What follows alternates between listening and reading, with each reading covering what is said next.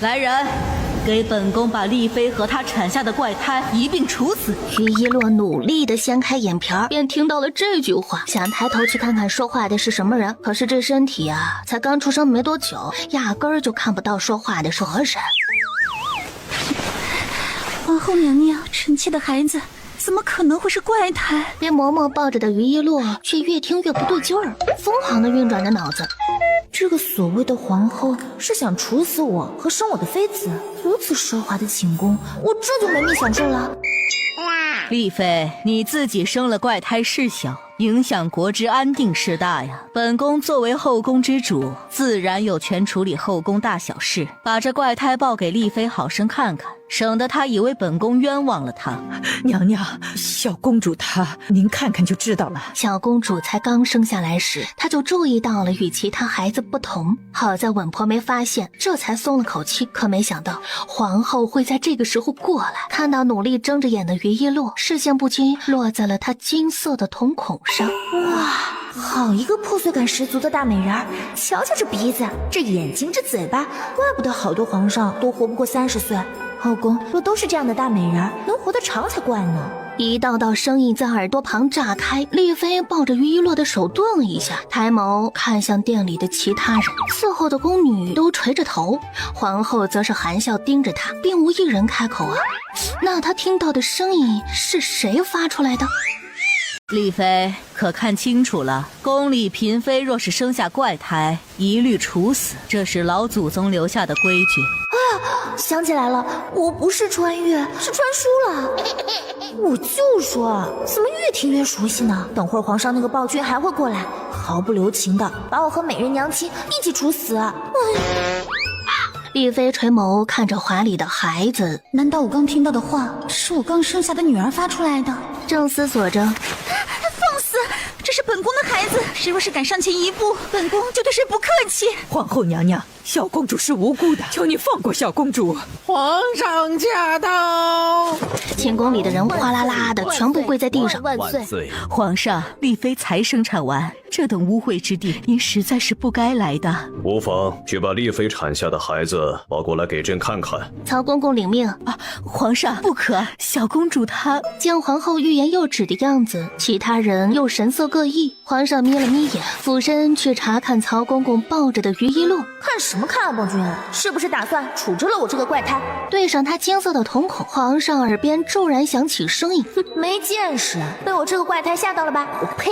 还怪胎呢？这个都是皇后的手笔，不过是为了把我和娘亲除掉。亏你头发那么长，结果见识如此短，都不想着让太医来检查检查，就把我处死了。可怜我刚出生，有口不能言，不然啊，就能拆穿你这端庄大方的皇后的把戏了。不过没事，团灭了，大不了就重开好了。皇上直起了身子，有些不确定心中的猜想。你可曾听到有人说话？曹公公愣了一下，摇了摇头。难道皇上也能听到女儿的心声？女儿说了这么多大逆不道的话，说是皇上真的听到了，只怕女儿就没法活命了。在皇上的脸上没有看出什么异样，看来皇上是听不到，不然只怕不会这么淡定。皇上，小公主如今这样，您看是不是直接处置掉？宫里之前也出现过类似小公主这样的，都是直接处置了。臣妾请求皇上传个御医过来，给小公主看看。皇后的心中有几分慌乱。当着一个刚生产完的母亲面前是要处置掉她的孩子，好恶毒的心啊！你这是打算刺激美人娘亲，让暴君把我们一起除掉吧？哼，这算盘打得还真响啊！之前处置掉的那个孩子，不也是你用同样的方式才除掉的吗？如今又用到我身上，可惜我没办法说话辩解，不然啊，直接反杀了你这个心机婊！皇后向来端庄宽容，岂会做出如此恶毒的事？皇上让太医来看，无疑是告诉天下人丽妃产下一个怪胎，到时候天下人的悠悠之口该如何堵？见他迟迟不说话，皇后担心他真让人去请太医去。又来，你这是担心太医查出什么端倪慌了吧？哼，他说的如此冠冕堂皇，不怪美人娘亲真聪明，还知道让太医来看，不像这暴君，知都不吱一声就把我嘎了，真是白瞎了这张好脸。曹公公，去请太医过来给小公主看看，多请几个。皇上，您这是忘记了老祖宗的规矩。皇后，你这是在教训朕吗？规矩就是用来打破的，朕作为天子，打破一下不合常理的规矩，有什么问题吗？好的规矩自然会遵从，坏的就没必要了。臣妾不敢。霸气啊，暴君！还他知道多请几个御医，皇后的后槽牙只怕都被咬碎了。毕竟他只收买了为娘亲请来的许太医。这小家伙的夸奖和大臣妃嫔的恭维不一样，毕竟他不知道我能听到他的心声，所以夸奖的话肯定是发自内心的。好困呐，还有被这暴君抱着好不舒服啊。听到他的心声，皇上下意识地调整了下手势。哇，这个包子也太棒了吧！一抬眼就能看到美人娘亲的盛世美颜，瞬间就不困啦。皇上，太医来了。你们看看，小公主为何会是金童啊？臣每日为丽妃娘娘请脉，并未察觉丽妃娘娘脉象有异。爷，接着爷，皇后娘娘嘱咐过你，就是有异呀，你也不会说。可惜这儿啊没有奥斯卡奖，要是搁现代，高低给你颁一个小金人。皇上，3位太医已经查看好了。3位大人，小公主为何会这样？臣未查出原因，小公主一切正常。皇上淡淡的点头。臣和许大人结果一样。皇后嘴角的笑意加深，绷着的心也放松了下来。林太医，你呢？林太医医术不错，肯定能查出我身体的异样。就是他在太医院被皇后的人打压的不行，也不知道会不会因为皇后不敢说，我的小命可就掌握在他的手里了。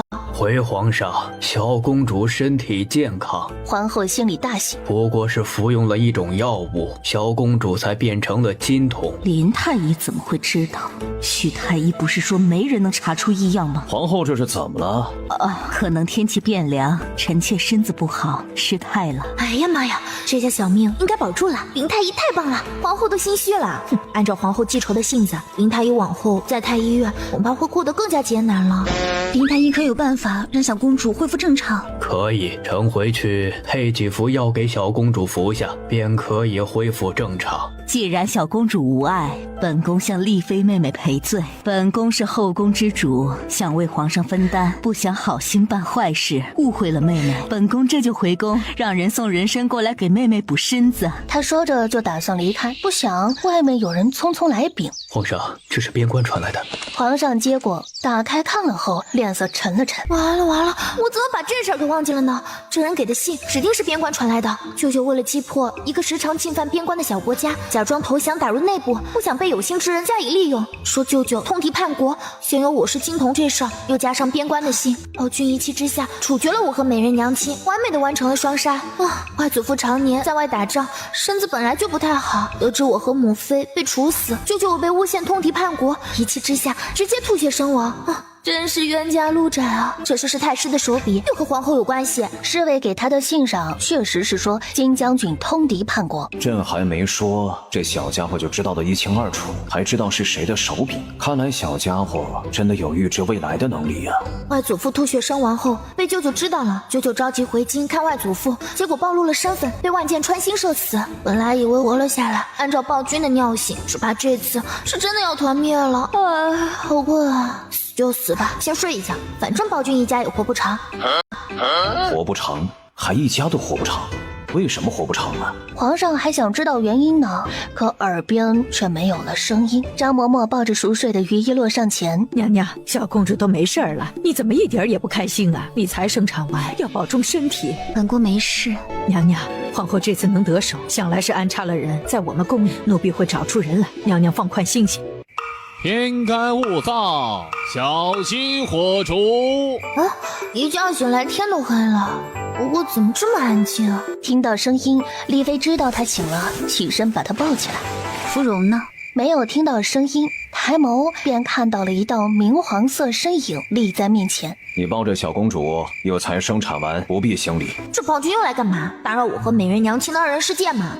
不知皇上来臣妾这儿所谓何事？朕想起小公主还未起名，所以处理完事就过来了。丽妃觉得小公主叫什么名字好啊？臣妾才疏学浅，还是皇上为小公主赐名吧。母妃，你咋就这么谦虚呢？你一个京城第一才女，说自己才疏学浅，也不知道暴君会给我起个什么名。皇上沉吟片刻，往窗外看了一眼。秋水伊人，落落如石，就叫伊洛吧。洛洛喜不喜欢这个名字啊？落落如石，顽固如石头一般，确实挺符合我的。至于这秋水伊人的意思，这是暗戳戳的给母妃表白吗？思念中的那个人。皇上和丽妃额前划过黑线，这女儿有点聪明啊，但不多。洛洛，这个伊的意思是父皇希望你长大温文尔雅，仪态大方；落落如石的意思是希望你无论遇到什么事都坚韧不拔。装，接着装，明明就是对母妃有意思，不然也不会在母妃死后还找个替身。现在你没意识到喜欢母妃，等那些狗血的真相明了，你就等着后悔吧。母妃死了你后悔，外祖父一家死了你更后悔，可惜没有后悔药。皇上，臣妾昨夜梦到哥哥了，不知道哥哥在边关可还好？金将军在边关很好，你不用担心。朕听闻他潜入了敌国里，相信用不了多久就可以回京了。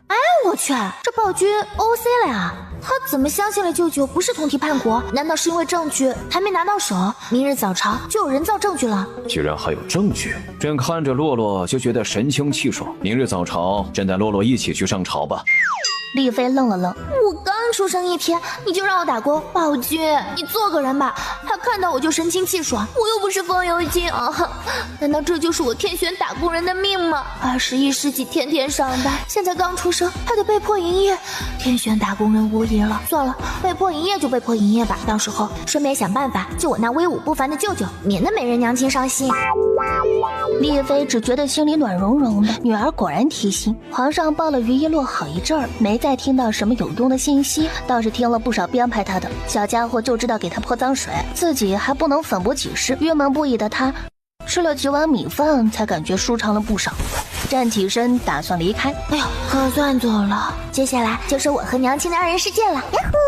皇上的脚步一顿，门口走进来一个打扮的比其他人张扬的宫女。芙蓉，你找娘娘有事儿？古代有夹子，奴婢肚子有些不舒服，所以回房休息了，现在好些了，过来找娘娘请罪。既然不舒服，就好生歇着，穿着这一身行头过来作甚？皇上此行也不走了，又坐回到椅子上，还能作甚？瞧瞧这打扮，可不就是专门来见暴君的？说谎真是张口就来。我眼睛变成金色这事儿，可少不了他这个帮凶。奴婢现在已经无事，谢娘娘关怀。丽妃点了点头，听了女儿的话，已经肯定芙蓉吃里扒外了。这宫女是丽妃你的贴身宫女，方才她冲撞了朕。曹公公，把人拖下去杖毙吧。芙蓉嘴角的笑僵在了脸上，她以为皇上问第一句话是看上了她。皇上饶命，奴婢并没有冲撞皇上的意思。暴君还真是个鉴表大师啊，一眼就知道芙蓉的小九九，赶紧给母妃解决了这个害虫吧。皇上听得开心，不过也可能是芙蓉不够美，若是再美一点，肯定二话不说就收了。啊，朕是那样的人吗？娘娘，奴婢真的没有冲撞皇上的意思，奴婢从小和娘娘长大，娘娘你救救奴婢呀！不知道堵住他的嘴拖下去吗？还要让朕来教你们？两人忙拿出一块布塞到芙蓉的嘴里面，拖着出去杖毙。朕回头让内务府给你拨几个老实点的过来伺候。皇上离开后，娘娘，奴婢知道你心里不舒服，可也不能养虎为患呐。嬷嬷不必担心，本宫没事，只是有些唏嘘罢了。于一洛还在思索着明日如何帮舅舅呢，可是吧，这睡意来袭，便就直接睡过去了。翌日辰时，于一洛睡得正香，感觉自己的身子被人抱了起来喂奶。洛洛，跟父皇去上朝了。做个婴儿都如此困难，这才几点啊？看他困倦不已的样子，皇上看得发笑。皇上驾到！等候着的大臣们听到皇上驾到，齐刷刷俯身行礼。众卿平身。谢皇。大臣们谢过恩后站起身，看到皇上怀里抱着的孩子，愣了愣。洛洛，醒醒，上朝了。皇上，这是小公主，朕带着她来上朝，方太师有意见吗？皇上，自古以来女子不能干政，你带小公主上朝更是于理不合。哪个皇上上朝带个婴儿，真是闻所未闻。哼，小公主才出生，能听懂什么呀？还干政？我看方太师你是老糊涂了呀。你也知道公主才出生呀，那你带她来干嘛呀？皇上，要不朕这个位置让给太师你坐？老臣惶恐。还知道惶恐啊？看来没彻底老糊涂。有事起奏，无事退朝。于一洛的心里面笑出鹅叫，想不到暴君这么会对人，太师的脸啊，真是比那调色盘还好看。禀皇上，金将军通敌叛国，是不是该捉拿回来问罪？金将军一家忠心耿耿，丞相可是有证据啊？臣有金将军和敌国沟通的证据。被人当枪使的李丞相，以后知道这信是假的，后悔的肠子都青了。清正廉明的一生也因此染上了污点。丞相可信，看来这眼光还是很毒辣的。丞相果然是个好丞相啊！暴君不说话，他该不会是信了吧？这信和舅舅的笔记虽然一样，可确确实实是伪造的。毕竟舅舅递了几封密信都被人拦截了，可是我又不能说话，只会嗷嗷哭，也没用啊！哼，居然还拦截金将军的密信。若不是听到女儿的心声，他真的会相信这信是金将军所写。这信看着和金将军写的一般无二，可真细细看还是有些不同。李丞相，你认为呢？皇上对金将军笔记熟悉，很相信皇上。这暴君真的 OC 啦，居然相信舅舅了。看李丞相都有些懵吧？相信就好，不用团灭了，喜大普奔呐。洛洛，你看父皇这么相信你舅舅，真是不是英明神武，堪称明君啊！哎呀，皇上说这么多，小公主能听懂吗？是，你若是能一直保持这样，你们一家的命和江山肯定不会落入别人手里啦。皇后命人送人参去给丽妃补身体。丽妃这个狐妹子果然留不得，现在一个刚出生的婴儿都能给我添堵了。看到朝御书房走来的皇上，皇后垂着的手紧了紧。皇上居然一路抱着小公主过来。皇后，找朕是打算请罪的吗？臣妾已经赔过罪，给丽妃妹妹送人参过去了。皇上，这是臣妾为您熬的汤。皇上就这么盯着他，也不说话。皇上为何这么盯着臣妾？难道皇后不觉得自己应该向朕请罪吗？还自己熬的，说谎真是脸不红气不喘。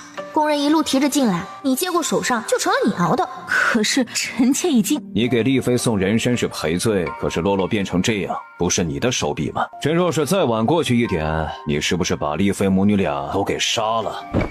臣妾冤枉，后宫里妃嫔有孕，都是臣妾照料，亲力亲为，就担心皇嗣有什么闪失。臣妾若是真害丽妃，别人岂不是最先怀疑臣妾？哎呦，是，你亲自照料，结果用药把还没出生的小皇子变成怪胎，等生产那天把人家母子俩都杀了，一个个都被你照料没了。后宫还夸你皇后仁厚，真是一群被卖了还帮人家数钱的傻子。皇上回想了一下，似乎真如洛洛所说。瞧瞧你这真诚脸，暴君只怕又信了。毕竟你是他的好皇后啊，可惜他不知道，他的好皇后自己没有孩子，也不想让别的妃子有孩子，这嫉妒心啊杠杠的。什么叫皇后没有自己孩子？那太子是谁的呀？他一个皇帝这么惨的吗？他这是造了什么孽呀？许太医都招了，你都做了什么？用不用朕叫人过来和你当面对质啊？皇上既然已经认定是臣妾，臣妾无话可说，任凭皇上处理。皇后德行有亏，收回封印和掌管六宫之权，闭门思过2个月。皇上心里面有太多的疑惑，想从于一洛的身上得到答案，可是小家伙已经睡着了。把小公主送回去给丽妃，再去刑部传朕口谕，让他们提审许太医。你抱的时候小心点啊，别摔了。曹公公点点头，皇上如此宠爱小公主，他哪敢不小心呢？于一洛被送回到丽妃宫里睡了一觉，醒来喝了奶后，满足的咂巴咂巴小嘴儿。都说秀色可餐，如今可算是体会到了，就娘亲这美丽的脸，真是怎么看也看不腻呀！呀呼，也不知道哥哥怎么样了，近日本宫的眼皮跳个不停。嬷嬷，你去打听打听今日朝中发生的事。烦死了，好想告诉美人娘亲，舅舅已经没事了，让她别担心。有洛儿这个小福星在，娘相信哥哥肯定会没事的。对啊，舅舅没事，难道这就是我和娘心有灵犀吗？张嬷嬷大概去了一盏茶的功夫就回来了。娘娘，近日真是喜事连连，奴婢还听了另外一件事儿。哦，什么事让嬷嬷如此高兴？听闻皇后被剥夺了六宫之权，闭门思过2个月，皇上还让人去提审了许太医。皇后失去了掌管后宫的权利，不知道暴君会让谁来掌管呢？皇上驾到！让他们把东西抬进来吧。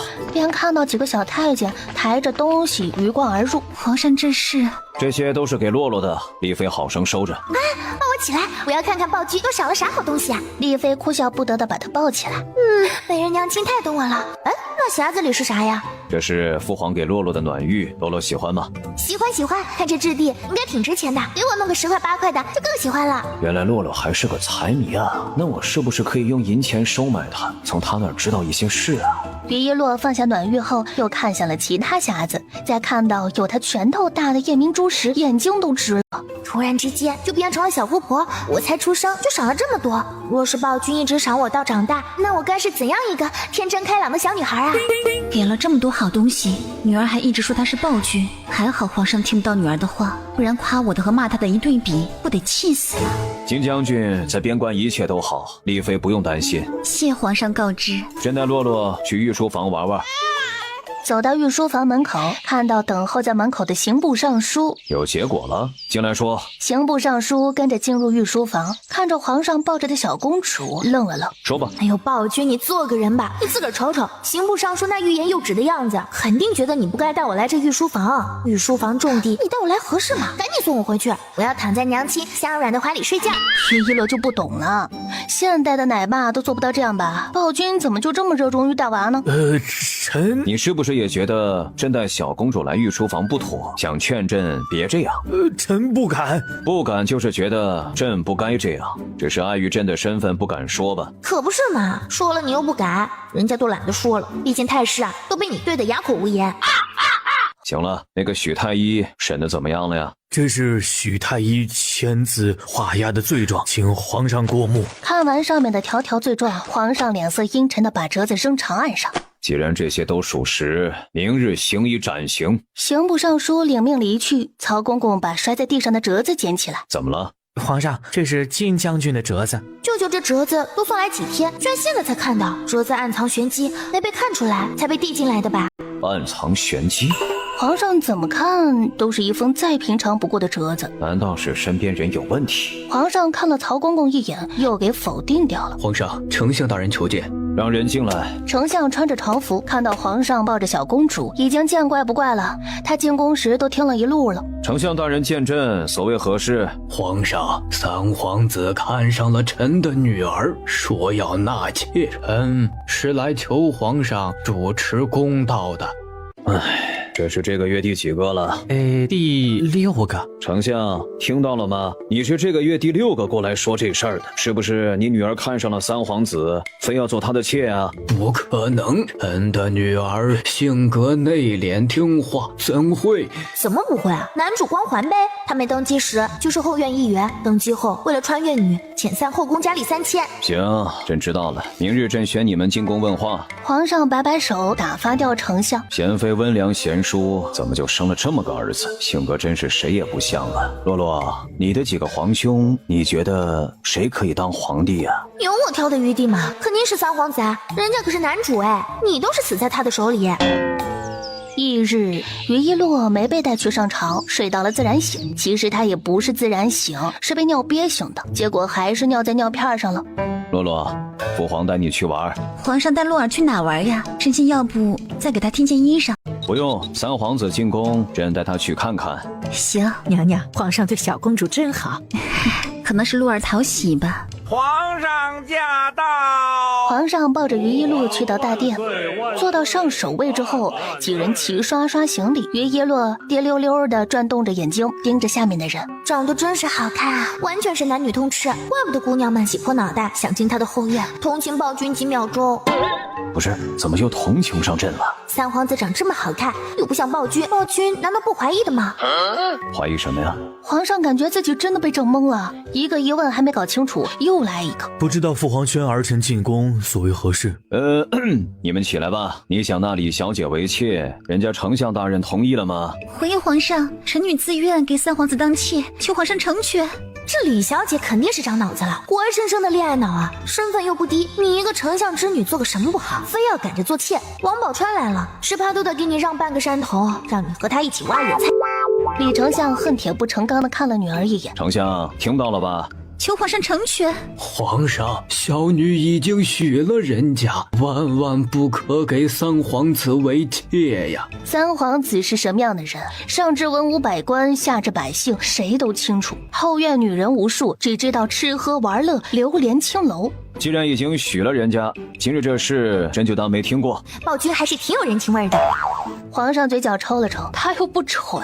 爹，你今日若是不答应我，我就撞死在这儿。胡闹！你母亲为你挑的婚是极佳，你李小姐真是生在福中不知福，丞相夫人给她挑的人家是真的很好啊，可惜她满心满眼都是三皇子，丞相夫人只能舍下脸去退婚，婚没退成，还让另外一个庶女顶上，这庶妹啊也算是捡漏成功，过得很好。挥了挥手，示意丞相把女儿带离开。李家被李丞相连拉带拽的出了大殿。父皇，既然没事，那儿臣就先行告退了。儿臣府里的武姬才编排了一支新舞，儿臣等着回去看。朕让你母妃暂时掌管后宫，看你年纪也不小了，让你母妃给你挑个正妃，别成天和那些青楼女子厮混在一起。哎呦喂，我的傻父皇，你还真是慧眼如炬，会挑人啊！怎么就让贤妃掌管了后宫呢？三皇子能成功登基，可真是少不了你的添砖加瓦。你是不是觉得三皇子只知道吃喝玩乐和女人厮混？其实人家是在商量怎么取代你呢。父皇，儿臣名声这样，选正妃的话，也没有大臣愿意把女儿嫁给儿臣。朕心意已决，你回去吧。看来男主已经喜欢上穿越女了，所以才不肯选正妃。这男主也有些惨呢，自己身世都不清楚，即便登基后，也依然认为暴君是他的生父。什么叫以为我是他生父？难道不是吗？贤妃还有胆和别人苟合，秽乱后宫，混淆皇室血脉。皇上，您没事吧？三皇子这性格和贤妃还有皇上您都不像。曹公公溜啊，太会说话了。可是下次不要再说了啊，容易掉脑袋。那你觉得三皇子性格像谁啊？这是还能像谁啊？当然是像你看中的禁军统领邓枫了。可你肯定想不到，皇上手上的茶盏就这么碎了。看样子暴君被三皇子气得不轻，帮人家养孩子，还把自己的安危交给三皇子的生父，如今又把后宫之权交给了贤妃，到头来气的呀是自己，大冤种实锤了。除了是冤种，还是个平平无奇的踩雷小天使啊！不是雷你不放在身边啊，佩服佩服。想要生活过得去，身上必须带点绿；想要生活过得好，头上必须长点草。哎呀，完了完了，我现在已经不能直视暴君威严俊美的脸上了，总感觉他头上一片绿。皇上摔掉手上的茶盏。皇上，您的手没事吧？这没事。是三皇子气你，又不是我，凶我这个小可爱干嘛？还是美人娘亲脾气好，不像暴君喜怒无常。曹公公，把小公主抱回去。他暂时现在不想看到于一洛，怕自己还没被人弄死，就先被他给气死了。另一边，带着女儿回府的李丞相也气得不轻。老爷这是怎么了？嘉儿这是怎么了？眼睛都哭红了，难道是三皇子非要嘉儿去做妾？你别假好心了行吗？若不是你为我订了婚约，又怎会这样？丞相夫人闻言不可置信地看着李家。李家，你怎么和你母亲说话呢？你非要作践自己去给三皇子做妾，如今又冲你母亲发火，谁教你这样的？我就是要给三皇子做妾，三皇子至少有身份。别以为你们都是为了我好，我不想嫁到蔡家有什么错？什么错？不知好歹！你既然想给三皇子做妾，我成全你。老爷，你怎么能同意呢？好，我自己做的决定，不会后悔。好，我会去退了你和蔡家的婚事。丞相府丢不起这个人，你出了丞相府，和李家就再也没了关系。好，与李家这边不同的是，三皇子回府就去了杨欣的院子。陈哥哥，你回来了。外面凉，你站在外面小心染了风寒。哎呀，我这不是想见到陈哥哥吗？今日皇上宣你去，所谓何事？不会又因为李家骂你了吧？明明就是李家死皮赖脸缠着你。要怪就怪陈哥哥你长得太帅了。父皇没骂我，倒是让心儿你受委屈了。我不委屈，陈哥哥你又不喜欢他们，是他们贴上来的，这样也说明陈哥哥你有魅力，我眼光好。心儿这般好，怪我出谋划策，我实在是说不出口。怎么了，陈哥哥？你是不是有事瞒着我？三皇子略微沉吟片刻，一边观察着杨欣的表情，一边把皇上要为他选正妃的事情给说了。可是你明明答应过我，正妃的位置是我的，还答应了给我一生一世一双人。心儿，你也知道我如今没有反抗的能力，我们这儿男人三妻四妾再正常不过，和你来的那个地方不一样。有什么不一样，都是男人，我们那个地方可以，你为什么不可以？你做不到就别招惹我。于一洛对外面的事情一无所知，他不知道暴君为何最近都不带他去上朝，也不来看他。娘娘，如今这宫里都在传小公主失宠了。花蕊在娘娘面前嚼什么舌根呢？奴婢就是觉得他们是胡说。皇上虽然没来娘娘宫里，可是也给小公主送了不少东西。你既然觉得他们胡说，还搭理作甚？宫里这么多嘴，什么都在意，你不是为难自己吗？奴婢明白了。既然明白了，就去领探过来吧。娘娘，听说贤妃近日要为三皇子选正妃，让贵女们都来参选。皇子选妃弄这么大阵仗，贤妃这是想借此机会立威吧？可不是嘛，最近贤妃啊，可是换了不少自己的人，也不知道皇上是怎么想的。居心难测，总归和我们无关就是了。让你去太医院看看林太医，这事儿你去办了吗？看了，林太医一切都好，就是听说许太医被斩首了。斩首？丽妃心里微差，她都还没有动手给洛儿报仇，皇上出手可真快啊！两人说了一会儿话，去领炭的花蕊哭着进来。这是怎么了？没领到炭吗？花蕊把领来的炭递给张嬷嬷。炭拿到了，你哭什么？等看清楚炭后，抬眼才注意到花蕊的一边脸上有个巴掌印儿。这是怎么回事啊？先给花蕊涂药再说。刚上好的药，别把药哭没了，浪费娘娘给你的药。内务府的人说还没进入冬天不给炭，我就说小公主要用，他们就拿着不好的木炭打发我，我气不过，就和他们吵了起来。花蕊，你先下去休息吧。花蕊退了出去。娘娘，这可如何是好啊？嬷嬷，你去请皇上过来，就说本宫请他过来商量小公主的满月宴要怎么办。美人娘亲这是支棱起来了，肯定是心疼我才这样的。果然世上只有妈妈好啊。洛儿放心，娘亲不会让你受委屈的。张嬷嬷穿过长长的公道，去到御书房，对守在门口的侍卫说明了来意，请他们进去回禀。皇上，丽妃娘娘宫里的嬷嬷求见。继续处理。到丽妃的寝宫门口，皇上拢了拢外袍，抬腿走了进去。臣妾参见皇上。皇上上前扶她起身。啊，你个大猪蹄子，放开我美人娘亲，怎么还一直牵着呢？臭不要脸的！丽妃下意识的想把手收回，皇上却紧紧的攥着，目的就是想气小家伙。皇上，臣妾去把洛儿抱过来。丽妃，你身边伺候的宫女呢？她有些不舒服，让她去休息了。伺候的宫女被人打了呗，下属还不轻。如今后宫是贤妃掌管，我可不信这事儿和贤妃无关。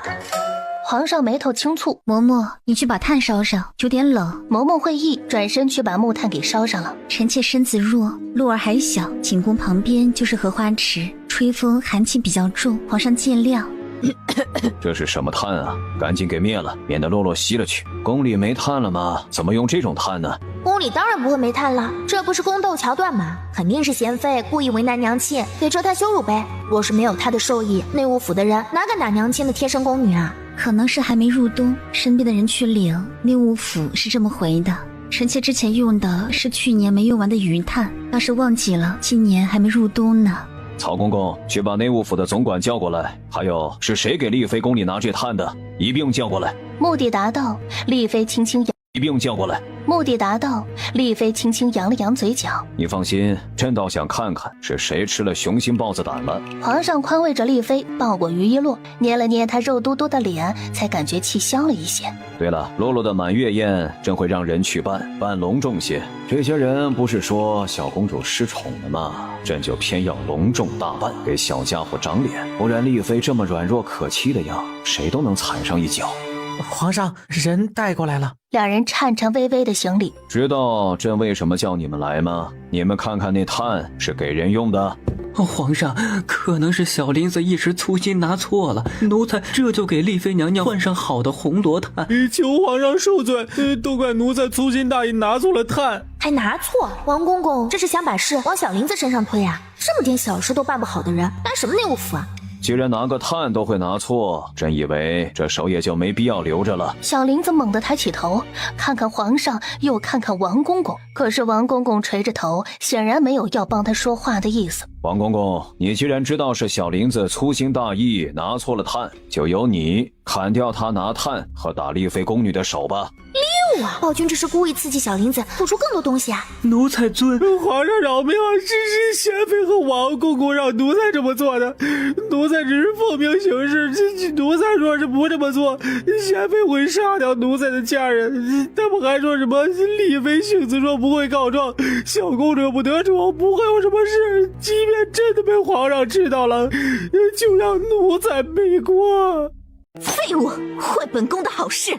皇上，小林子这是信口开河，奴才都不曾见过贤妃娘娘，她这是诬陷。奴才没有，贤妃娘娘说了，这事成了就把她身边的宫女给王公公当对视。皇上若是不信，让人搜王公公的身，他身上有一块手帕，上面有一朵海棠花，正是贤妃贴身宫女给的。皇上示意曹公公搜身，果然搜出了小林子说的那方帕，上面也确实绣着一朵海棠花。皇上，奴才是被冤枉的。手帕确实是贤妃娘娘身边的海棠姑娘的，奴婢见过。来人，把两人拖出去，杖责50，逐出宫去。可以啊，除去了贤妃的一大助力，否则有王公公在，贤妃安插眼线到各宫就更加方便了。曹公公，把2人被杖责逐出宫一事传播出去。皇上这是打算对贤妃出手了吗？消息很快就传入到贤妃的耳朵里。废物，坏本宫的好事！娘娘息怒，本宫知道你讨厌王公公，可现在他被处罚了，往后本宫还怎么往各宫安插眼线？娘娘，你现在掌管后宫，再提拔一个人上去用就可以了。你说的简单，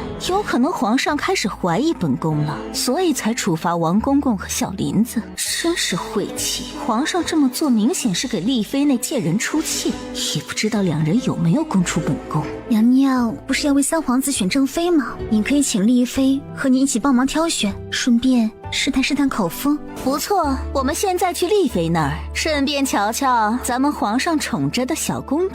见过贤妃姐姐，妹妹带着小公主不必行礼，本宫过来是想给妹妹你道歉，是本宫管理不妥，才让内务府的狗奴才折辱了妹妹。姐姐说的什么话呀？你才接管后宫，哪能事事周到？后宫人向来踩低捧高，又怎会是姐姐的错？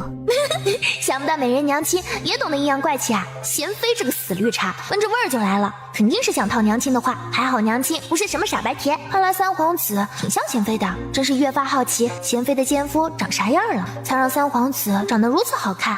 鹿儿怎么什么都知道？妹妹真是通情达理。听闻皇上在妹妹宫里处罚了内务府总管，妹妹没被吓到吧？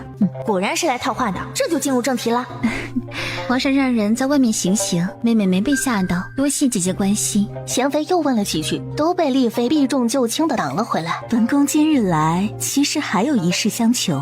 姐姐请说。妹妹也知道3皇子是个不让人省心的，皇上让本宫给他挑个正妃，可本宫对京中贵女不太熟悉，想请妹妹帮忙一起长长眼。娘亲答应他，我太好奇他会帮3皇子挑个什么样的正妃了，拜托拜托，一定要答应下来。好，妹妹到时候会去。哦耶，娘亲果然和我心有灵犀，太棒了。丽妃这儿什么也套不出来，让她心里更加不安了。贤妃走后，张嬷嬷上前，贤妃这是想套娘娘的话吧？丽妃轻笑了一声，不做。早上不是才来过吗？怎么又来了？暴君肯定又想把我抱走。洛洛，父皇来看你了。早上不是才来过吗？怎么又来了？暴君肯定又想把我抱走。跨过门槛的皇上差点一个趔趄，早上不是还夸他来着吗？现在怎么又嫌弃上了？朕带洛洛去御书房，丽妃你继续用膳吧。其实皇上带着小公主也挺好的，娘娘您可以轻松轻松。被抱出去的于一洛看到御书房几个大字，心里面只有一个想法，他好想逃啊，却逃不掉。咦，丞相怎么也在啊？看上去好憔悴啊，那黑眼圈都快掉到下巴上了，这是和丞相夫人吵架了，被赶出来了。皇上听了这话，仔细地看了眼丞相。皇上，臣可有何不妥？进去吧。皇上这是怎么了？习惯就好。丞相大人找朕，可是有要事相商啊。臣想找皇上告几天假。告假？莫非是你那女儿婚事还没退掉？李丞相犹豫了一下，点了点头。人家蔡家已经告知亲朋好友，儿子今年娶亲，眼见着离婚期越来越近，结果新娘没了，肯定不会同意退掉婚约的呀。于一洛下意识的就想张口告诉丞相大人，让他把另一个女儿嫁过去啊，可是发出的却是哇哇哇。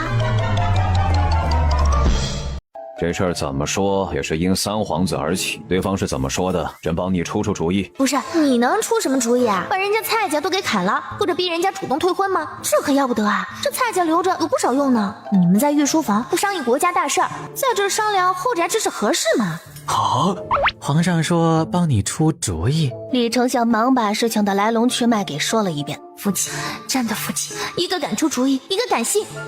蔡家想要的是一个妻子，你不是还有一个女儿吗？给送过去不就好了？没那么容易，不然老臣也不会这么苦恼了。有李家这个白眼狼在前，李夫人怎么敢再把另外一个女儿送过去啊？女儿又不是她生的，不是心甘情愿的去，不是起了反作用吗？朕听说你夫人的绣功极好，不如让你夫人进宫见见丽妃，她想给小公主绣帽子。哟，暴君还知道摇人啊！让美人娘亲帮忙，这事儿肯定成了。署理丞相确实是这么做的，可惜没说服女儿。事情是解决了，女儿却和他们断绝了关系。谢皇上，臣回去就让那人明日带小女进宫来见丽妃娘娘。皇上处理了丞相这事儿，并没有把于一洛送回去的意思。去贤妃宫里。曹公公跟上他。这小公主去贤妃宫里做甚？贤妃的寝宫离御书房不算太远，走了一会儿就到了。皇上，要不奴才帮您抱着小公主啊？你是觉得朕老了用不着？怎么会？皇上您是风采依旧，这都抱了小公主这么久也不累，还是单手抱。换奴才我早就手软了。曹公公这马屁拍的，原来暴君是单手抱着我，我就说怎么没有娘亲抱着舒服嘛，也不知道他来贤妃这个老绿茶这儿来干嘛。娘娘，皇上怎么突然过来了？思索间便看到皇上抱着于一洛走了过来。参见皇上。起来吧，贤妃这宫里倒是暖和呀。来人，上茶。上什么茶？你不就是老绿茶吗？暴君就是这一套。臣妾怕冷，所以烧了炭。丽妃妹妹被内务府刁难一事，臣妾很是过意不去。这些狗奴才实在该死。不过也是臣妾失职，求皇上责罚。你才接手后宫，有些疏忽在所难免，朕不怪你。谢皇上体恤，倒是让臣妾更加愧疚了。惺惺作态，刚刚喝的奶都快吐出来了。朕的冬装到现在还没赶制出来，往年这个时候该送到朕手上了。原来皇上来是为了这事。这么看，皇上应该不知道王公公是我的人，否则怎会这般轻易接过啊？这事儿真是臣妾疏忽了，臣妾会让绣坊那边尽快把皇上的冬装赶制出来。你记得盯紧些，别出什么差错。朕让你掌管后宫，是对你的信任。你再继续信任下去啊，小命就没了，还信任？臣妾明白，恭送皇上。出了贤妃的宫里，皇上的脸冷了下来。皇上回御书房吗？去丽妃宫里用晚膳。皇上，你已经有许久没翻牌子了，这怎么？朕每天处理政务，你是嫌朕不够烦？可是别可是了，你往后提一次，朕就罚你去洗衣液的公桶。大臣们都来奴才这儿，奴才也没办法。你是听朕的，还是听那些老家伙的呀？奴才是皇上的人，以后不会再说了。暴君这么讨厌翻牌子啊？怪不得贤妃耐不住寂寞，红杏出墙了。说话间，到了丽妃的宫里，用过晚膳，皇上把李夫人明日进宫的事和丽妃说了。丽妃是个聪明人，笑着应了下来。娘亲加油，这事成了，以后蔡家这个金库大有用处。翌日午时，李夫人带着小女儿李倩来到丽妃的宫里，参见丽妃娘娘。丽妃笑容柔和地让二人起身。谢娘娘。李小姐很喜欢洛儿。娘娘恕罪，小公主长得精致，臣女忍不住多看了几眼，并非有意冒犯小公主。娘说了，进宫时别盯着宫里的贵人们看，我都这么隐晦了，没想到还是被丽妃发现了。不必紧张，本宫没有怪你的意思。你既然喜欢小公主，可以抱抱她。真的可以吗？小公主一直瞪着大眼睛看她，时不时的发出咯咯的笑声。娘亲，小可爱为你脸都笑酸了。这李小姐喜欢算账，嫁到蔡家再适合不过了，你加油。花蕊，带李夫人去看看本宫给鹿儿绣的帽子。支开了李夫人，丽妃让张嬷嬷把匣子里面的银钱都拿了出来。这银钱本宫怎么算都不对，嬷嬷，你来给本宫算算。张嬷嬷心里不解，可也没多问，坐下照做了。娘娘，奴婢算的应该不对吧？是本宫为难你了。李小姐会打算盘吗？会，简直太会了！蔡家生意做大做强，还功不可没。李倩抿了抿唇，看样子李小姐是会的，既然会，就劳烦李小姐帮本宫算算。李倩也不好再拒绝，李小姐真是个妙人呀。娘娘过奖了，是臣女献丑了。这可不是献丑，本宫看过一个画本子，有个姑娘对其他什么都不感兴趣，偏偏对算账感兴趣。后来呢？后来姑娘嫁给了一个支持她的好夫家，凭借着自己的本事，让夫家变得越来越富有。娘娘，臣女也看过一个画本子。娘亲刚刚说的这个画本子内容怎么这么熟悉呢？好，本宫愿闻其详。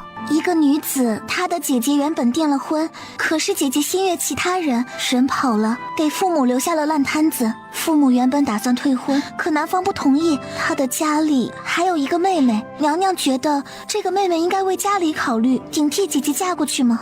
还有你可快点答应嫁过去吧，你的福气在后头呢。等李家这个恋爱脑过回去吧。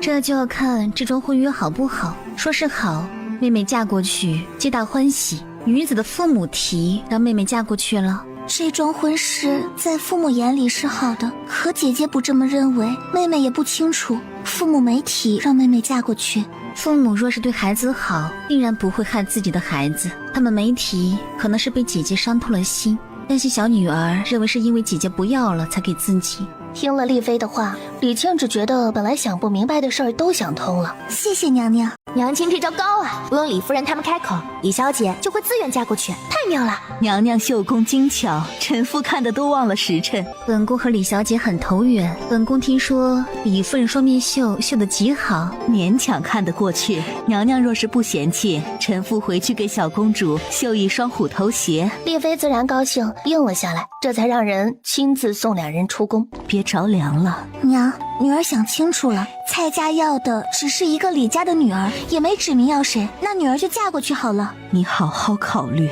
娘不希望你后悔。女儿已经想得很明白了。李家的事情解决后，多谢皇上，臣的家事如今已经解决了，都是丽妃的功劳。那是，若不是娘亲出手，这事儿肯定成不了。对了，今日贤妃那个死绿茶要给三皇子选妃，暴君一直抱着我在御书房，我还怎么看热闹啊？丞相大人没什么事就告退吧，朕还有事要处理。暴君还真是人间清醒啊，可惜对上贤妃那个死绿茶就开始降智了。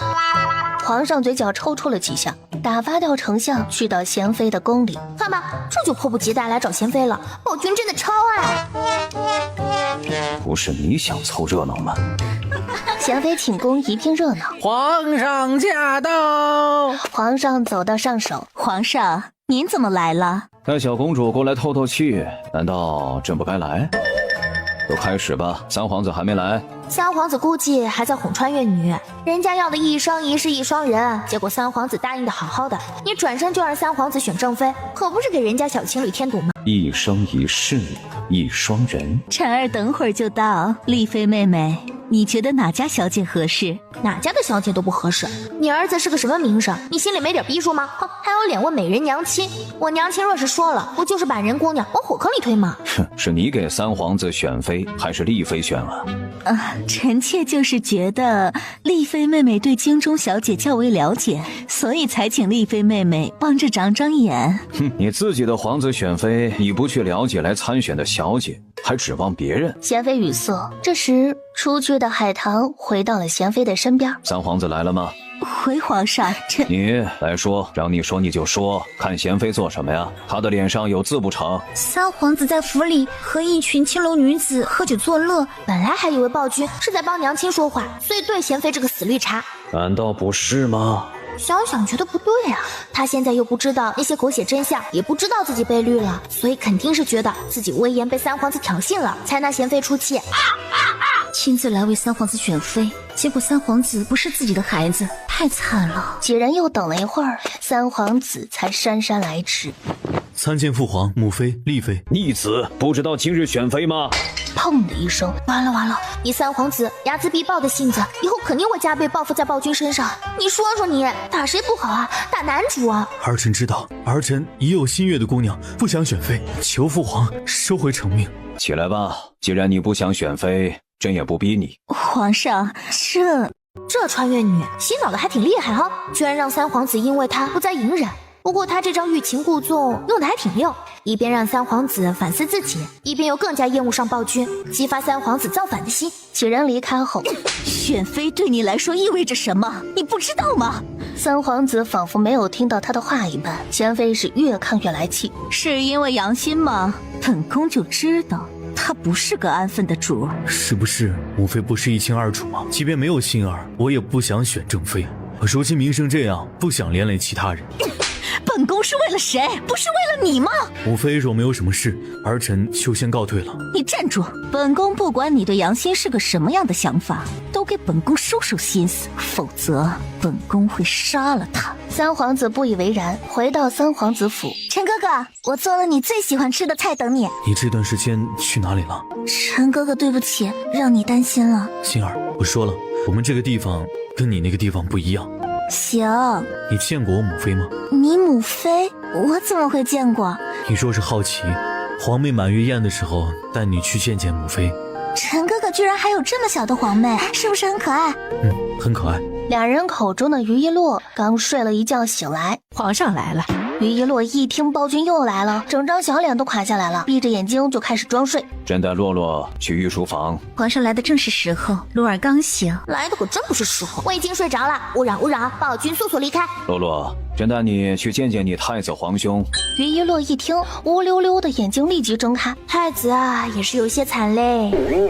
御书房，见到缺了根筋的皇兄了。太子轻轻抬眸张望，没有人开口啊。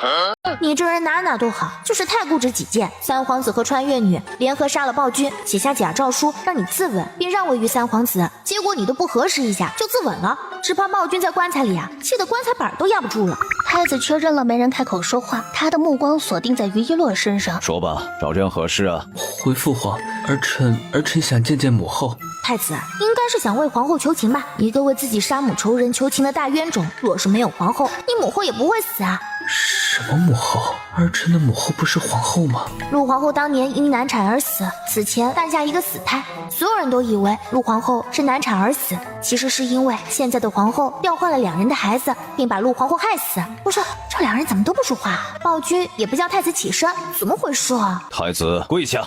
儿臣遵旨。朕问你，你来是想为皇后求情吗？本来肯定的答案到了嘴边便开始犹豫。朕再问你，假如朕被奸人陷害，对方用朕留下的遗诏让你自刎，你会不会照做？父皇是君，儿臣是臣，君要臣死，臣不得不死。朕就是这么教你的，这是愚孝，你不知道？查都不查就肯定那遗诏是真的，若是就这么自刎了，岂不是让奸人得逞？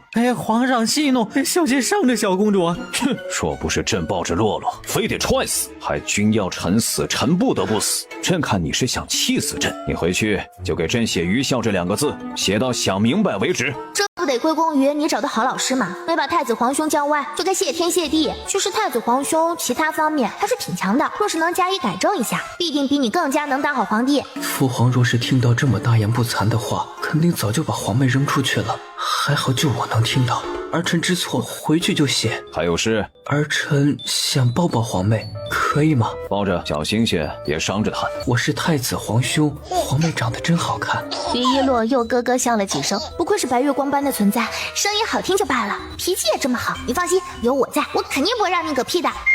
瞧瞧小家伙被太子抱着就咯咯直笑，对朕小家伙心里就没一句好话。太子越看于一洛越喜欢。父皇，儿臣可以带皇妹去东宫玩玩吗？等会儿亲自送回丽妃宫里。朕让你做的事你做了，有时间带洛洛，赶紧给朕回去写字。贤妃让人盯着太子这边的动静，一有消息就禀告他。说吧，怎么样了？回娘娘，太子并未替皇后娘娘求情，反而是不知道做了什么，惹皇上不快，被赶出了御书房。你说什么？小太监又颤抖着声音把话给重复了一遍。太子怎么不求皇上把皇后放出来呢？娘娘，太子既然惹了皇上不快，也未必是坏事。至于皇后娘娘，可以徐徐图之。想想也是，杨欣回三皇子府了，已经回去了。两人说话间，曹公公走了进来。见过贤妃娘娘。公公过来寻本宫何事？皇上让奴才来问娘娘，冬装可赶制出来了啊？本宫待会儿就亲自去绣房看看，你且回去告诉皇上，赶制出来，本宫就送过去给皇上。等曹公公走后，便带着海棠去到绣房。贤妃，你是不是在龙袍上动了手脚啊？还有脸问朕怎么了？娘娘，一切都挺好的。贤妃应了一声。就丽妃那个贱人，几乎每天都能见着皇上。她念着的皇上，此刻面前正跪着一个人。你说贤妃已经把龙袍取回去了？是的，奴婢亲自交到贤妃娘娘的手上。哎，行，你回去吧。皇上，晚膳是去丽妃宫里用还是？不用，在朕宫里用。是打算让贤妃送龙袍过来一起用吗？一直接着催龙袍进度去见贤妃，真有您的。抱小公主去丽妃宫里喂奶，喂完带回来给朕。于一洛被带回去喝完奶换了尿片过来时，已经到了用晚膳的时辰。哟，还穿一身绿呢，嫌暴君不够绿吗？瞧瞧这欲语还休的样子，暴君看的眼都直了。皇上嘴一抽，起来吧，贤妃今日这身衣服倒是衬人啊。谢皇上夸奖，这是臣妾今年新做的衣服，臣妾很喜欢。不仅你喜欢，暴君也很喜欢。呵呵，贤妃娘娘送这龙袍过来，可有检查过呀？皇上，您瞧瞧这龙袍，赶制的时候，臣妾特意派人去盯着，拿回来又检查了一番，才送到皇上你这儿。贤妃有心了，朕去试试合不合适。这可是龙袍哎，出了什么事，看贤妃担待得起吗？哎，不对啊，暴君方才见了绣房管事嬷嬷，好家伙，他这是打算对贤妃捧杀呀！臣妾伺候皇上更衣，猎杀时刻，贤妃下线倒计时。好了，皇上看看满不满意？皇上，你怎么了？贤妃，你是不是在龙袍上动了手脚啊？还有脸问朕怎么了？皇上，臣妾就算有天大的胆子，也不敢在你的龙袍上做手脚。臣妾检查过龙袍，没什么不妥啊。你说了，龙袍是你派人盯着赶制的，要是你亲自检查过送过来的，不是你还有谁啊？你自己看看衣领。皇上，臣妾冤枉啊！谋害皇上乃是死罪，臣妾有岂敢这么做？一定是有人想陷害臣妾。来人，贤妃意图谋害朕，拖下去关起来。哇哦，暴君干得漂亮，成功拿下首杀。贤妃因谋害皇上被关入天牢一事，很快就在宫里传开。哎，邓统领怎么来了？找皇上有事？哦，是有些事，劳烦曹公公回禀一下。邓统领直接进去吧。这就是邓峰啊！不是说暴君对他极其看重，都是在殿外保护暴君安全吗？怎么现在才看到？卑职参见皇上。起来吧，邓统领怎么来了？莫非是抓了什么歹徒？回皇上，宫外一切正常，只是卑职听说贤妃娘娘意图谋害皇上，担心皇上龙体，所以特来问候。我信你个鬼！担心贤妃就直说嘛，还拿暴君当法子。之前你们二人都在暴君身边伺候时，可没少眉来眼去哈，还怪有情调的嘞。朕没事，贤妃已经被关进天牢了，朕会让刑部专门去审，不信他不开口。皇上没事就好，贤妃娘娘乃是女子，只怕熬不过刑部的审问便没了。是这样没错，她既然敢谋害朕，就该料到会这样。可是好了，邓统领再继续说，朕都要怀疑你是不是和贤妃有什么私交。既然没其他事，就退下吧。这是暴君离真相最近的一次了。好想告诉你，两人不仅有私交，还一起造了孩子。皇上的脸黑了黑，三皇子的身份只有我知道，我又不会说话。等我1岁会说话的时候，三皇子恐怕已经彻底黑化。邓峰从御书房回去后，便让人把贤妃被抓的消息传给三皇。陈哥哥，我刚才听到贤妃娘娘出事了，你怎么还有心思喝酒？为什么没心思？你没听到吗？是她想谋害父皇，你要我怎么做？去劫狱吗？不管怎么说，她也是你的母妃。母妃？别人的母妃会对孩子嘘寒问暖，母妃对我只有谩骂。我说错了吗？贤妃出事了，陈哥哥你也会出事的，我只是不想你出事。母妃做的事与我无关，你出去，别来打扰我。三皇子揉了揉太阳穴，吩咐人备马车去宫里。被告知三皇子求见时，皇上正好在丽妃宫里用完午膳。朕知道了。这个节骨眼上，男主是来为贤妃求情的吗？丽妃，朕把洛洛带走了。走喽，去看看三皇子有什么事。去就去呗，瞅瞅三皇子现在到底黑化了没？怕于一落冷，皇上带着他去烧着炭火的清心殿，让人把三皇子带过来。儿臣参见父皇。你找朕是想让朕放了贤妃？儿臣不敢，今日来是有事想请教父皇。你问。皇上打开盒子，看了眼里面的东西。这盒子里面的东西，父皇还记得吗？咦，不为贤妃求情，反而还聊起了家常，这是坦白局嘛？暴君，你可得抓住机会啊！记得，是朕亲自送给你的礼物，你这是不喜欢，还回来给朕了？儿臣很喜欢，可母妃说玩物丧志，所以把它给折断了。父皇为什么独独把这柄木剑送给儿臣，却没有给太子皇兄？宝君，好好聊啊，把你心里真实的想法告诉男主，让他知道是自己误会你了。现在他还没黑化。你抓周时抓了一把剑，5岁时说长大要当一名保护百姓的大将军，所以朕给了你这个礼物。朕可不希望你玩物丧志啊！之所以不看重你，是想让你知道，锋芒毕露未必是好事。儿臣还是不明白，为何儿臣不能锋芒毕露，太子却可以？太子是未来继承大统的人，自然是越聪明越能安定人心。你不一样，你是皇子，一旦锋芒过盛，难免会被朝中的老家伙拉入党争。你应该不知道你母妃的身份吧？她是曾经的玉楼国公主，被送来和亲后没多久，玉楼国便被其他小国给灭了。所以父皇让儿臣藏拙，是担心母妃利用儿臣复国。三皇子不知道自己是怎么走出清心殿的。你要抱皇妹去哪儿？这小公主是想让三皇子吧？是要送皇妹回丽妃宫里吗？怪不得穿越女之3当3，男主长得可真是无可挑剔呀。对。丽妃见到三皇子抱着于一洛过来，还有些诧异。劳烦三皇子了，洛儿，来，娘亲抱。三皇子和暴君聊了那么多，现在心里肯定不好受，放他回去岂不是便宜了穿越女？他现在正脆弱，需要安慰呢。皇妹，放开皇兄好不好？乖一点。可恨，我这小身板什么也做不了，只能一个劲儿的傻笑犯蠢。要不给他个亲亲吧？三皇子，洛儿可能是舍不得你，想亲亲你。美人娘亲，你真的太懂我了。男主，赶紧低下你高贵的头颅，让我这个绝世小可爱给你香吻一枚。亲到了，希望这样你能开心一些吧。打算离开的三皇子脚步一顿，那道声音继续响起。不，现在只希望你回去别听杨欣洗脑。暴君好不容易张嘴告诉你一些事儿，若是被杨欣3言2语给挑拨了，我真的会哭死。方才被小公主亲了，难道这声音是小公主发出来的？花蕊，拿本宫的祛疤膏过来。洛儿很喜欢三皇子，这个祛疤膏效果很好，你拿去用吧，别留疤了。谢丽妃娘娘。坐上出宫的马车，回到三皇子府。陈哥哥，你别生气了。别跟着本宫。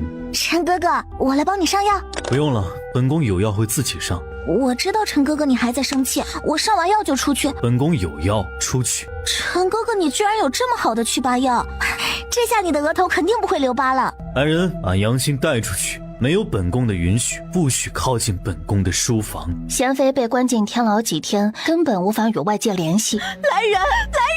本宫要见皇上，本宫是被冤枉的。叫什么叫啊？还以为你是那个高高在上的娘娘。天牢外，皇上，秦大人来了。秦大人，贤妃现在还活着吧？回皇上，臣按照您的吩咐，虽然用刑，可不致死。天牢现如今守卫如何呀？皇上放心，天牢守卫森严，臣敢保证，一只苍蝇都飞不进去。赶紧给朕把人都撤了，和平时一样即可。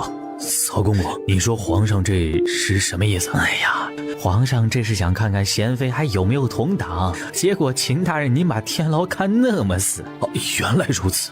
回到天牢后，秦大人找了个合理的理由，把原本戒备森严的天牢恢复如之前一样。天牢放松些后，可有什么异样啊？回皇上，没有。对了，臣记得张侍郎说他在回天牢时遇到了邓统领，两人还聊了几句。你把和贤妃一起被关进去的宫女放出来，放出来之前让她去见见贤妃。秦大人这边回去就把海棠给放了。赶紧走。大哥，你要带我去哪儿呀？我这是可以出去了吗？狱卒大哥，可以让我去看看贤妃吗？去吧，秦大人念你与此事不相干，所以才放了你，别待太久。去到关押贤妃的地方，娘娘，海棠，真的是你？娘娘，奴婢被放出来了，该怎么做才能救你出去？本宫，奴婢去找三皇子。你去找邓统领，还有杨欣，直接找三皇子，他未必会想办法救本宫。奴婢明白，娘娘等奴婢。等等，你把这个给邓将军。海棠把玉佩收好，转身匆匆离开去找邓枫。不长眼呢，你这宫女啊！算了。邓枫摩挲着手里的玉佩，熟悉的花纹让他脸色微变。也不知道邓统领能不能认出玉佩。邓统领，奴婢在这儿。是贤妃娘娘让你来找我的，她现在怎么样了？娘娘身上有不少鞭伤，邓统领，你一定要想办法把娘娘救出来呀！好，宫里，暴君这是来蹭饭的嘛，肯定是婵娘做的菜了。丽妃的手艺确实好，不过她来可不单纯是为了这事儿。用过晚膳后，天色彻底暗了下来，邓枫那边也开始行动。你确定三皇子会来接应贤妃娘娘？确定，三皇子肯定会来的。好，我进去救娘娘，你在外面放哨。邓枫说完，闪身上前。海棠刚点了下头，感觉后颈一凉。别吵，皇上，歹人已经进去了。皇上怎会在这儿？原来今晚是猎杀时刻啊！怪不得暴君非要把我抱出来。顺利进入天牢的邓枫发现里面只有2个守卫，放倒2人，取下钥匙，根据海棠说的位置找到了贤妃。公主，属下来救你出去了。邓枫，就你一个人，海棠呢？海棠在外面放哨，这里不是说话的地方。怎么了？难道公主钥匙打不开？一阵脚步声传来，离2人越来越近。有人来了，还不把人围起来！侍卫们快步上前，把邓枫围住。哇，好激动啊！要开讲了，期待暴君揭开邓枫的面巾的那一刻，一定很精彩。竟想劫狱救走罪犯，还不把头转过来，说你是贤妃的什么人？谁让你来劫狱的？邓枫直挺挺地跪着，一言不发。他得找机会逃走。皇上，他并非来劫狱，而是给臣妾送药。哼，弄出如此大的动静，就为了给你送药，当真是傻子。可不就是当你是傻子嘛？人家邓枫是贤妃未出嫁前的贴身侍卫，贤妃入了你的后宫，他也跟着进宫，他混到统领的位置，结果你啥也不知道。你不傻谁傻啊？来人，把他的面巾给朕拿开。此人面貌丑陋，恐误了圣上的眼。我自己摘。缓慢地抬起手，接着扯面巾的动作，找准机会放出袖子里的毒蛇，猛地朝皇上袭去。天牢外进来的三皇子看到这一幕，脸色微变。靠，是蛇！我最怕这玩意儿了。就在这千钧一发之际，三皇子闪身夺过离他最近的侍卫手里的剑，几道剑光闪过，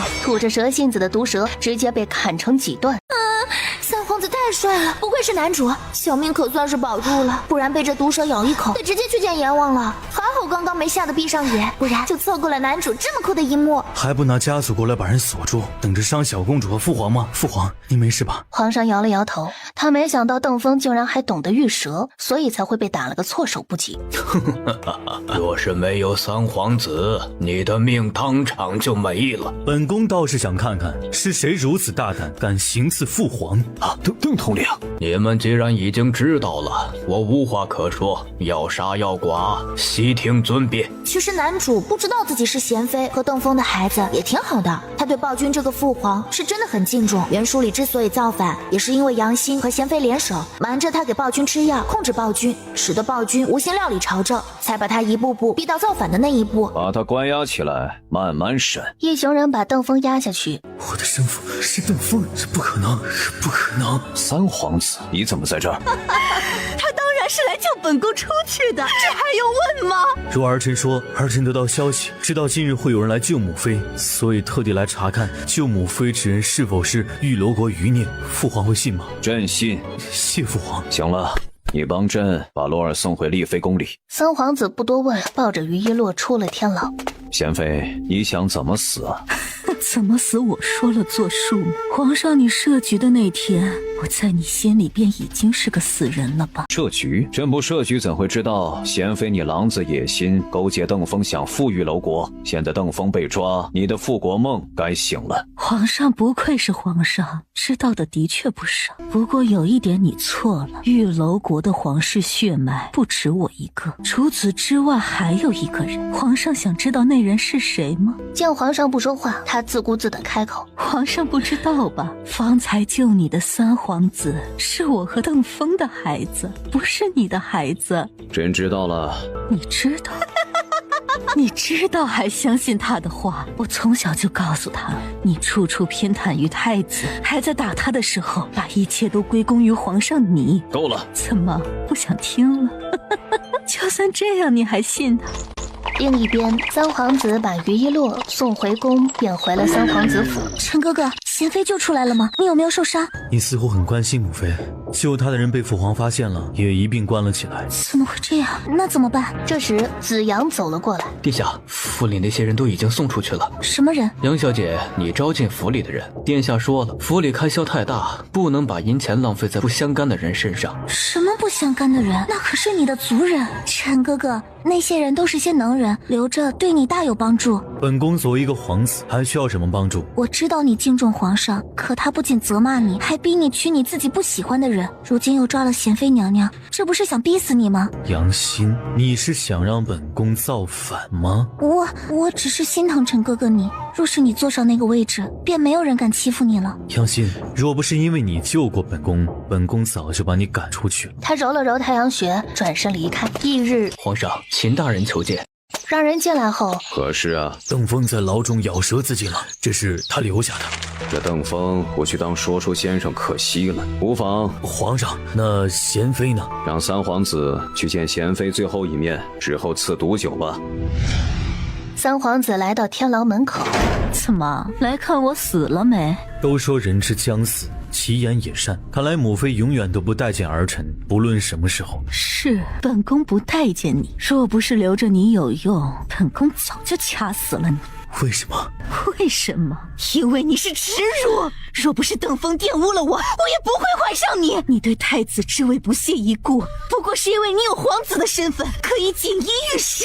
可现在，本宫已经把你的身世告诉了皇上，你猜他会不会留下你？三皇子垂着的手渐渐握紧，从于一洛那儿听到是一回事，从自己母妃这儿确定了，又是另外一种感受。这就是你不救我的后，你以为救了皇上他就会心慈手软吗？真是可笑至极！皇上可不会在乎你这个玉楼国余孽。够了，本宫怎样不用你操心？我还有事没说，怎么就能够了？三皇子不想再听，转身便要离开。杨欣，你不想知道他是怎么去你身边的吗？三皇子停住脚步，是我把他送到你身边的。这是皇上给贤妃赐的毒酒。都别想好过，我就算死了，你们也别想好过，都别想好过，都别想好过。花蕊，把菜洗一下，本宫做饭。丽妃将于一洛放到床上，任他自己玩，转身去小厨房炒菜。皇上过来后，饭菜的香味直往他鼻尖钻。皇上，这是臣妾给三皇子准备的。真以为你还未用膳，怎么想着给三皇子做吃食呢？洛儿很喜欢三皇子，听闻今日贤妃自尽了，想必他心里也不好受。娘亲太暖了。贤妃虽然不喜欢三皇子，可再怎么说也是三皇子的母妃，她面上不在乎，心里肯定难受。昨晚在牢里，他还救了朕和洛儿。既然如此，那更要好好谢谢三皇子。三皇子从宫里面回来，便把自己关在书房里。殿下，你出来吃点东西。里面无人回应。怎么进宫一趟变成这样？贤妃出事时，殿下明明很淡然，这会儿怎么难过的饭都不吃了？子阳，陈哥哥还是没出来吗？你有办法让殿下出来吗？陈哥哥，我知道贤妃娘娘没了，你很难过。都说一醉解千愁，陈哥哥，你就出来吧。滚！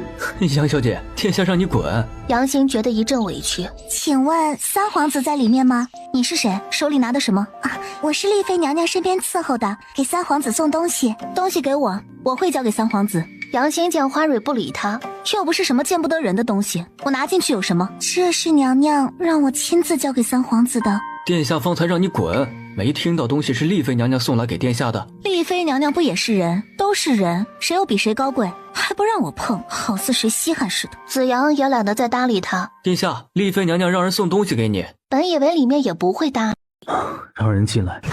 见过三皇子，娘娘让奴婢给您送了些吃食。替本宫谢谢丽妃娘娘。昨晚三皇子救了小公主，所以娘娘特意下厨做了些吃的送过来。丽妃娘娘做的菜确实好吃，皇上也说好吃，今日还过来用膳，结果被娘娘全装过来送给三皇子你了。父皇看着丽妃给本宫送菜，没有说什么吗？没说什么，等三皇子吃完，花蕊才提着食盒回宫复命。三皇子没什么事吧？奴婢去时，三皇子似乎不太好，让门口一个女子滚，听侍卫叫那女子杨小姐。杨小姐，难道就是鹿儿说的那个穿越女？什么？三皇子让穿越女滚？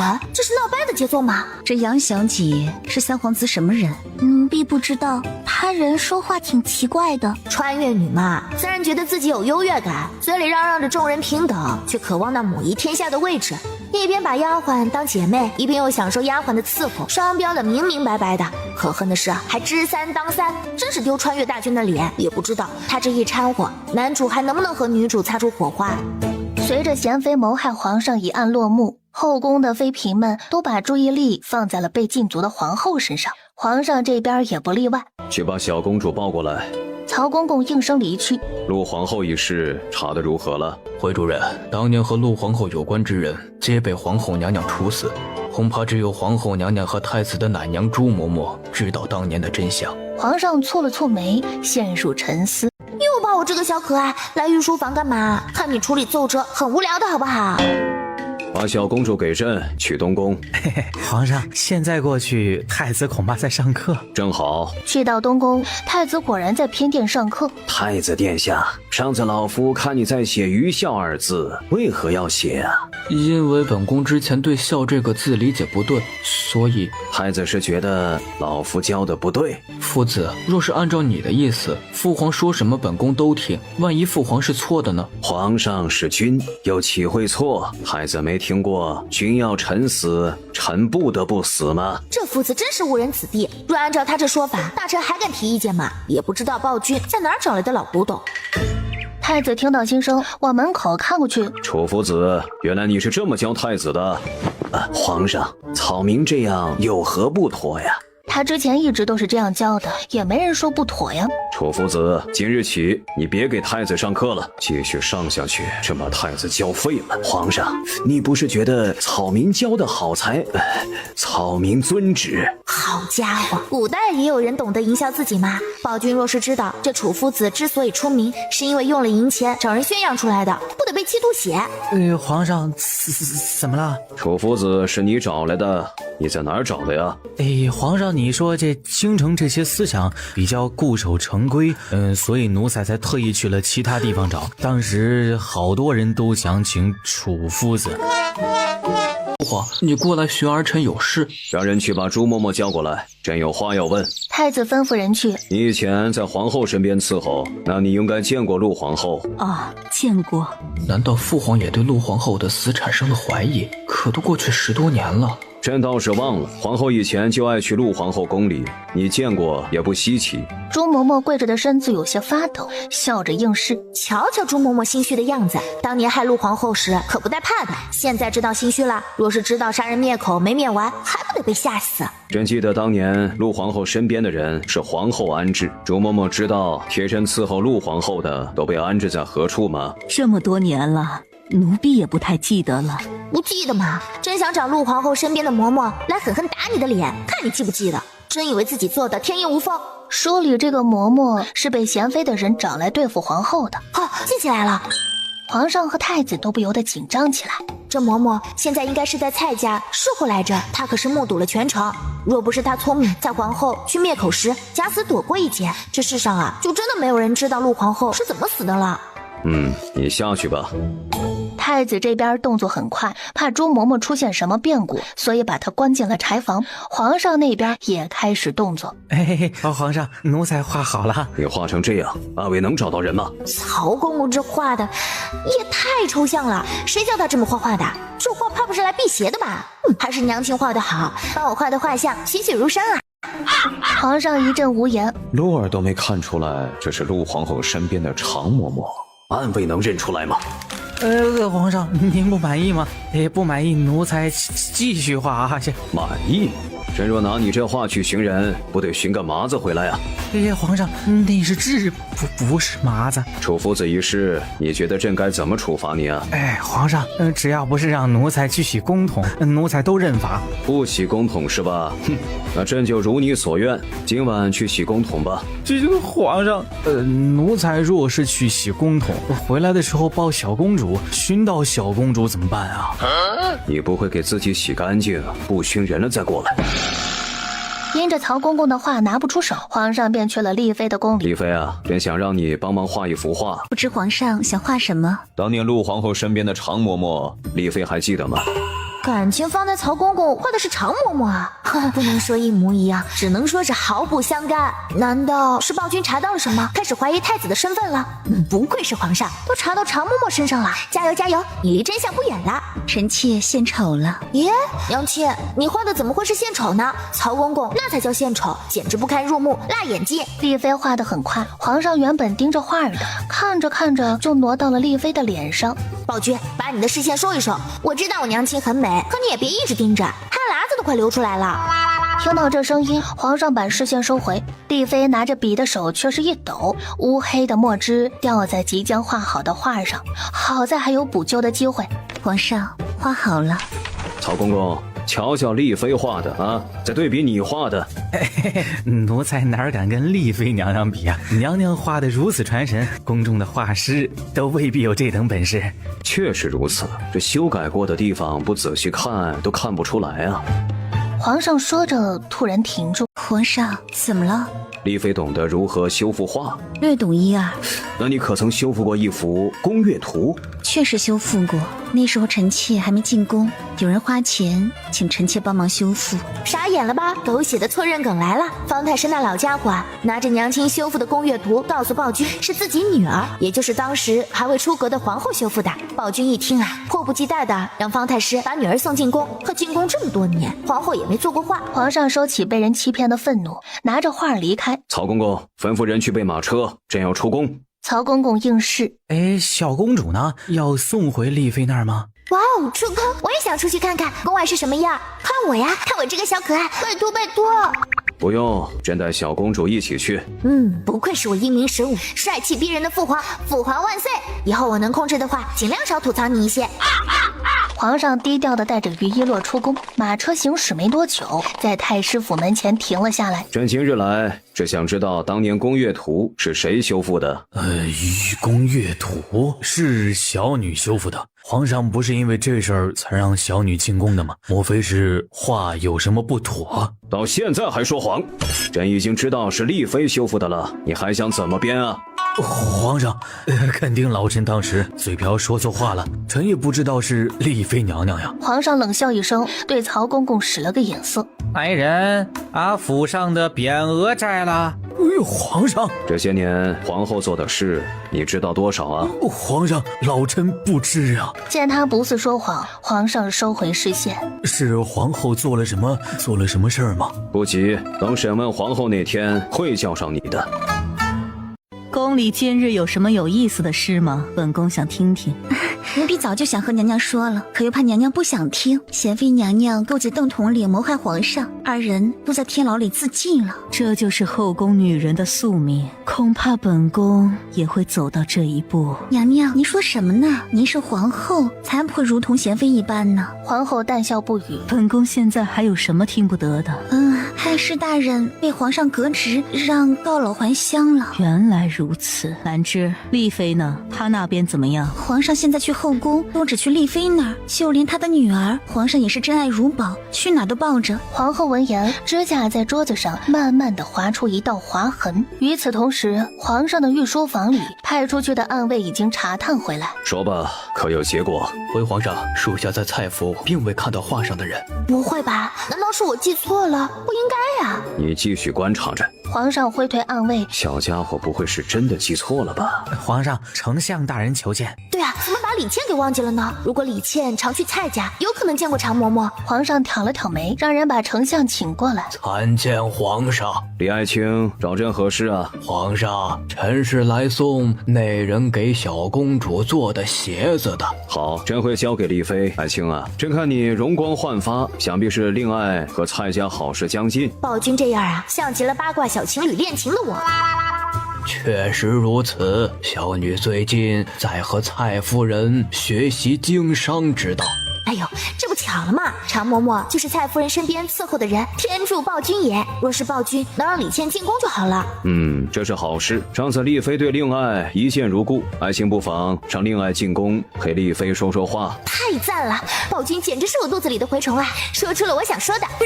皇上的额前划过黑线，承蒙丽妃娘娘厚爱，臣回去让小女进宫陪娘娘说话。这边把李丞相送走，去到丽妃的宫里，用完善后，把李倩会进宫一事和丽妃说了。这是李夫人给洛儿做的鞋子，这鞋子做的比臣妾的好多了。丽妃说好，必定是极好的了。这是什么新的夸人方式吗？马屁精。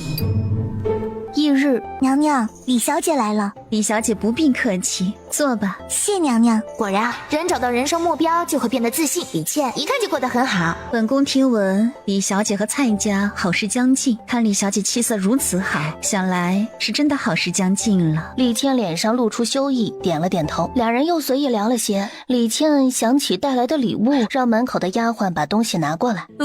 想知道里面是什么？会不会也是给我的礼物？娘娘，这是臣女给你和小公主带来的礼物，都是我首饰铺子里的新式样，希望娘娘喜欢。李小姐送这些来，铺子是不打算盈利了吗？娘娘，臣女一定会赚回来的，你就收下吧。没错，钱是赚出来的，不是省出来的。娘亲，你就收下吧。洛儿喜欢李小姐送的礼物吗？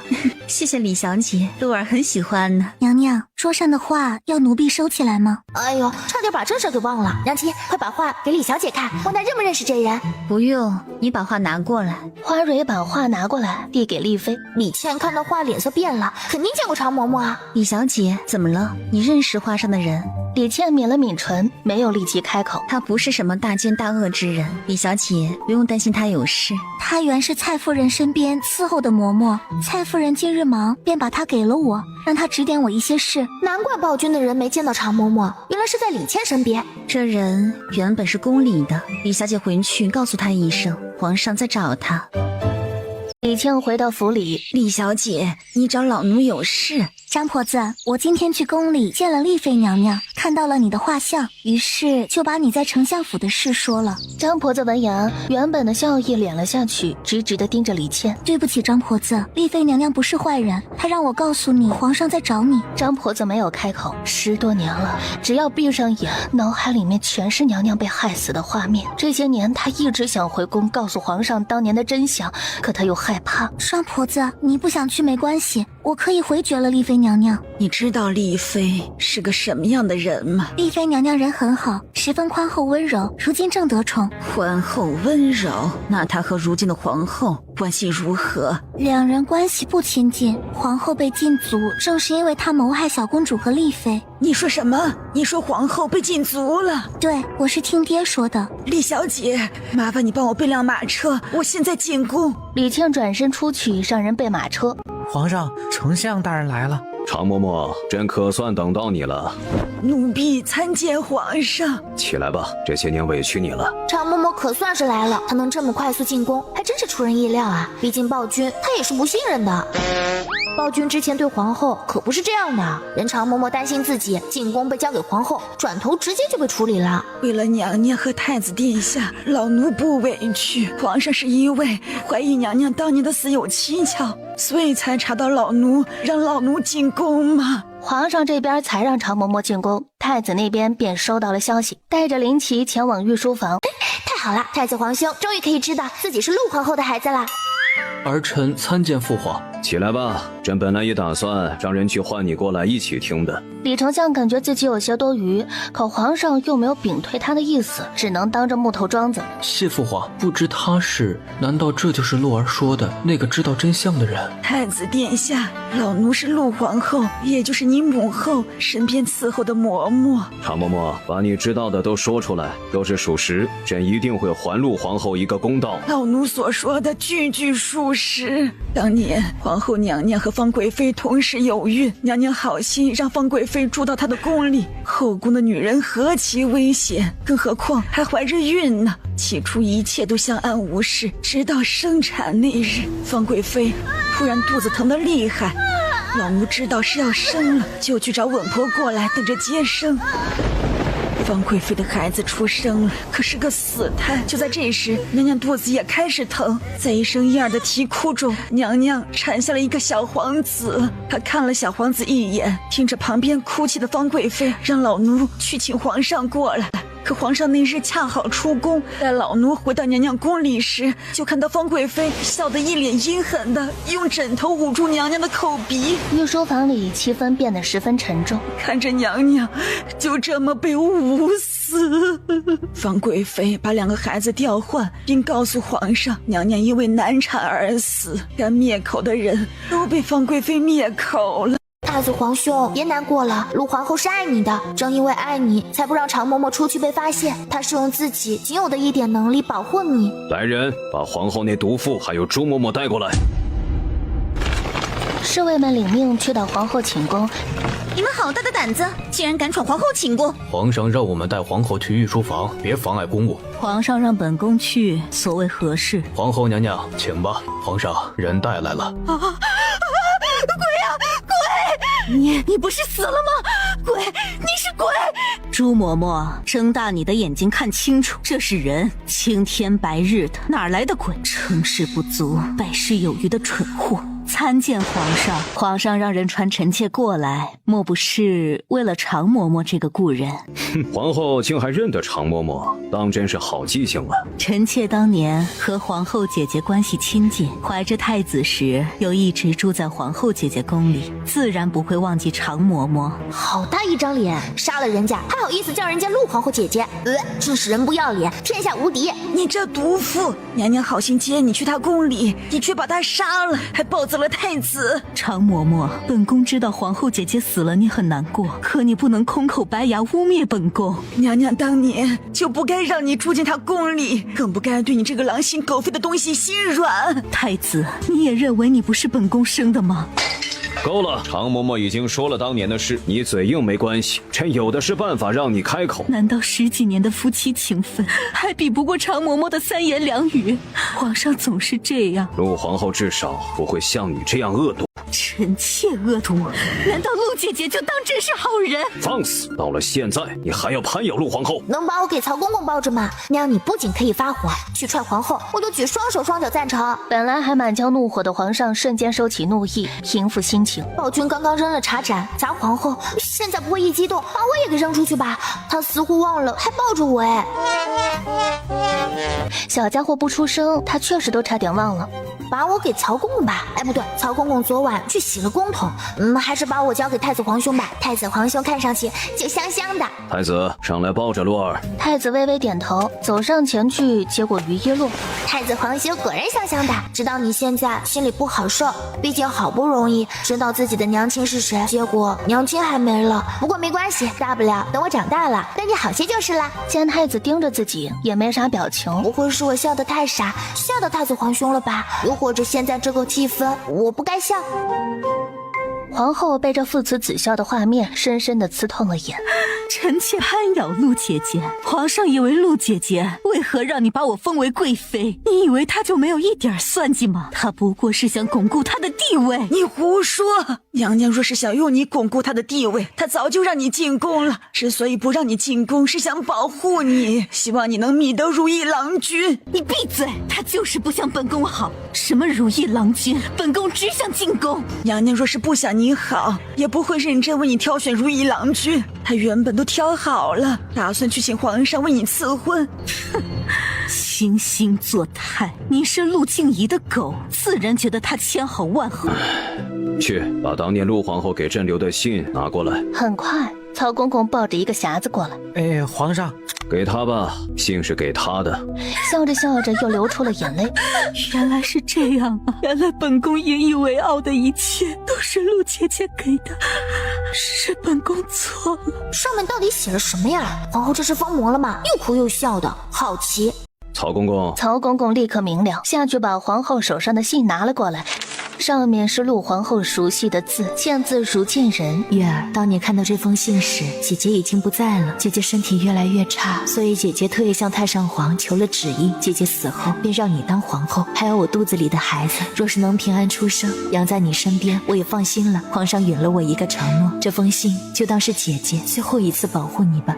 皇上，臣妾杀死陆皇后，找人诬陷金将军，谋害皇嗣，又把太子冒充自己的孩子，臣妾自知罪孽深重，愿自请废后，以死谢罪。来人，把方氏带下去，赐白绫自行了断。我还有事相求，我所做的一切与父亲无关，父亲是顽固了些，可从未想过做对国家百姓有害的事，所以请求皇上放父亲平安，告老还乡。方太师那老家伙就是不想失去手上的权力，至少他这个太师啊，比太子皇兄那老师强。皇上自然知道方太师没有做什么不利于国家和百姓的事，否则也不会只是轻飘飘罢免了他的官职。朕答应你。谢皇上。朱嬷嬷助纣为虐，拖出去杖毙。至于方氏宫中的人，凡是与此事有关的，一并杖毙，绝不姑息。浑身瘫软的朱嬷嬷想叫唤，不等她开口，嘴就被堵上，如拖死猪般被拖了出去。常嬷嬷，你是愿意留在宫里，还是回到蔡家，或者回家乡生活？朕都答应你。太子皇兄身边正缺常嬷嬷这等忠心护主的人，他知道陆皇后的事情多，可以给太子皇兄说说，宽慰太子皇兄也好啊。朕看太子身边也没什么忠心的嬷嬷，常嬷嬷你愿意的话，就去太子宫里吧。陆皇后在天有灵，一定会十分欣慰的。哇，宝君，你真是太棒了！回禀皇上，老奴愿意，老奴会去和蔡家说清楚。谢父皇。去为你母后上炷香吧。若是想知道关于她的事，可以问常嬷嬷。太子有些不舍得把于一洛递给曹公公，告退离开。小公主给朕让你去洗公桶，你去洗了？哎，回皇上，奴才去了。洗得挺干净的。能不洗干净吗？训这小公主，皇上恐怕会让我永远去洗公桶了。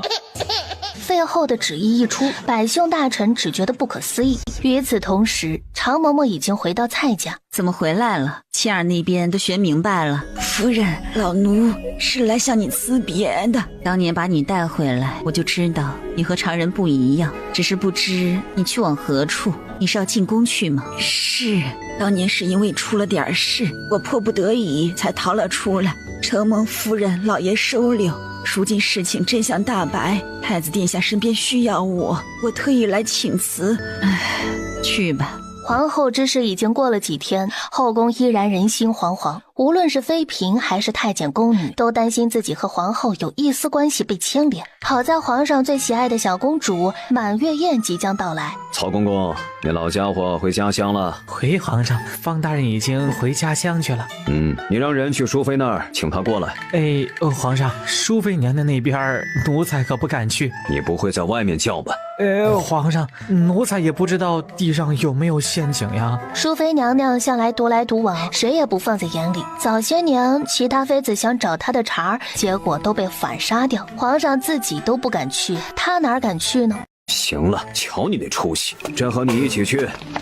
你们两个去敲门试试。两人互相看了一眼，猫着身子上前，只听咔嚓一声，曹公公忙呼在皇上的面前。没事，是小的不小心踩到了枯树枝。你们都给朕上去敲门。侍卫领命，纷纷上前。是哪个不要命的又私闯本宫寝宫，嫌命活得久了？娘娘，好像是皇上。皇上大驾光临，臣妾有失远迎。淑妃，朕来许你有事。皇上里面请，皇上随便坐。淑妃啊，朕记得你寝宫以前不是这样的呀。是有些乱，不过没事，打扫打扫便好。朕说的是你之前里面那些值钱的摆件怎的都不见了。曹公公进门就发现了，若不是这儿是皇宫，他会误以为淑妃寝宫遭贼了，一件值钱的都没了。哦，都被臣妾给卖了。他做一些东西材料太贵，俸禄又不多，都不够他花的。你说你都卖了，宫里没给你发俸禄吗？发了，被花没了。皇上，那些东西在臣妾寝宫就是臣妾的，臣妾卖了，你不会处罚臣妾吧？皇上无奈。今日你管理后宫可还习惯啊？习惯，一切照旧。其他人没说本宫什么吧？淑妃瞥了眼曹公公，曹公公挤出一抹笑，忙摇头。罗儿满月宴快到了，既然淑妃你现在管理起后宫也得心应手了，朕就把这事儿交给你办。皇上，臣妾对此也不熟悉，不如你交给礼部尚书或者皇后都行。淑妃娘娘，现在已经没有皇后了。皇上可以让礼部尚书办，这样你也放心。皇上这边和淑妃商议好，决定让礼部尚书来操办于一洛的满月宴。正打算起身离开时，便听门口传来一道道急促的脚步声。皇上，你一定要为臣妾做主啊！怎么回事？皇上皱了皱眉。皇上，都别哭，谁要是再哭，直接打入冷宫。哭声戛然而止，寝宫瞬间安静了下来。皇上，淑妃姐姐克扣我们月银，您一定要为我们做主啊！他们胡说，是他们主动给臣妾的。当真如淑妃所说？诸位妹妹可要注意说话。小公主满月宴将至，本宫打算送她礼物。你们知道本宫缺银子，所以特意把自己的月银给本宫。怎么现在反倒说是本宫克扣你们月银了？跪着的妃嫔们相互交换眼神，都在努力回忆他们什么时候说过把自己月银给淑妃了。怎么不说话？是都记起来了，还是觉得本宫不该花你们的银子给小公主送礼物？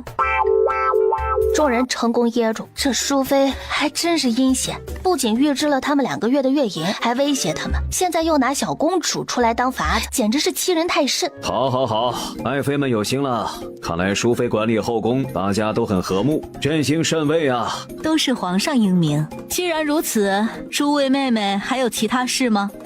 没事，我们这就告退，不打扰皇上和淑妃姐姐说话。淑妃，你对洛儿如此上心，后宫又管理得井井有条，想要什么，朕满足你。臣妾真的什么都可以吗？除了侍寝一事。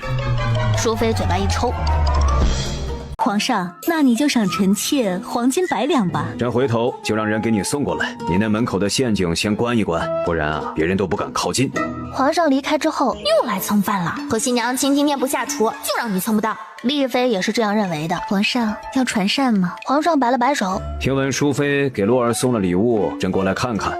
他这次真不是来蹭饭的好吧？人家淑妃都给我送了礼物，你也不表示，你自己好好想想，都多久没给我送东西啦？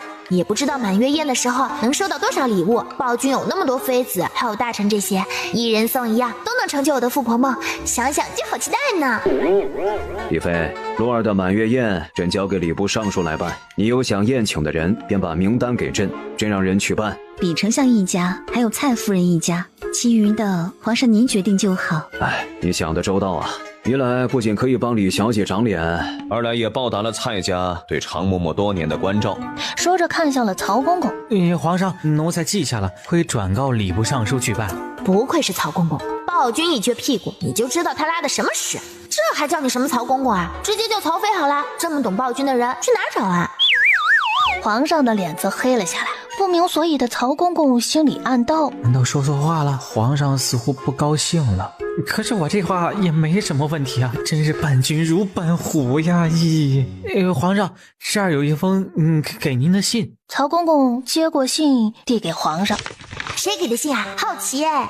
送信之人现在何处啊？回皇上，在门口候着呢。把人带到御书房。说着他看向丽妃。有人给朕举荐了一教太子的老师，朕去看看。谁举荐的呀？不过敢举荐过来，应该是有2把刷子的，再差也不会差过那楚夫子去。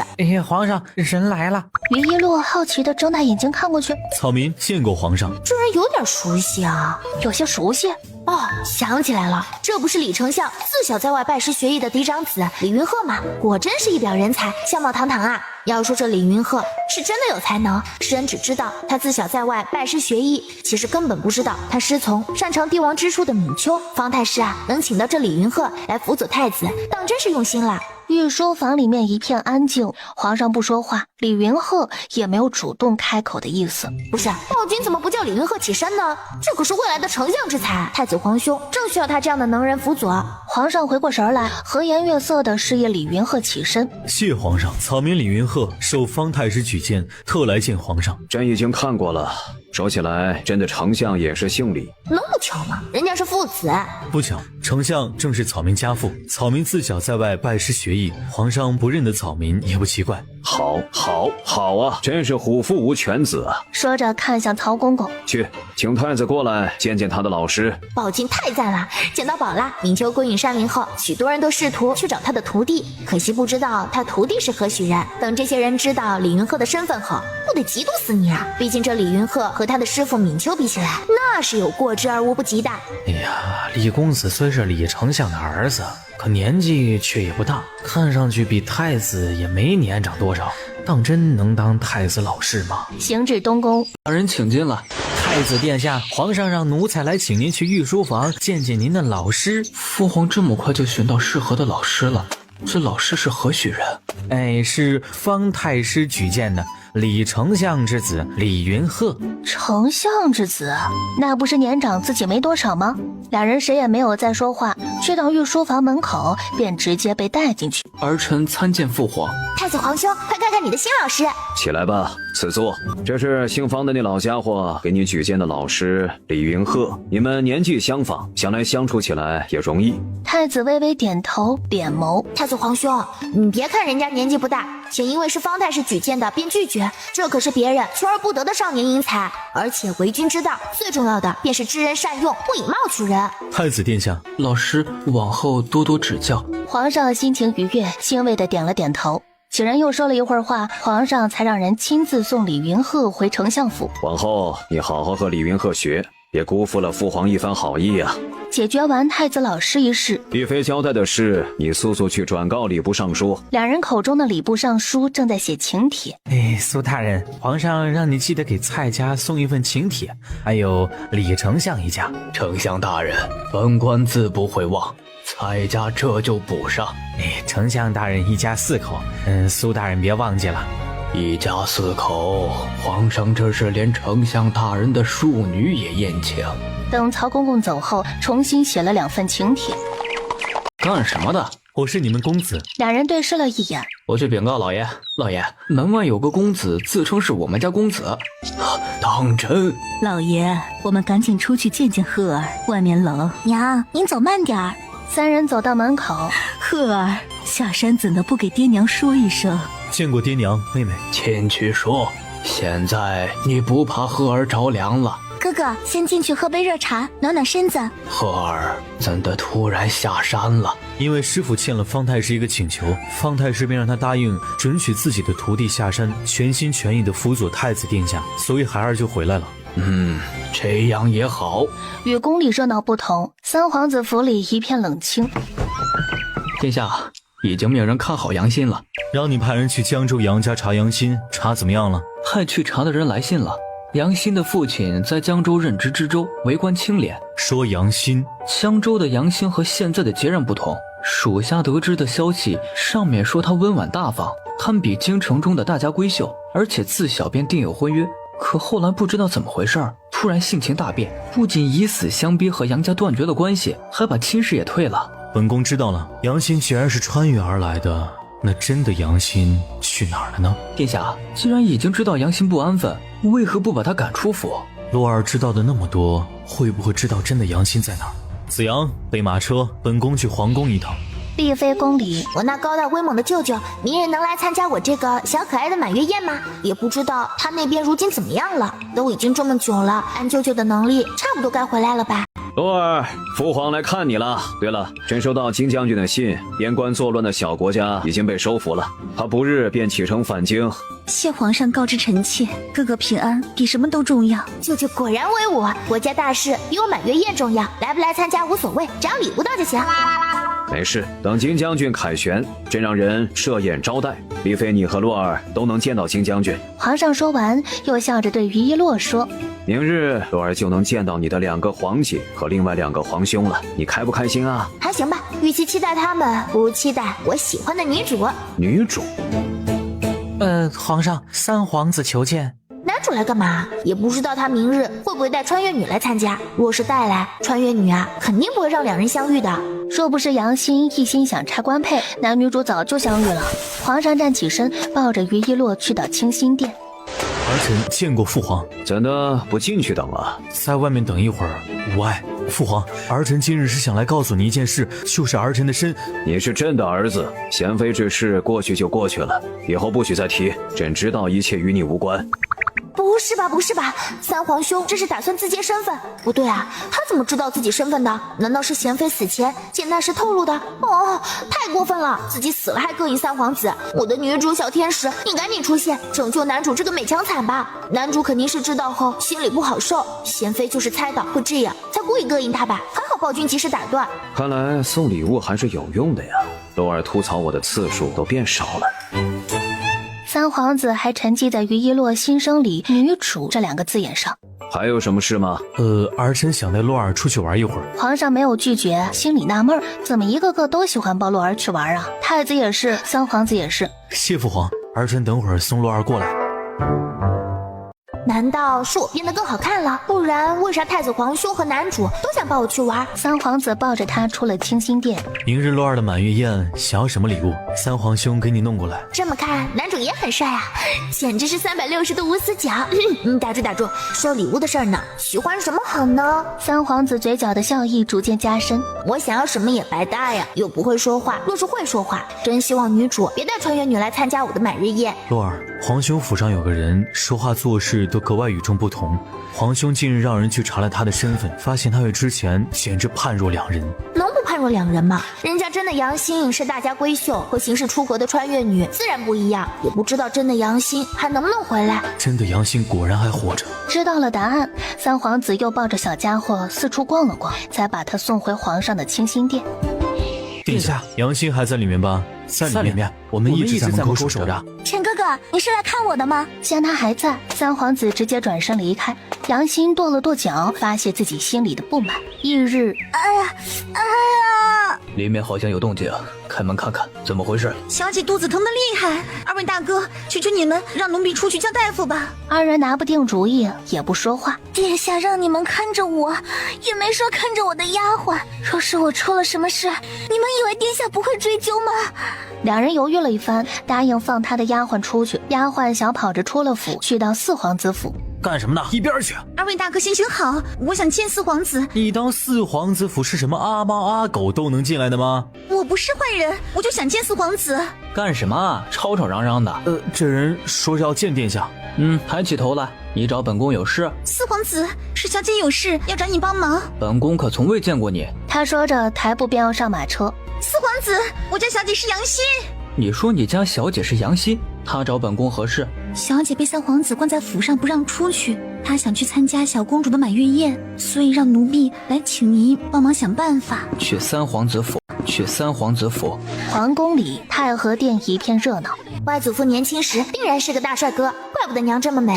哎呀，太子皇兄和男主今天也很帅哎，二人一看就是精心打扮过的。一道道声音在耳边炸开，二皇子看向旁边东张西望的六皇妹，心里疑惑。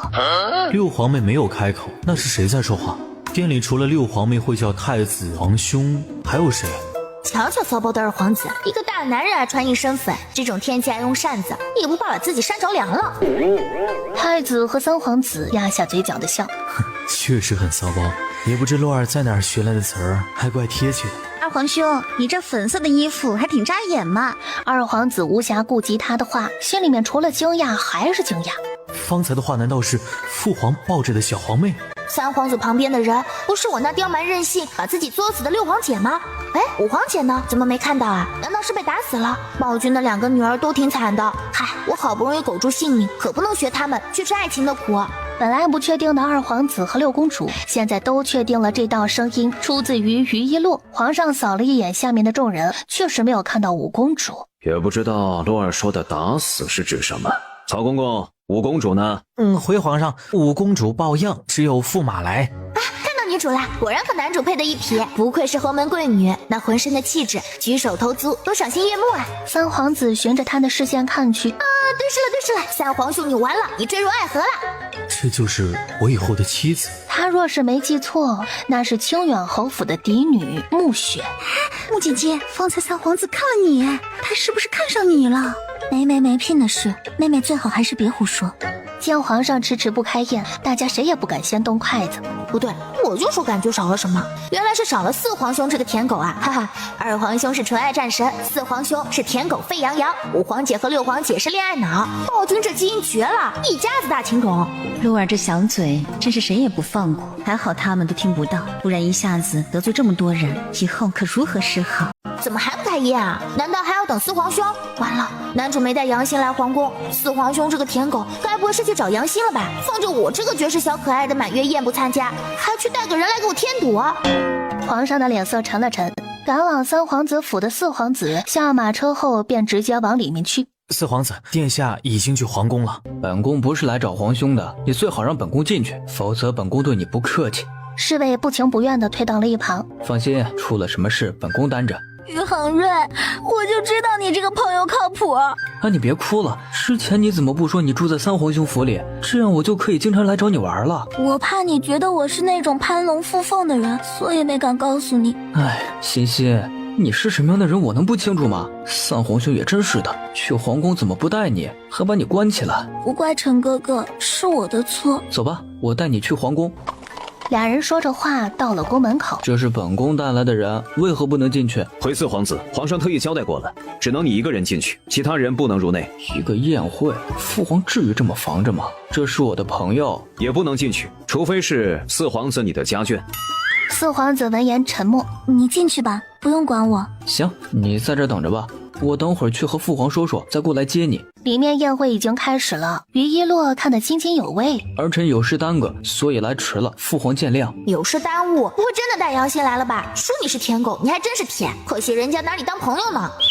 四皇子以为自己是听错了，皱了皱眉，知道来迟了便自己坐下，还跑到殿中央碍眼作甚啊？父皇，儿臣的朋友还在外面，儿臣想……这么个热闹的日子，你非要逼朕当着众人的面踹你吗？这么个热闹的日子，你非要逼朕当着众人的面踹你吗？四皇兄，你也真是的，为了杨欣，直到暴君办的宴会，孰轻孰重你不知道吗？暴君这脚踹得不轻吧？不过你平时没少被淑妃揍，应该还是挺抗揍的。四皇子不着痕迹地打量着众人，谁也没开口，他以为是幻听了。哎呀，你赶紧下去吧你！人家杨欣只是想来拆散男女主，你舔狗瞎掺和啥呢？舔到最后命都没了，还当自己是深情男配呢？淑妃姐姐，四皇子惹怒了皇上，你不去求情？他来迟本就是他的错，本宫求什么情？父皇，儿臣知错。知错就滚下去，别在这碍眼。怎么大大的舔狗？不对啊，四皇兄不会就带了杨欣来，没给我带礼物吧？站住！四皇子这次确定了，声音是小皇妹的。你带的礼物呢？父皇，儿臣拉马车里了，回头补给皇妹。滚下去！四皇子一言不发，坐在座位上。说我不是人就罢了，还诅咒我小命呜呼，欣欣还能害我不成？四皇兄，你发什么呆呢？被父皇踹傻了？把你的爪子拿开！有胆子怎么不去说太子皇兄和三皇兄？真是没大没小。六公主撇了撇嘴，这么多好吃的，我为什么不能吃？馋死了！算了，不能吃就吃狗粮好啦。等鹿儿可以吃东西后，娘亲给你做。于一洛晃了晃白嫩的小手，咯咯笑了两声，注意到坐在下面的三皇子正在和李云鹤不知道说着什么。我说三皇兄，你怎么就只顾着吃吃喝喝啊？不知道还以为三皇子府没饭吃呢。他和李云鹤闹那么坏，本来名声就够差的了，以后还得多个断袖的名声。三皇子刚饮了一口酒，暮雪听到咳嗽声，抬眸往三皇子方向看了一眼。呀，看来是我误会三皇兄啦，原来是想这样吸引人家女主的注意力啊。三殿下，你没事吧？要不我帮你拍拍？放开三皇兄，让女主来。李云鹤，你不是对我貌美如花的三皇兄一见钟情了吧？谢李公子。歌舞赏得差不多后，皇上让人退下。镇御花园的蝴蝶兰和蓝眼菊开得正好，大家可以去观赏观赏。是皇上。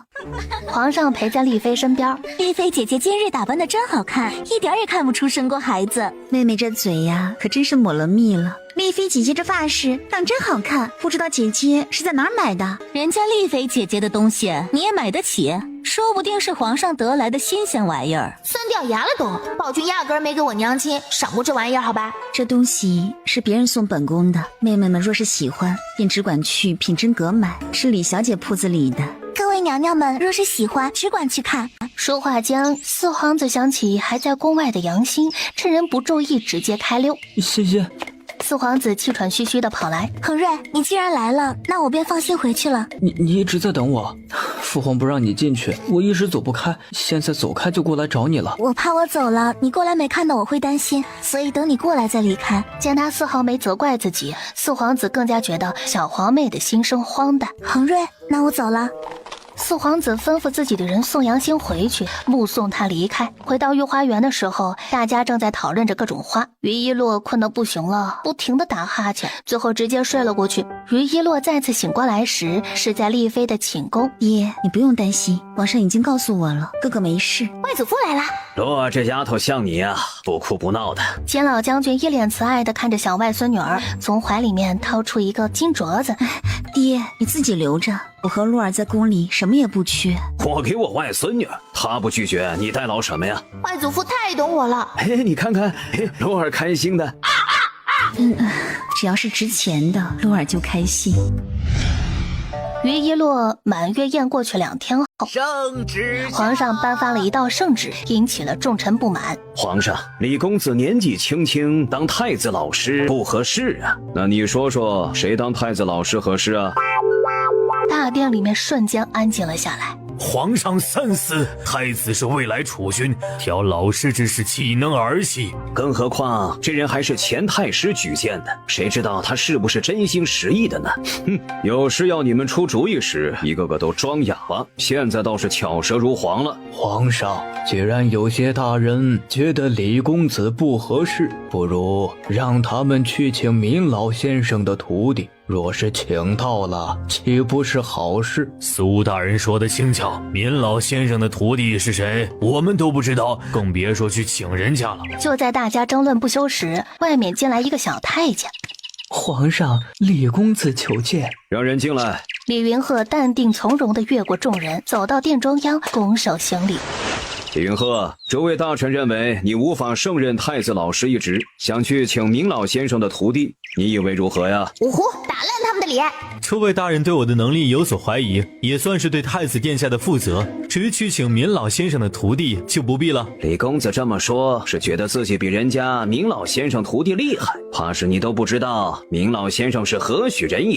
这个棒槌，人家自己师傅是闵老先生，你快别说了，我都替你尴尬。闵老先生的徒弟多厉害我不知道，但我一定跟他不相上下。李公子说大话也不怕闪了舌头，莫非你就是这样去教太子殿下的？罗尔说打烂他们的脸，难不成李云鹤还能在大殿上打人不成？诸位大人，你们先安静安静，不若先听听李公子为何说不必去请闵老先生的徒弟。李云鹤冲苏大人颔首，以示感谢。李公子，说说看，你有何高见？高见谈不上，因为闵老先生正是家师。此话一出，大殿一片哗然。李公子所言不虚。自是不假，皇上面前岂敢欺君？现在你们可还质疑李公子的能力啊？皇上，不是臣想质疑李公子，我们谁也没有见过闵老先生的徒弟，更是不知道李公子是否有真才实学。这是臣写的策论，请皇上过目。曹公公走下来接过。李云鹤可以啊，准备的还挺齐全。笑声在大殿里十分的清晰。好一个民为贵，社稷次之，君为轻。可不是嘛，得民心者得天下。李云鹤啊，不愧是最年轻的丞相。等李老丞相下岗后啊，他可以直接接手。李公子，听闻闵老先生有一篇特别有名的策论，不知朕能否看看啊？这是师傅毕生写过的所有策论，皇上请看。确实是明老先生的策论，天子犯法与庶民同罪。朕听父皇说过这篇策论，可惜那时玉楼国已经被灭了。这是师傅最后一篇策论，可惜没有得以实现。皇上您乃是明君，此乃是国之幸事。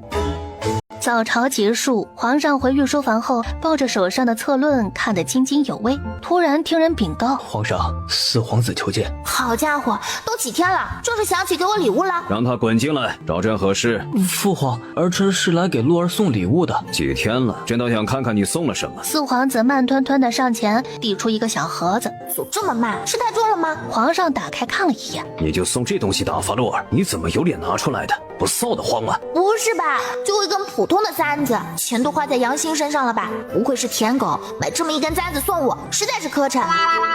父皇，这簪子看着简单，其实不便宜。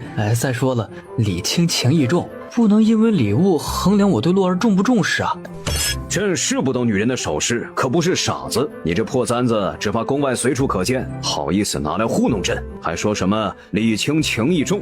念书的时候也没见你这么会说呀。四皇子抿唇不说话。怎么又不说话了？找不到词来反驳了？父皇，等儿臣有银子了，一定给洛儿买更好的。哼，你看这饼啊，它又大又圆，还跟我画饼呢，和杨欣混在一起，只怕你的钱袋子永远比脸干净。滚吧。好。不等他撒丫子跑，皇上又叫住了他。既然你说礼轻情意重，以后的赏赐你府里减半吧。父皇，您再说直接不赏了。我还指望赏赐来开支呢，早知道就不进宫了。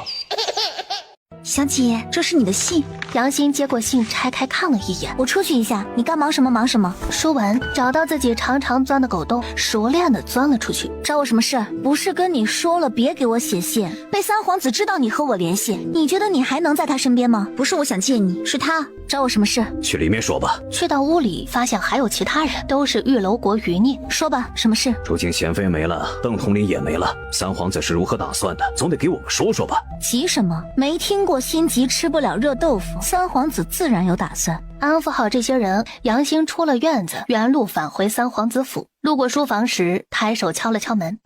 陈哥哥，我有事和你说。本宫说过，别这样称呼本宫。我的身份，母妃也跟你说了吧？我知道，可我不说不是为了你好吗？既然你都知道了，那就更应该为贤妃和邓统领报仇才是。为本宫好？是真当为本宫好，还是说你另有打算？可我是真的喜欢你，若是不喜欢你，我也不会和家人决裂。我来这儿都是为了你。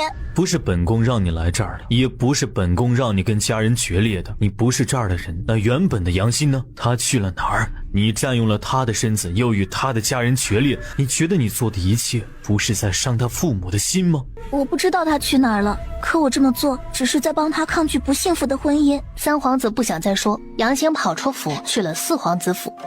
怎么了？和三皇兄吵架了？不算吵架，可能是我不够温柔体贴。谁说的？欣欣，你和别人都不一样。可为什么我对三殿下好，他还不领情？你可以看看他最在乎什么，从他最在乎的入手就不会错了。谢谢你，恒润。御书房里，皇上，过2日乡试便开始了，必能挑出不少能人。甚好，甚好啊。对哦，怪不得我满月宴那日没看到蔡泽，原来是为了科举考试做准备去了。考试回来过年正好结婚，明年春天继续会试，完美啊！哎，李谦的好日子是要来了，六皇姐的好日子就快结束了。不过今年还是能过个好年的。照洛儿这么说，难道蔡泽这次不会落榜了？还有，为什么小六的好日子会结束？丞相，您那准女婿也参加了？回皇上，确实参加了。皇上，苏大人求见。快请他进来。丞相，莫非也是同皇上商议去皇家猎场狩猎一事？苏大人，丞相是和朕在说乡试的事。皇上，您想带哪些妃嫔随行，臣好做安排。丽妃和淑妃还有德妃吧？臣遵命。狩猎啊，终于可以出宫了，成天待在宫里都快长蘑菇了。到时候啊，可以看到男主大显身手，还有太子皇兄。至于四皇子那个舔狗，一点也不期待。丞相和苏大人退出了御书房。为什么不期待我这个父皇啊？难道是赏的东西太少，又忘了朕？小没良心的。他站起身，看向旁边的曹公公。百家醉花宫，丽妃正在外面修剪着花草，听到皇上驾到，忙放下剪子，上前行礼。快起来吧，这些东西啊，让工人去做便好。娘亲这是修身养性，若不是你一直把我搬来搬去，娘亲有我这个小可爱陪，也不至于无聊到去修剪花草打发时间。皇上一阵无语，臣妾闲着无事，修剪些花花草草打发时间。过几日这会去皇家猎场狩猎，你带上洛儿同朕一起去吧。除了臣妾，还有其他人随行吗？正说着，外面工人的见礼声响起。臣妾参见皇上。起来吧，赐座。来寻朕可是为了狩猎随行一事啊。臣妾谢皇上恩典，求皇上收回成命。暴君该不会以为两人是来感谢他的吧？太自恋了，人家德妃每天吃斋念佛，怎么可能看你杀生啊？准了。说完又看了淑妃一眼。你也是求朕收回成命的？可不是嘛，淑妃得继续鼓捣新玩意儿，折腾四皇子，哪有时间去啊？洛儿会去吗？丽妃去了，洛儿自然会去。那臣妾也去。不是吧，不是吧，淑妃不会觉得我根骨极佳，想先和我拉拢关系，等我长大好折腾我？皇上，臣妾可以抱抱洛儿吗？皇上直接把于一洛递给了淑妃。洛儿真可爱，还是女儿好，比臭小子强多了。还好，我长得好看，淑妃应该不会折腾我。皇上不好了！皇上面前胡咧咧什么？皇上恕罪，皇上恕罪。说吧，何事如此慌张？方氏和娄氏宫里的贵重物品都不见了。这些人发现的还挺快，两座宫殿不是都封了吗？怎么还会被发现？真是失策。你的意思是遭贼了？是的。皇上，您先让他下去，臣妾有话要说。莫非你知道那东西是如何丢的？那些东西被搬到臣妾宫里，忘了告诉皇上了。下次别忘了。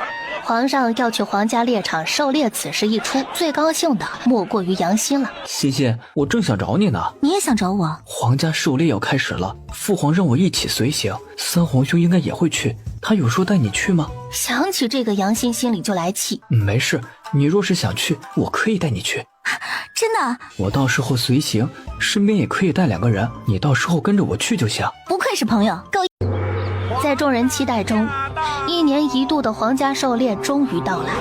娘娘到了。于一洛被抱着下车。洛儿，待会儿看父皇给你射一堆猎物，等你再大一些，父皇射小兔子给你养。你以为自己还是年轻的时候啊？别人射少，那是因为你是皇上，不想扫了你的兴，所以都不敢越过你去了。皇上一阵无言，他转头看向太子和2皇子、3皇子。老四呢？父皇，儿臣去寻他。不用了。瞧他那春风满面的样子，自信舔得很开心吧？拿自己的银子给杨欣养男人，绝了！什么养男人？养3皇子吗？可3皇兄会缺银子吗？3皇兄，你可长点心吧！杨欣没少在4皇兄面前委屈，4皇兄心里啊，肯定还为他鸣不平呢。3皇子瞥了4皇子一眼，4皇子有些心虚的垂头。皇上，一切准备就绪，是否现在开始？都不许让朕，大家都全力以赴，最后看谁的猎物多。开始。杨欣在4皇子的帐篷里面，听外面狩猎已经开始，趁4皇子身边的人不在，偷偷找了小路溜去了狩猎场里。于一洛对此一无所知，丽妃抱着他在外面看了一会儿，看他开始犯困，便带着他回了帐篷休息去了。娘娘，皇上他们回来了。出事了，皇上带了个脏兮兮的女人回来，说要带进宫去。宝君带回来的人不会是杨欣吧？本宫以为是何事？皇上后宫的女人那么多，再多1-2个又何妨？你可看清楚那人长什么样？皇上让人把她带到帐篷去了，奴婢并未看清。洛儿，猜猜看父皇猎到多少猎物啊？洛儿，猜猜看父皇猎到多少猎物啊？苏大人，丞相，快说说看，谁的猎物最多呀？宝君特意跑到这儿来，我也是想向娘亲显摆吧。老孔雀知道如何开屏了。皇上的额前划过黑线。回皇上，皇上，您的猎物是最多的。第2是3皇子，其次是太子殿下。暴君猎物能不多吗？女人都给猎回来了，谁能比得上他呀？珠儿怎么知道朕带了人回来？好，赏都赏。他无视掉于一洛的阴阳怪气儿，看向太子：你通知下去，整装出发回宫。这晚上凉，不宜休息。某妃有何指教？听说你父皇带了个女人回来，你见着没？没见着脸，那人脏兮兮的，也不知道父皇看上了啥，还不让我们多看。这人明显就是为了接近皇上的。母妃，孩儿先去收拾东西了。银子。母妃，孩儿真的没银子了。你后院没有女人，皇上给的赏赐也不少，还有你的月银，你居然给本宫说没银子。母妃，父皇说以后给儿臣的赏赐减半，所以……哼，你不懂买材料有多花钱，本宫不怪你，毕竟你太蠢，学不懂。太子命人整装好一切，转身却告诉皇上可以出发回宫了。于一洛在坐上软轿前看了杨欣一眼，可能是对方太脏了，他压根儿没认出来。小乞丐，过本宫这儿来，让本宫好好瞧瞧你有什么特别之处，父皇才想着带你回宫。杨欣垂着头上前，把头抬起来，本宫长得又不是见不得人。四皇子见他不抬头也不说话，你莫不是哑巴？后槽牙差点咬碎的杨欣抬起脸，摇了摇头。他怎么不知道四皇子平时这么欠揍啊？三皇兄，你看他，哎，本宫怎么觉得你有些眼熟啊？难道四皇子这蠢货认出我了？三皇兄，你觉不觉得他眼熟？又看着杨欣那脏兮兮的脸，觉得心情都好了不少。你给本宫牵马吧。上前去牵起缰绳，脚底火辣辣的疼和四皇子一直喋喋不休的话，让杨欣烦不胜烦。他感觉自己的脚底都快磨得起水泡了。一行人返回皇宫时，夜幕已经降临。于一洛上了软轿，便开始呼呼大睡。醒来的时候，就已经到了宫里了。洛儿，今晚好好休息，明日父皇给你一个惊喜。神经病，别给我惊一下就谢天谢地了啊！皇上，您带回来那个姑娘怎么安排啊？让人给她洗干净，安排在一处空着的偏殿。皇上，您这是打算临幸这位姑娘？奴才这就去让她准备好。皇上当真是身强体壮啊！狩猎折腾了一天，还有力气去宠幸人，只是不知道这姑娘竟是什么角色，竟让皇上如此忍不住啊！谁告诉你这样宠幸她的？朕又不是昏君。曹公公连忙认错，皇上不想和他多说。等在偏殿的杨欣揉着痛得火辣辣的脚，心里把四皇子的全家都问候了一遍。小姐，皇上让奴才过来安排你沐浴更衣。曹公公带着2个宫女走了进来，他们伺候您沐浴，今晚你在偏殿歇下，等待明日皇上召见。2个宫女上前，抬手便要给杨欣宽衣。我有手有脚，会自己洗，不需要你们帮忙。你们退下吧啊，他自个儿来。见曹公公对杨欣不重视，你们走了谁给我打水？你不是有手有脚吗？是你自己说了不需要我们伺候的，曹公公也准了，你还有什么不满的？杨欣气结，哟，还生气了，当自己是娘娘呢。我是皇上带回来的，你们2个宫女居然敢如此羞辱我！杨欣这边折腾到大半夜才睡下，于一洛那边却睡得格外香甜，直到早上。等会儿皇上就来接洛儿过去了，洛儿期待吗？一点也不期待，说给我惊喜，也不知道是惊喜还是惊吓。洛儿醒了吗？丽妃微微欠身行礼，看向直勾勾盯着自己的女儿，抬手把她接过来抱着就离开。洛儿，你几个皇兄都在，父皇给他们赏赐礼物，自然不会忘了你。皇上和小公主说这些，小公主能听懂吗？哎呦，早说是给我赏赐东西不就好了吗？还说惊喜。清心殿里，三皇兄，你说昨天那个小乞丐洗干净了能好看吗？不知道父皇会不会让他出来？你若是好奇，直接问父皇好了。我可不敢问。太子皇兄、二皇兄，你们也不好奇吗？你若是好奇，本宫帮你问。从进殿你就一直在说话，不口渴吗？皇上驾到。4人忙跪地行礼，皇上走到上首坐下，让几人起来。曹公公，人传过来了吗？不是吧，还真有惊喜啊！回皇上，应该快到了。四皇子闻言，伸长脖子往外看，看到杨欣的身影，不禁揉了揉眼睛，以为自己是看错了。好家伙，你怎么把这闹腾玩意儿弄进宫来？嫌自己活太久了吗？洛儿，这个人精通药草医理，父皇把他带来，放在你和丽妃身边，供你们差遣。在皇家狩猎场遇到这人的时候，看到这人不知道用了什么草药，竟让血流不止的猎物立刻止住了血，所以他才想把这人带回宫的。哎呦，我谢谢您嘞，您自己不想活，别牵连我啊，放在我身边，我能不能活着长大都是一回事儿。都说色字头上一把刀，你不是暴君吗？下播一把刀把他砍了，若不是他，你也不会变成一心只想追求长生不老，什么都听他的，最终亲小人远贤臣，伤害了不少忠臣，暴毙后更是成了人人谩骂的暴君。皇上愣了愣，难道这就是洛儿说的穿越？这女人竟然有这等危害。三皇子则敛着眸子，以前他觉得杨欣是关心他，为他打抱不平，所以会说些大逆不道的话，可他没想到杨欣居然想杀父皇。与两人不一样，四皇子的心里面则是十分好奇杨欣怎么会出现在这儿。你叫什么名字？回皇上，民女名叫杨梅。我呸，杨梅个屁，你还溜溜梅呢，暴君赶紧把他砍了。确实有这个打算的皇上还未开口，于一洛的心声又响起，不行，这都给我起蒙圈了，他造的孽不能让无辜的杨欣偿还，这是杨欣的身子，不是他这个穿越女的。皇上一致，父皇他杨梅，从今天起你就去净房当差吧。皇上，民女精通药草医理，会尽心尽力照顾好小公主和丽妃的身子。大可不必，莫爱我和娘亲。父皇让她当个粗使宫女便好。一个女子去净房，不知道的还以为父皇您以为朕怎么样？给朕跪下！看朕今日不踹死你这个不孝子！没出息就罢了，还大逆不道！碰上杨欣这穿越女，四皇兄能有气息就不错了。暴君你还能指望他有出息啊？要求太高啦！要不你多踹几脚，试试看能不能把他脑子里的水踹出来。嗨，四皇兄也不容易啊，钱都借给杨欣了，自己省吃俭用，结果现在又因为杨欣被打，多么感天动地的爱情啊！呸，不对，是多么感天动地的舔狗啊！哎呦，这几人的关系可真复杂呀！父皇，儿臣不敢。你不敢，朕看你敢得很。你想求情也可以啊，和他一起去净房当差。想到去那地方，四皇子缩了缩脖子，闭嘴不语。来人，把杨梅带去净房当差。外面进来俩人，把杨欣拖着出去。曹公公，给太子、二皇子和三皇子赏赐，至于四皇子的那份，交给淑妃吧。四皇子瞪大了眼睛，敢怒不敢言呐。老四，朕看你似乎有话要说呀。回父皇，儿臣没有。见他还算识相，皇上点了点头，让曹公公把赏赐给几人，挥手让他们退下。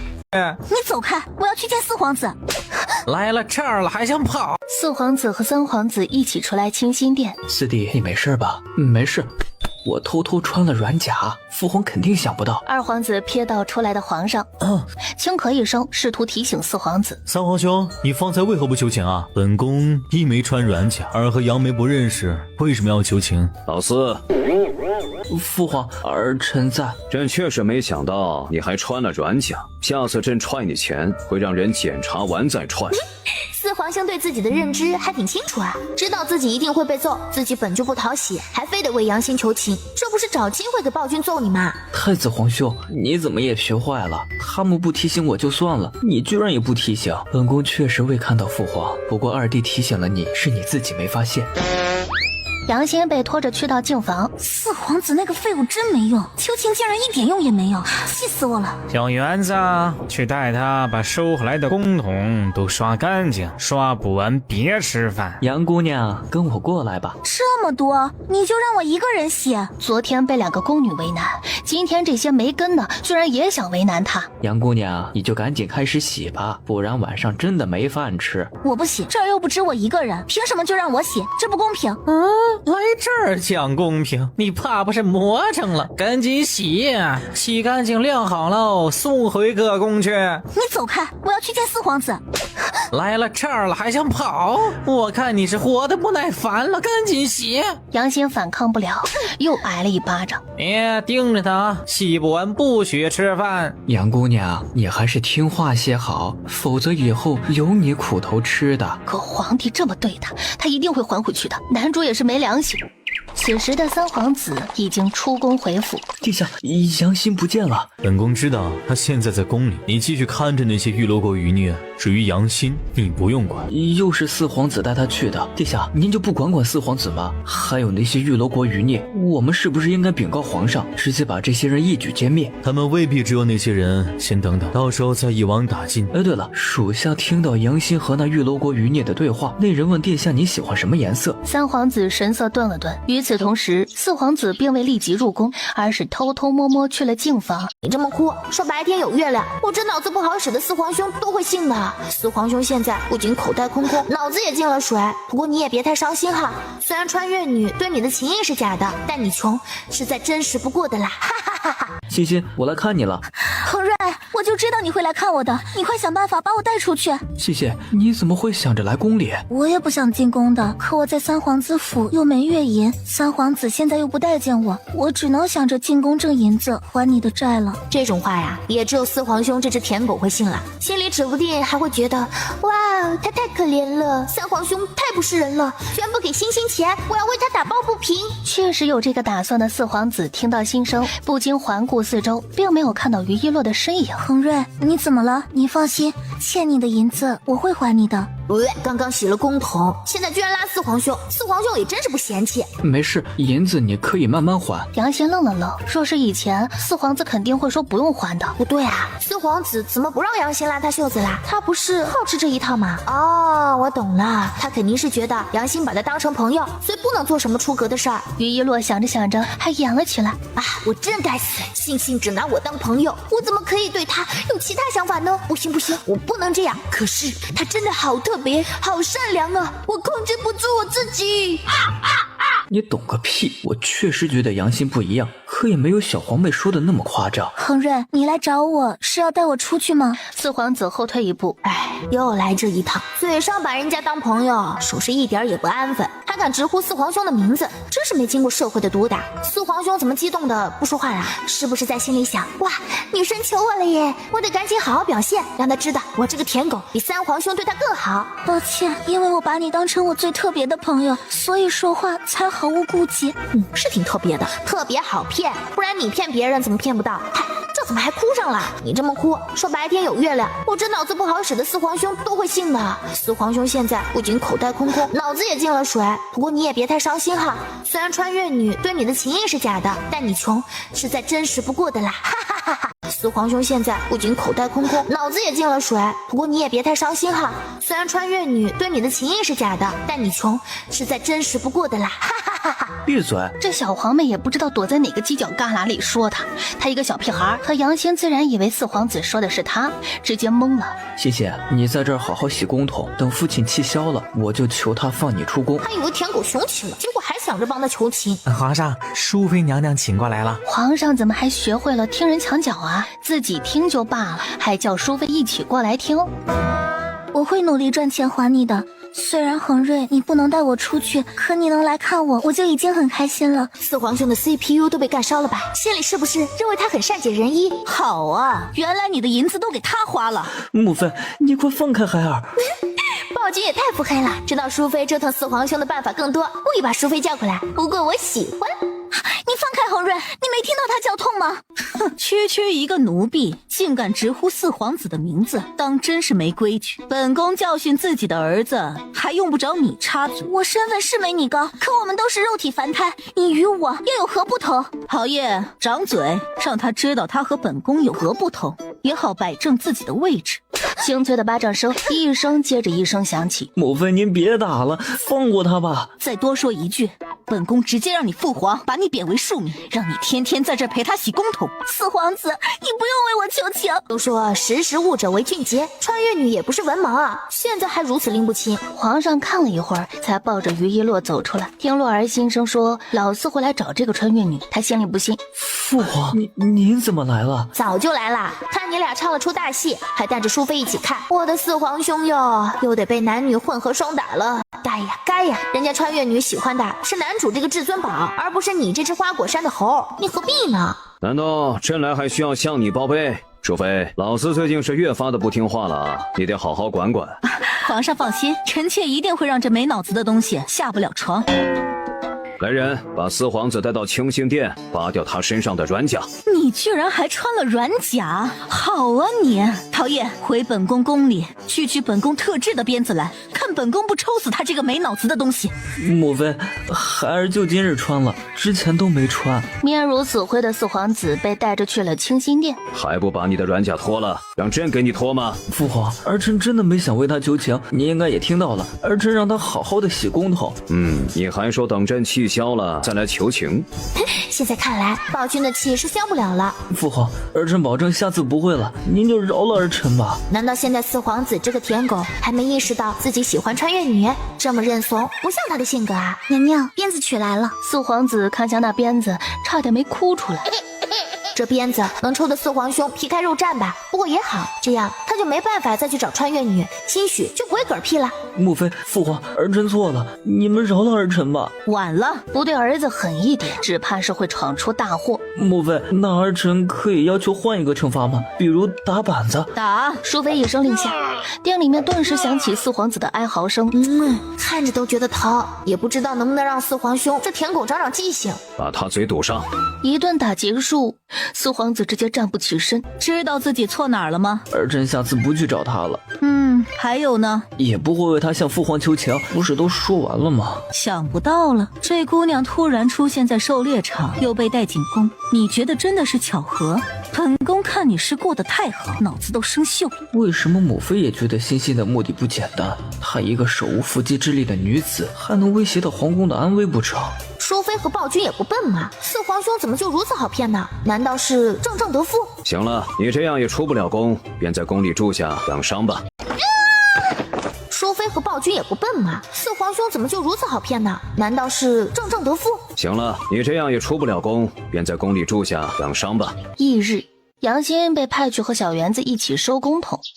去吧，别惹事儿。你若是乖乖听话，我也不会为难你的。杨欣胡乱点了点头，一心只想着如何离开这个鬼地方。见他一副神游天外的样子，小园子担心他冲撞了别人，便自己进去收。收拾完后，走吧，回去。一起吧。杨欣去推起另一边。杨姑娘，前面有贵人，你小心冲撞到。啊，好。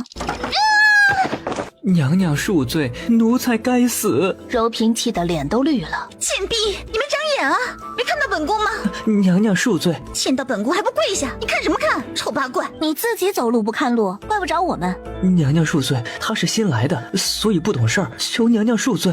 哼，来人，给本宫把这个不知天高地厚的贱婢杖毙！你与其想着杖毙我，不如先把身上这污秽物洗干净再说。还有，皇上说过，我的命得留着，你敢打死我吗？既然如此，本宫便让皇上和淑妃娘娘处置你，把这贱婢带上去找皇上和淑妃。娘娘，您的衣服要不要去换一件？不必了。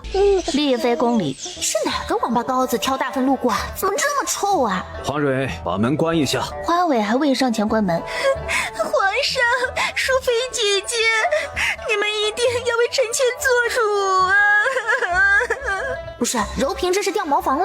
哎呀，能不能别进来？真的臭啊！有什么事你也得先去换身衣服再过来啊。皇上，是贱婢弄臣妾身上的，臣妾若是回去换了衣服，还怎么给皇上看证据啊？皇上是一阵无语，这证据他是一点也不想看。靠，穿越女是吃了秃了蛾子吗？这么能闹腾？柔嫔，你这是给我们看证据，还是自己臭也不想别人好过？还不赶紧去把衣服换了？臣妾去换身衣服再过来。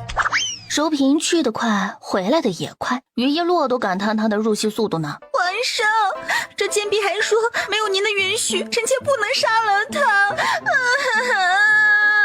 我说的是事实，弄脏了你的衣服，我可以道歉，可你又没受伤，换一身衣服就能解决的事，非得喊打喊杀的，至于吗？淑妃瞥了眼陶叶，陶叶会意。昨日本宫才教过的，你别忘了，奴就该有奴的样子。她咬了咬牙，担心被继续打。奴婢确实是不小心撞了柔嫔娘娘，可也不能怪奴婢。柔嫔娘娘她自己也不曾看路，所以双方都有责任。变聪明了？似乎也没有，不确定，再看看。你这贱婢还真是能言善辩，你来告诉他，本宫到底有没有错？回皇上，回几位娘娘，确实是奴才二人冲撞了柔嫔娘娘，求娘娘恕罪。淑妃，你看要怎么处置啊？杖责10大板，让静房那边好好教他规矩。皇上以为如何？皇上想了想，平时打四皇子时似乎比这还多呢，点了点头。嗨，到底用什么办法能让真的杨欣换回来呢？惆怅啊惆怅。柔嫔，这个处罚你可满意？谢皇上和淑妃娘娘为臣妾做主。不过臣妾看那小太监很懂事，所以他的责罚能否免掉？小园子闻言忙砰砰磕头。谢皇上，谢娘娘。准了，来人，把杨梅带下去，杖责10大板。杨欣不可置信地瞪大眼睛，不等他说话，直接被堵住嘴，拖出去杖责。处理完这事儿，明日金将军便会抵达京城，朕特意来告诉你一声。皇上，丽妃妹妹诞下小公主，金将军又平乱有功，丽妃妹妹的位分是不是该进一进了？朕正有此意。哇，娘亲的分位进了，月银是不是会比之前多？宝君这次还挺会来事的嘛。娘入宫这么多年，终于可以往上升一升啦。如果4妃还有2个空缺，宝君该不会把娘亲升为贤妃吧？这也太晦气了。不行不行，皇上，哥哥为国征战是他身为臣子该做的，而臣妾只诞下洛儿，若是直接升4妃，更是不妥呀。有何不妥呀？朕已经想好了封号，贤妃这称号晦气。朕另外想了一个，赐号贤妃，娴雅的娴，同样位列4妃。妹妹就欣然接受吧，皇上都如此为你着想了。不错不错，宝君这封号可以啊，看来是真的用心了。不过淑妃为什么还帮着娘说话？她不会是看上娘亲了吧？难怪今日平白无故跑过来，难不成淑妃是拉拉？书里她是不喜欢暴君的，进宫也是冲着暴君的钱来的。大妹，我只想啃老，不想努力，还有我一点也不聪明，成天被暴君抱去上朝，就已经够累了。什么拉拉？洛儿说话真的是越来越难懂了。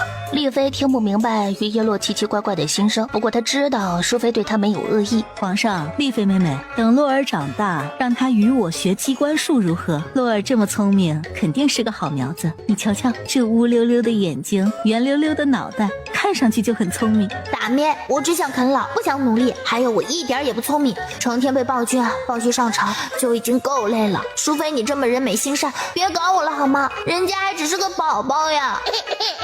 淑妃，洛儿现在还小，等她长大再说吧。另一边怎么回事？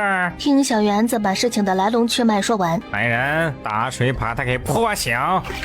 杨欣被冰冷的水浇醒，本能的想破口大骂，可看清楚自己身处何地后，终究是没骂出来。该死，男主居然真的对我不管不顾，这杨欣的身体也真是娇弱，一点也不强壮。哟，还没死呢，这是柔嫔娘娘让我送来给你治疗伤的。我知道柔嫔没有这么好心，你把这药还回去给她，告诉她我有办法可以让她得宠。难道你家娘娘不想得宠？见她一动不动，杨欣继续游说，你把话转告给柔嫔就好，相信我，她会见我的。宫女犹豫了一下，还是回去把话转告给了柔嫔。她如此蠢笨，说真有办法帮本宫得宠，为何不自己上？御书房里面，皇上，明日金将军的家眷需要一同迎接吗？舅舅的家眷不就是我那伏地魔舅妈吗？上次我满月宴都没来，肯定是跑娘家去了。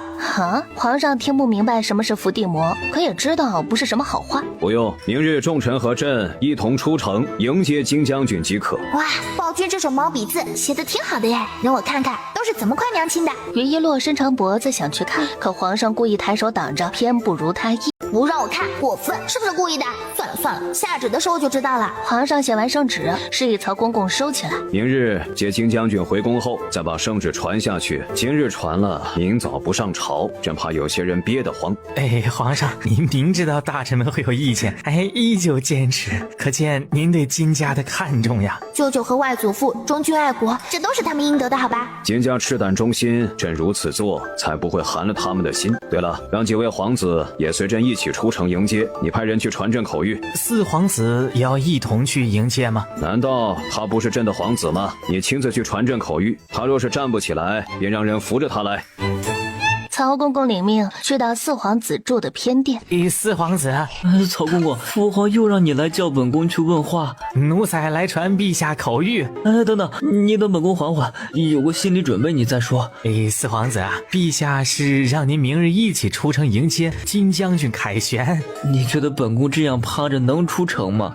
皇上说了，可以让人扶着你过去。天刚蒙蒙亮，于一洛便感觉有人在扒拉自己。洛儿醒了，喝完奶就可以出城去迎接舅舅了。洛儿，父皇带你去见见你舅舅。丽妃，你也跟随朕一起去。臣妾也去。金将军是你哥哥，你去也是应该的。换身衣服一起去吧。等丽妃换好衣服，3人才出宫。4皇子来了吗？回皇上，来了，在那儿呢。好家伙，看样子站着还挺费劲儿啊，身边还配2个人形拐杖。按理说他经常被揍，应该有不少好的金疮药才对啊。4皇子翻了翻白眼，金疮药又不是仙丹，这还不是他身体好吗？四弟啊，你这次是元气大伤呀！本宫发现了，你最近被打得比之前频繁了不少，你都不动脑子思考原因吗？我找原因，父皇分明就是看我不顺眼。参见皇上，皇上万岁万岁万万岁！平身，现在即刻前往城门口去迎接金将军凯旋。哇，这是舅舅吗？真的很帅哎！娘亲家的基因也太好了，瞧瞧这大长腿、大眼睛、高鼻梁的，外祖母也太会生了。哎呦，你们走慢些！被拖着走的四皇子疼得龇牙咧嘴的。殿下，慢了便掉队了，到时候皇上怪罪下来，小的担待不起啊！需要我帮你吗？三皇兄，你最好了，你怎么帮我？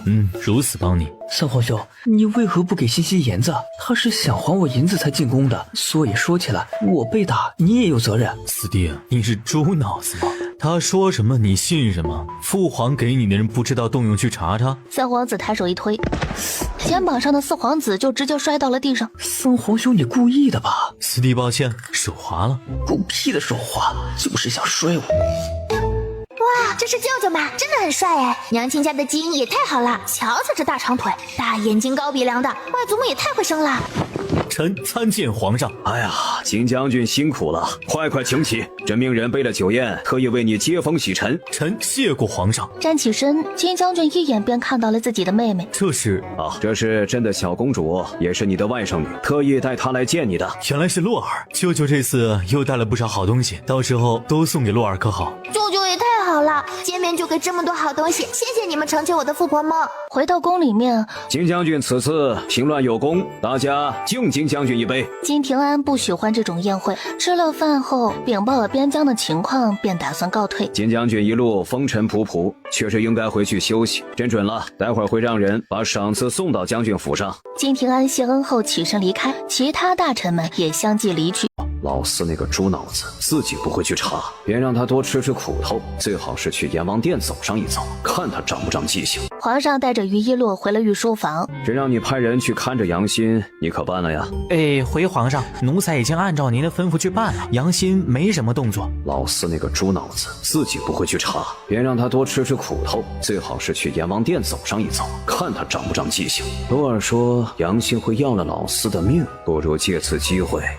昨日四皇子似乎是知道了杨欣被打板子这事，奴才怕他去找杨欣，他若要去，你就当作不知道，来回禀朕就好，其他不用管。四皇子回到偏殿后，阿父，你去查查杨欣到底把本宫借他的银子都花在什么地方了。您可算开窍了，其实这事儿属下查过了。你查了不告诉本宫？殿下你也没给过属下机会说呀。那银子呀都被杨欣给了一群住在巷子里的人，那些人穿着虽然都简单，可看着不像普通人。杨欣此次进宫定然不简单。小皇妹说杨欣会杀了我，还会害父皇，难道他是用银子笼络自己的势力？这么说的话，三皇兄是不是也知道，所以才如此对杨欣？本宫要去找杨欣。殿下您还是省省吧，属下知道你被骗了很难过，可你如此去质问，他也不会承认呢。不仅如此，还会打草惊蛇呀。你以为本宫是猪吗？你们不是都认为他进宫别有目的？既然如此，本宫就将计就计，看看到底是谁识人不清。你本来就是猪，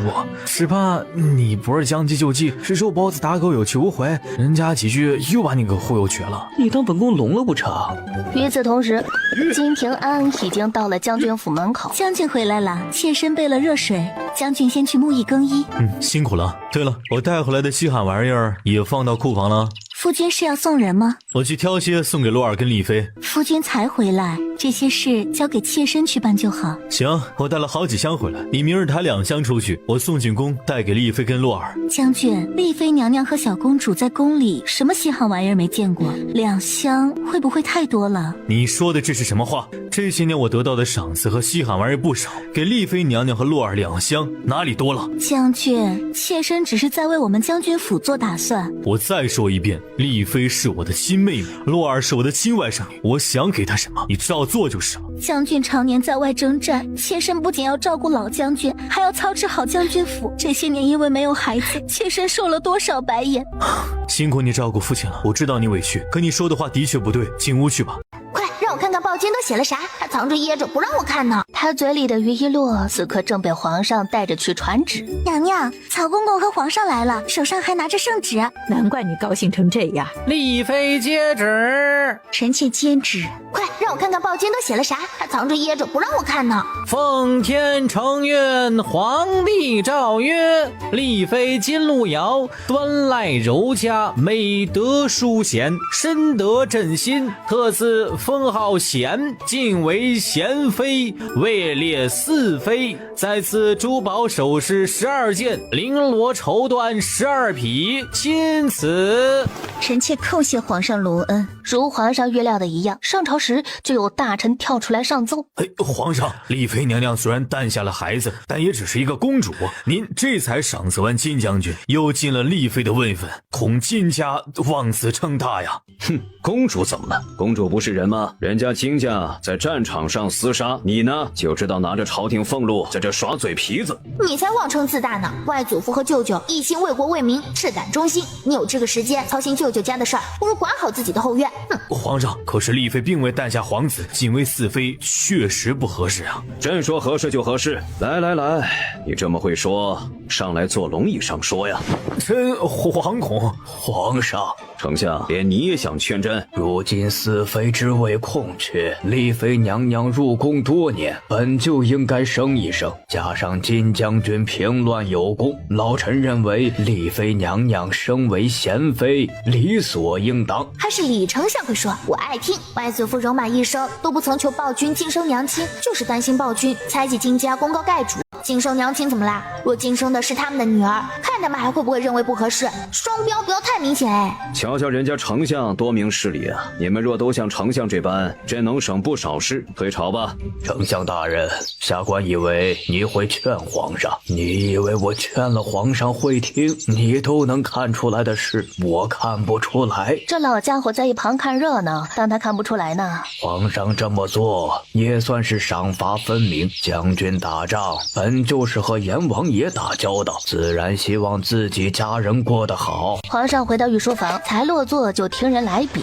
金将军求见。快请进来。臣想去看看贤妃娘娘，求皇上恩准。哎呀，真当是什么事啊？你去吧，贤妃想必也有许多话想同你说啊。我也要去，舅舅肯定是送了什么东西给我和娘亲。宝君，赶紧帮我送回去吧，我已经迫不及待想知道都有什么好宝贝啦。曹公公带金将军和小公主去贤妃的醉花宫，感动哭了。宝君居然这么有眼力劲儿，知道我想去娘亲那，这算不算父女连心？哼，可算不是肚子里的蛔虫了。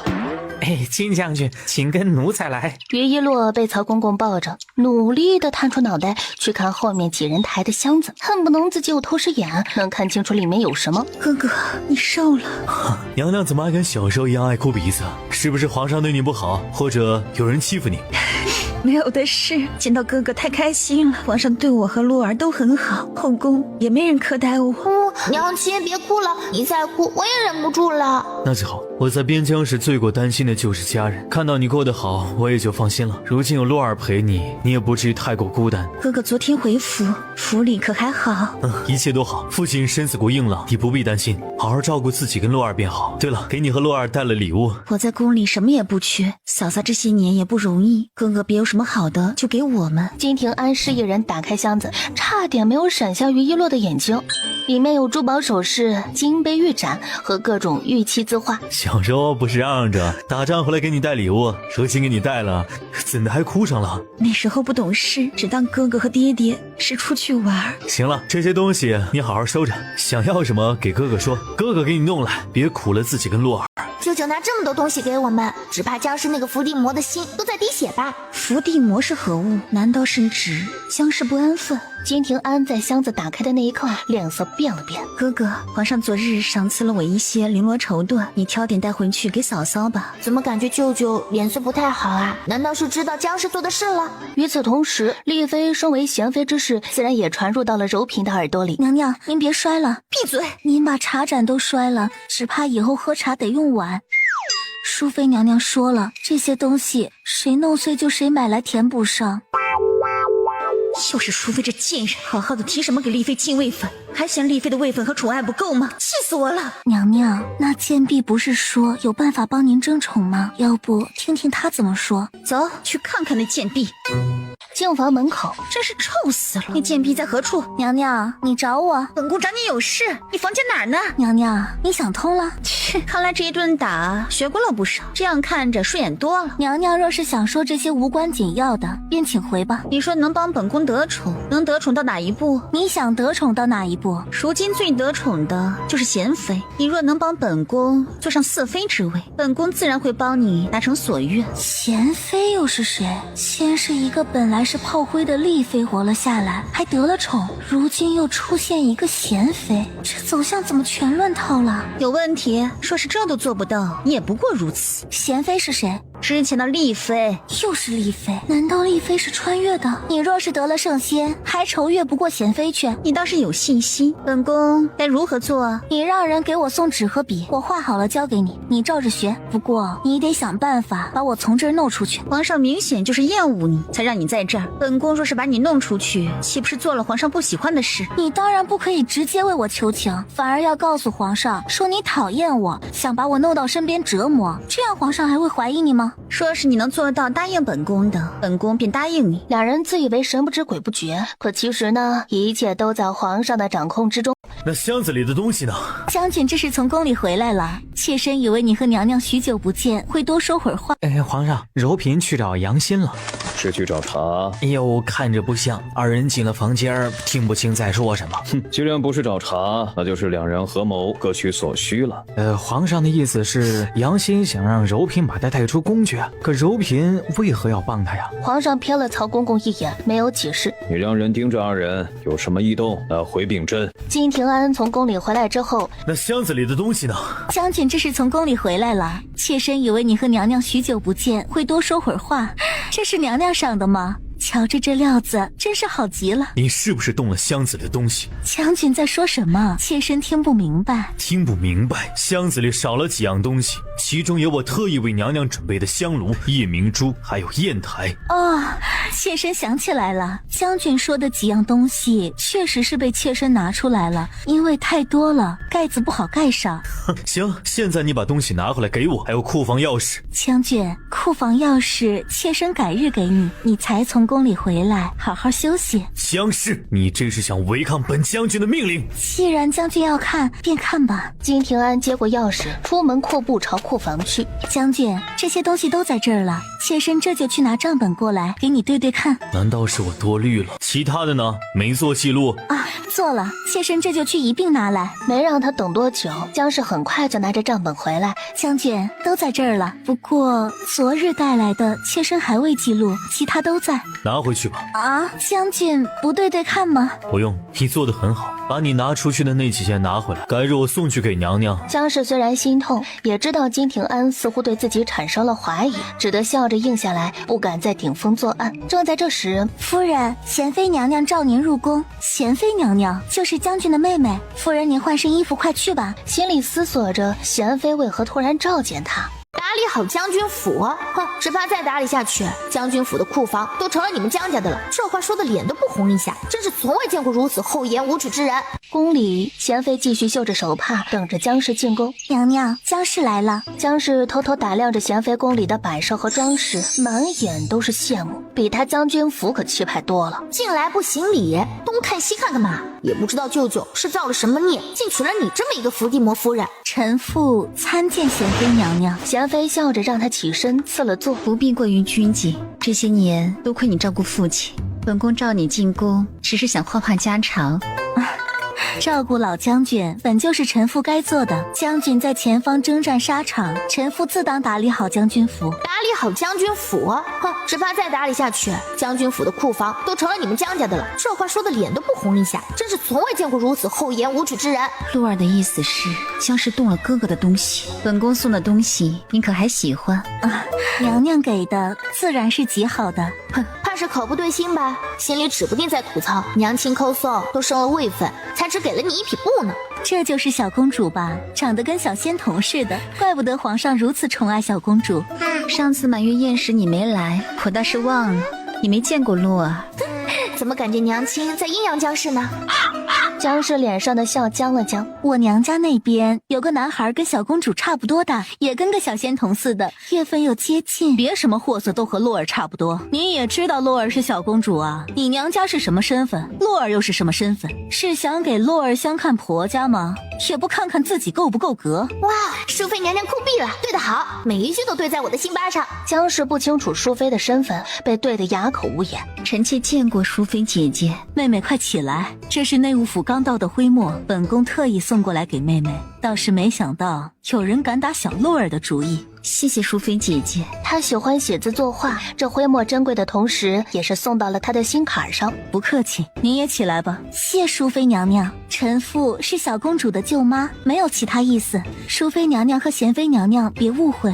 你既然是洛儿的舅妈，就该知道什么话该说，什么不该说。不过上次洛儿满月宴也不曾见你，本宫还以为金将军未娶妻。绝了，淑妃比娘亲还会阴阳人。本宫和淑妃姐姐有话要说，来人，送江氏出宫。等江氏离开后，金将军怎么娶了一个眼皮子如此浅的人？瞧瞧他方才那话，本宫看他就知道不是个安分的。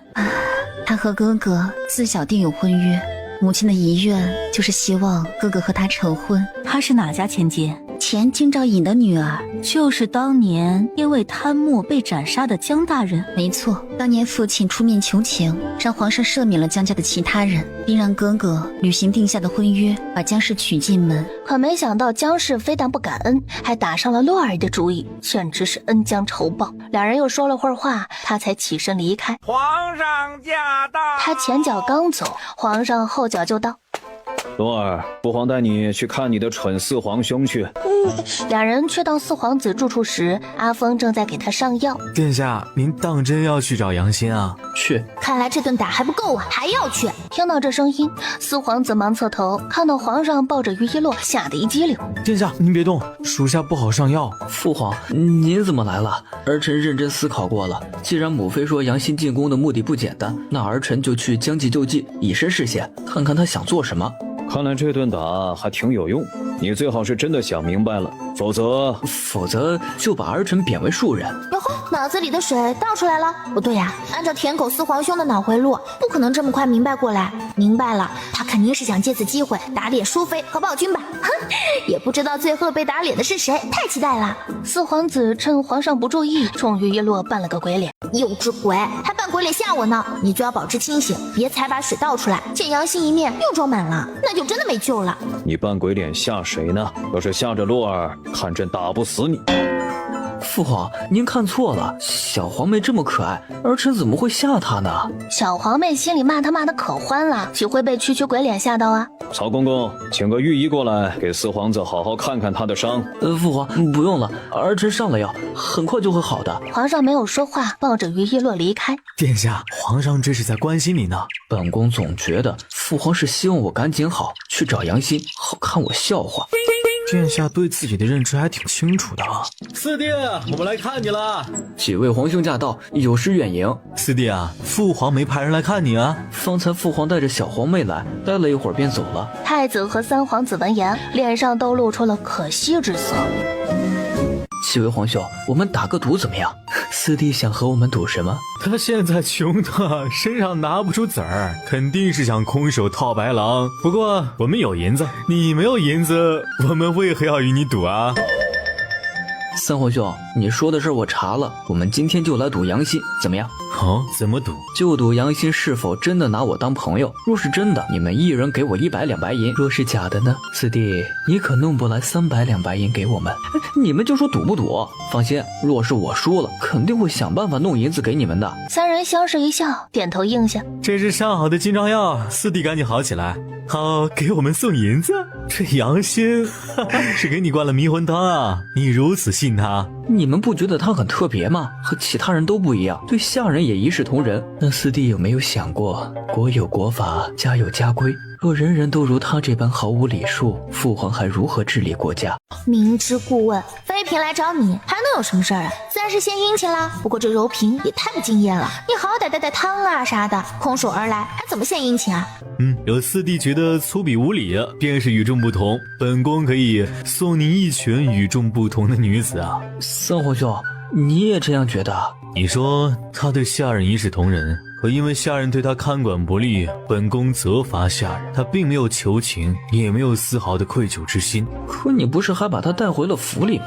没错，因为他算计了本宫，让本宫误以为他是本宫的救命恩人。殿下，要不您还是取消这个赌注吧啊？你也觉得本宫会说不盼本宫点好的？这不是挺明显的吗？与此同时，几人嘴里的杨欣正在房间里面画着图纸。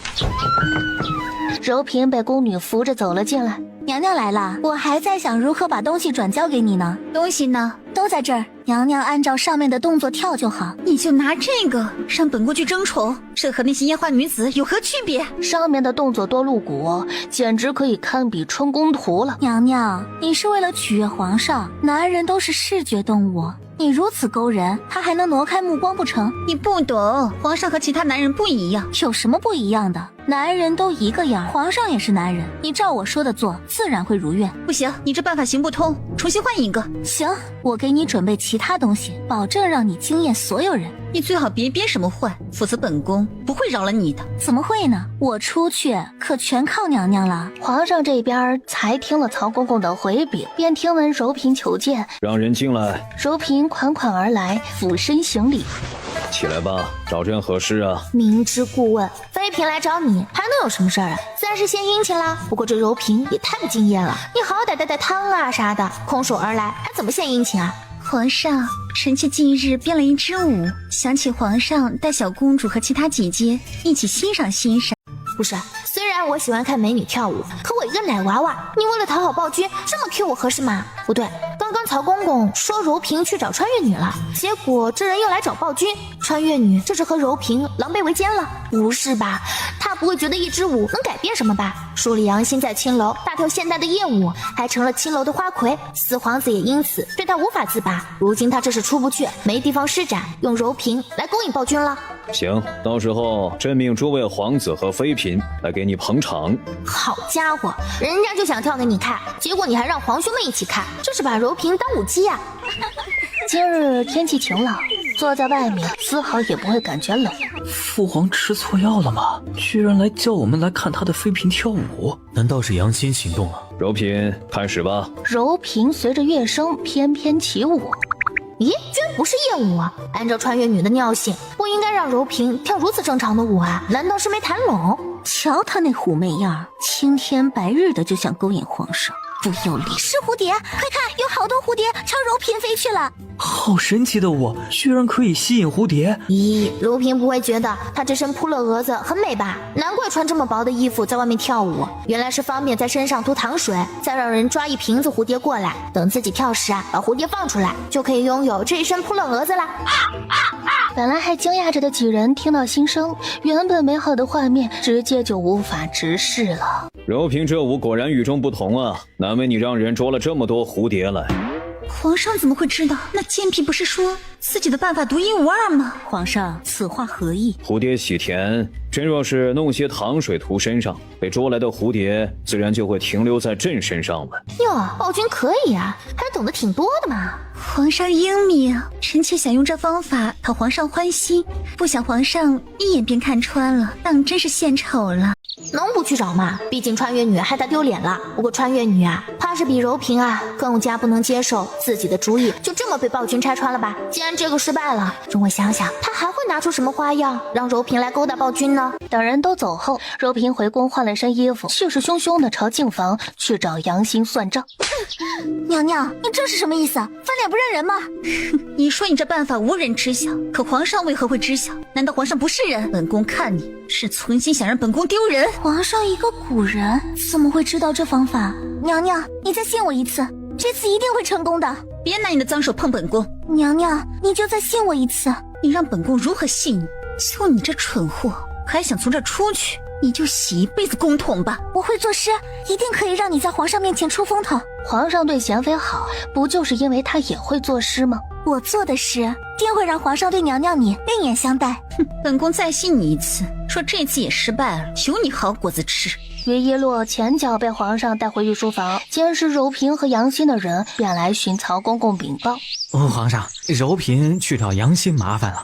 能不去找吗？毕竟穿越女害她丢脸了。不过穿越女啊，怕是比柔嫔啊更加不能接受自己的主意就这么被暴君拆穿了吧。既然这个失败了，容我想想，他还会拿出什么花样让柔嫔来勾搭暴君呢？皇上竖起耳朵，小家伙却没了声音。皇上，需要奴才让人把杨欣关押起来吗？不用。把杨欣关押起来，老四还如何作死呢？老四现在啊是不见棺材不落泪，他得如了他的愿。四皇兄喜欢作死，就让他继续呗，到时候他才知道孤儿是用什么造的。看暴君的意思，不会也是这样打算的吧？啊，想到了，穿越女既然失败了，接下来肯定会拿出自己的杀手锏，抄诗送给柔嫔装13。嘿嘿，也不知道暴君这次会不会被他装的。抄诗？什么诗啊？你倒是说呀！似乎是听到了皇上的祈祷，于一洛在心里回想着书里杨欣装逼的时候抄的2首诗。曹公公，把小公主送回贤妃宫里，这还有事要处理。是要做什么见不得人的事儿，还要把我这个小可爱支开啊？于一洛被抱出去后，皇上拿了张宣纸铺开，在上面写下方才听来的诗和诗名，还有作者。他也不想背着女儿的，女儿这么聪明，怀疑他能听到他的心声，以后肯定不会再说了。翌日，臣妾参见皇上，这是臣妾熬的汤，特意给皇上送来尝尝。哟，今日还送了汤，有长进啊！就为了给朕送汤吗？不，送汤是顺便，装13啊才是主要的任务。皇上，其实是臣妾做了一首诗，想请皇上指点指点。哎，还真猜对了，若是没猜错啊，手上的诗是李白的《静夜思》吧？穿越女也是真有，拿人家诗仙的诗装就罢了，还说是自己写的，多大的脸呢？曹公公，把柔嫔做的诗呈上来。曹公公点头，皇上接过，打开一看，映入眼帘的诗果然和女儿心声里说的一样。好家伙，还真的是啊！也对，我倒是忘了穿越女，就记得这2首诗，所以后面别人让她作诗，她都以各种借口搪塞，其实就是背不出来了。这诗确实是好诗，诗仙的诗自然是好诗。暴君这次是被装到了，怎么不动脑子想想，柔嫔能不能做出来？皇上一阵沉默。柔嫔，你确定这诗是你做的？皇上，诗确实是臣妾所作。哼，朕竟不知道李白的诗何时成你做的了啊！这暴君不仅没被装的，还知道是李白做的，这不是架空的吗？难道是不起眼的小国家，所以历史上没记录？皇上恕罪，臣妾并不知道李白是谁，这诗是杨梅那贱婢给臣妾的，他想让臣妾救他出境房，所以用这诗作为交换，臣妾也是一时鬼迷了心窍。回去把女德抄100遍。谢皇上，臣妾以后一定安分守己。退出御书房后，去找那贱婢。贱婢，你在里面装死吗？为何不开门？这是谁惹娘娘不高兴了？贱婢，你明知故问，竟然敢耍本宫！凭柔嫔的脑子，定然是做不出这种诗的。皇上一番询问，柔嫔肯定也不敢瞒，终于可以扬眉吐气报仇了。贱婢，你在里面装死吗？为何不开门？这是谁惹娘娘不高兴了？贱婢，你明知故问，竟然敢耍本宫！你竟然敢打我！等皇上让人接我出去，我一定会在皇上面前说你是如何欺负我、利用我的。你在说什么疯话？皇上让人接你出去，你做梦吧你！明明不是自己做的诗，还说是自己做的。皇上不杀你都是你命大。你说什么？那诗分明就是我做的，你亲眼所见。可你做的，皇上都知道这首诗，还知道是李白做的，你脸皮可真厚，好意思说是自己做的？他记得看书时，这分明是架空，皇上怎么会认得这是李白的诗呢？皇上不杀你，本宫也不会杀你，不过会让管事好好关照你的。娘娘，你闭嘴，别再说什么再信你一次的鬼话。柔嫔出了房间，找到管事，那贱婢是被罚到这儿做事呢，不是来享清福的。你不让她做事，等着把她供起来。娘娘教训的是，奴才是看她可怜，以后不敢了。午膳时，杨欣趁着净房的人都去吃饭了，偷偷溜出去寻四皇子。阿峰，找殿下？带我去找四皇子，我找他有事。哦，行，不过你不能待太久。两人去到四皇子住的偏殿。殿下，听说你受罚了，伤好了吗？我很担心你，一直在想办法来见你。殿下，膳食取来了。阿芳，本宫有没有和你说过，本宫要吃肉？只有4道菜就罢了，还全是绿色的，肉渣子都看不到一点儿。殿下，这是淑妃娘娘特意交代的，说殿下你在宫里是多余的，所以就没你的膳食。前几日呢，就当是送你的，今日起就只有这些了。四皇子咬了咬牙，知道这确实是母妃能做出来的事儿。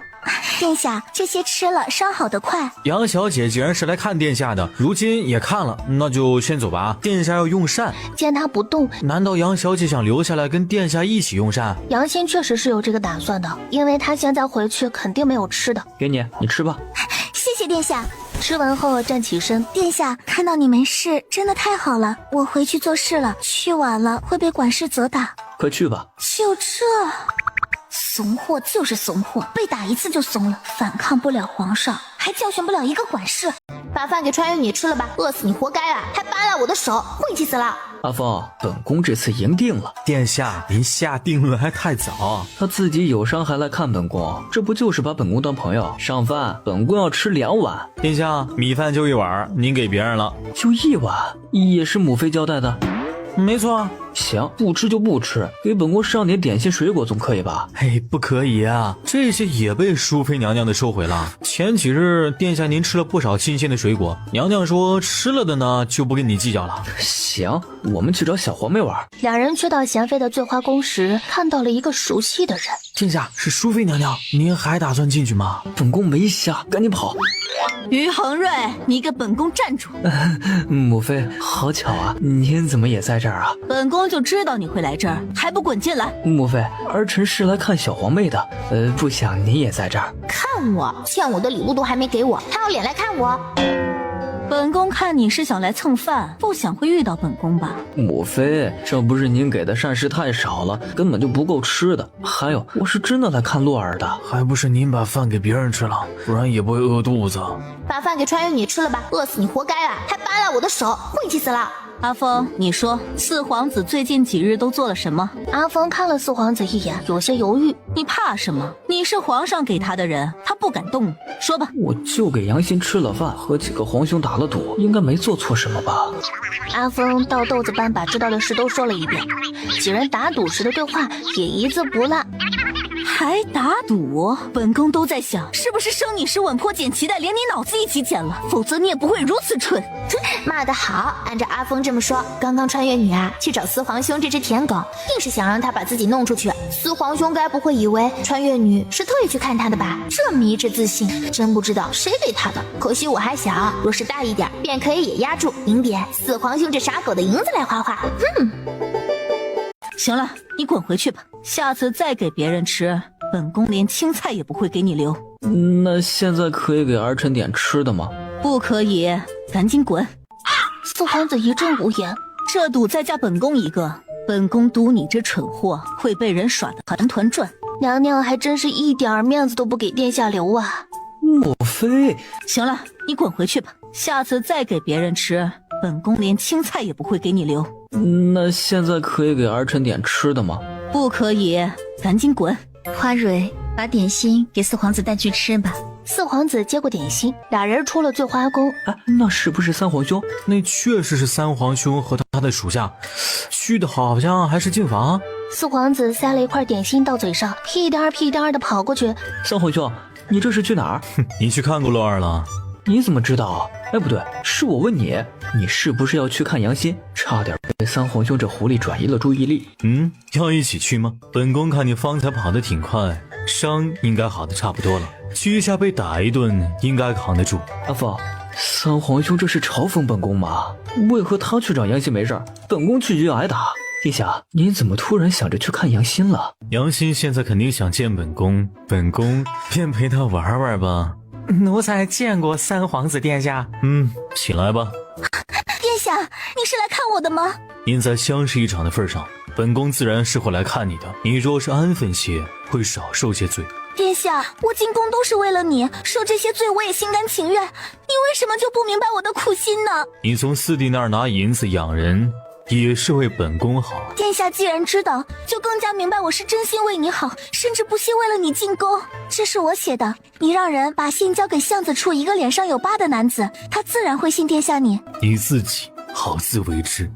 殿下，你知道我为什么会把这信给你吗？相信我，你很快就会明白的。既然三皇子如此不拿他当回事，他也不会让他过得舒坦。他要让三皇子尝一尝众叛亲离的滋味。殿下，你知道我为什么会把这信给你吗？相信我，你很快就会明白的。看着三皇子离开的背影，既然三皇子如此不拿他当回事，他也不会让他过得舒坦。他要让三皇子尝一尝众叛亲离的滋味。三皇子从净房出来，直接回了府。看看这字迹，能仿出来吗？这字也太丑了，属下刚学写字时写的都比这个好。不过杨欣怎么会把这个交给您呢？哼，因为他想拉本宫下水。拖殿下下水？女人也太恐怖了。你模仿杨欣的笔记，按照本宫说的去写一封信，交给刀疤男。属下从未仿过如此丑的字。本宫相信你能仿出来。加油。殿下，万一那刀疤男不信呢？你在信里加上跟父皇相关的事，他会信的。现在就在这儿仿。殿下肯定是不想仿这么丑的字儿，才让他来仿的。殿下看看，这样可以吗？很好，现在送去。刀疤男等杨欣的消息已经等得不耐烦了，见到子阳有些诧异。这是杨欣给你的信，他如今在宫中不方便出来，所以让我转交给你。杨欣真的得手了？如假包换，所以殿下现在需要人马。杨欣说了，你是邓枫的手下，你会帮殿下的，对吧？我得去找杨欣问清楚。杨欣虽然得了手，可若是太子发现了异样，你觉得你还能报仇吗？你现在最应该做的，便是把其他兄弟召集起来，和三皇子一起杀进宫。见他有所动摇，你还等什么呢？若是不信，你可以召集兄弟们，再进宫去找杨欣，也可以对峙。我还能给你画杨欣所在的位置图。行，只要把这个拉下，便能召集其他兄弟。不过兄弟不多。宫里，杨欣从三皇子离开之后，便心情极好的哼着歌儿，刷着公筒。小园子见他这样，以为是他疯了，恨不得离他远远的。到了晚上，杨欣吃完饭回到房间，思索着如何让三皇子的身份人尽皆知。就在这时，窗户被人推开。你怎么会在这儿？子阳说你得手了，狗皇帝呢？杨欣以为自己听错了，他现在自己都自身难保，更别说对皇上动手了。三皇子这是算计了他。门外偷摸来寻杨欣的四皇子听到里面的对话声，抬手推开门。殿下，救我！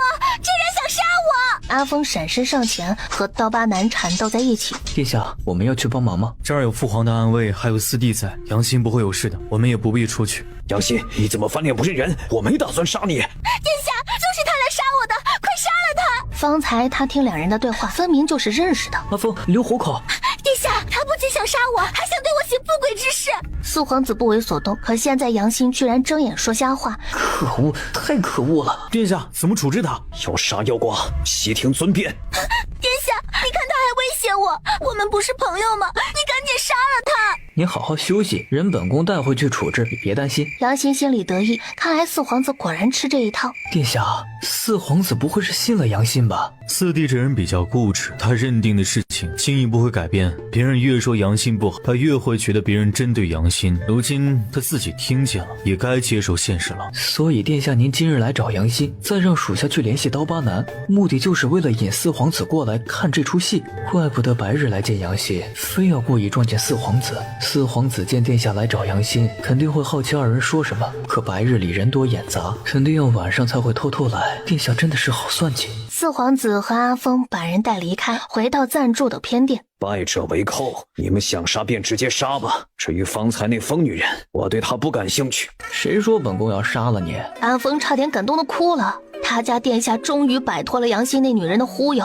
嗨，苦逼的日常安排又来了，每天都是如此简单，起床然后受苦。不过暴君这黑眼圈也太严重了啊，该不会昨晚翻牌子了，所以一夜没睡。阿峰，把他的嘴堵上，弄个袋子套上关起来，做好一切。殿下，这杨欣骗了您，您也别太难过啊。这个能看清便好。阿峰，本宫伤心是因为银子，你知道100两银子对本宫来说意味着什么吗？殿下，属下之前就让您收回赌注，您非说自己赢定了，现在晚了吧？可可恶，太可恶了！不拿本宫当朋友就罢了，还骗本宫的银子，害本宫变成穷光蛋。他骗了殿下，殿下也可以骗他呀。对呀，本宫怎么就没想到，敢骗本宫，本宫也要让他尝尝被骗的滋味。他低声在阿峰的耳边说了几句，照本宫说的去办。至于带回来的刀疤男人，慢慢折磨。皇上那边收到暗卫的回禀时，挑了挑眉。老三这孩子有心了。三皇子确实是有心了，为四皇子做到如此份上，也算是手足情深。唉。你去把邓峰相关的记录给朕拿过来。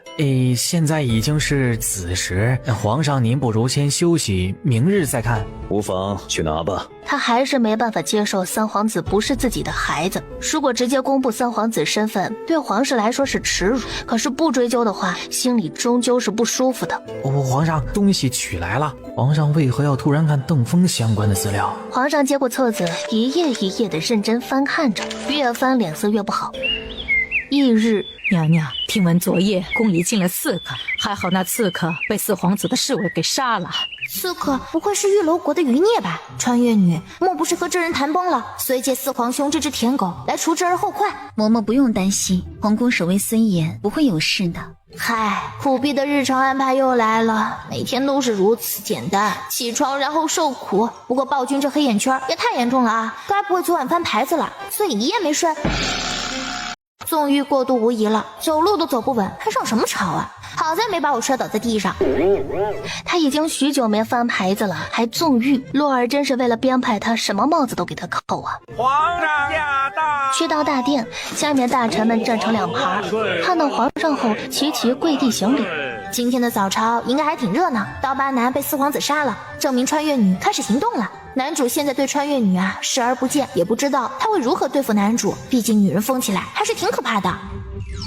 拦住他，别让他胡说八道。杨欣挣脱这些人，跑进大殿中央。民女杨梅参见皇上。靠，穿越女这是真疯了，装都不装了，直接亲自上阵撕男主。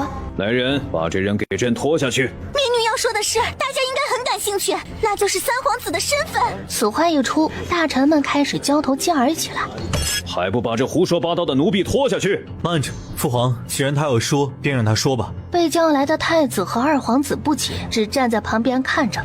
皇上即使不让我说，其他人也知晓的差不多了。我一路上都在说三皇子不是皇上你的孩子。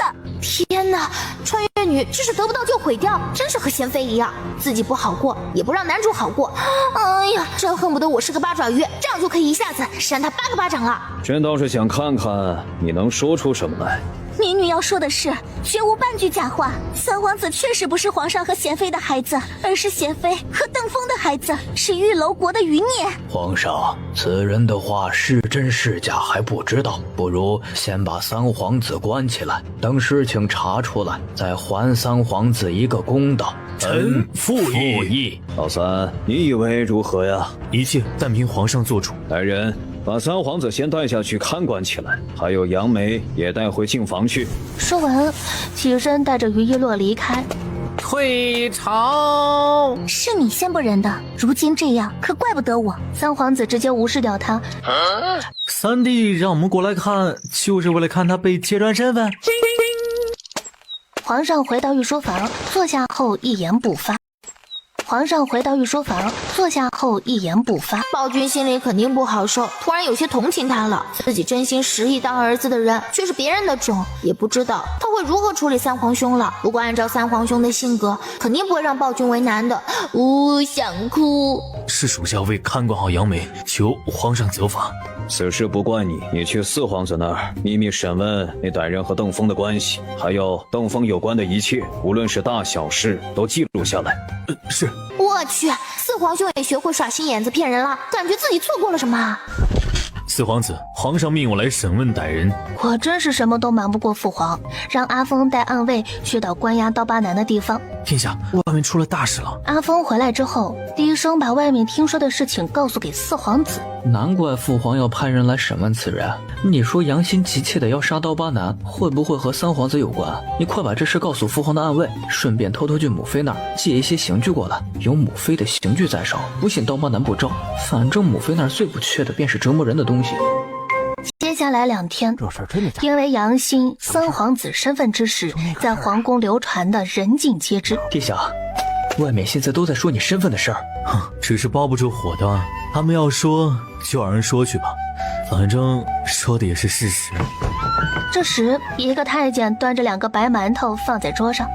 你就给殿下吃这个？哼，殿下，外面现在都传遍了，他算哪门子殿下呀？有的吃就不错了，别挑3拣4的。他们也太过分了，殿下，属下去杀了他。这馒头还好着呢。你与其在这儿与不相干的人置气，不如去找皇上，告诉他我想见见他与洛儿，看他愿不愿意带洛儿过来看我。小时候母妃对他不好，别说是吃馒头，能不饿肚子就不错了。属下这就去办。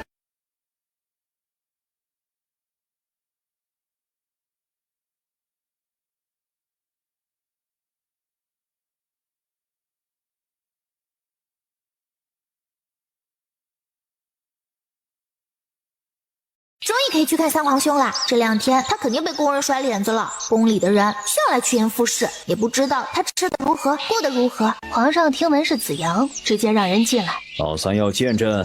殿下说想见见皇上您和小公主。终于可以去看三皇兄了。这2天他肯定被宫人甩脸子了，宫里的人向来趋炎附势，也不知道他吃的如何，过得如何。皇上叹息一声，抱着于一洛站起身，同子阳一起去到关三皇子的地方。三皇子听到声音，忙站起身，对皇上行礼。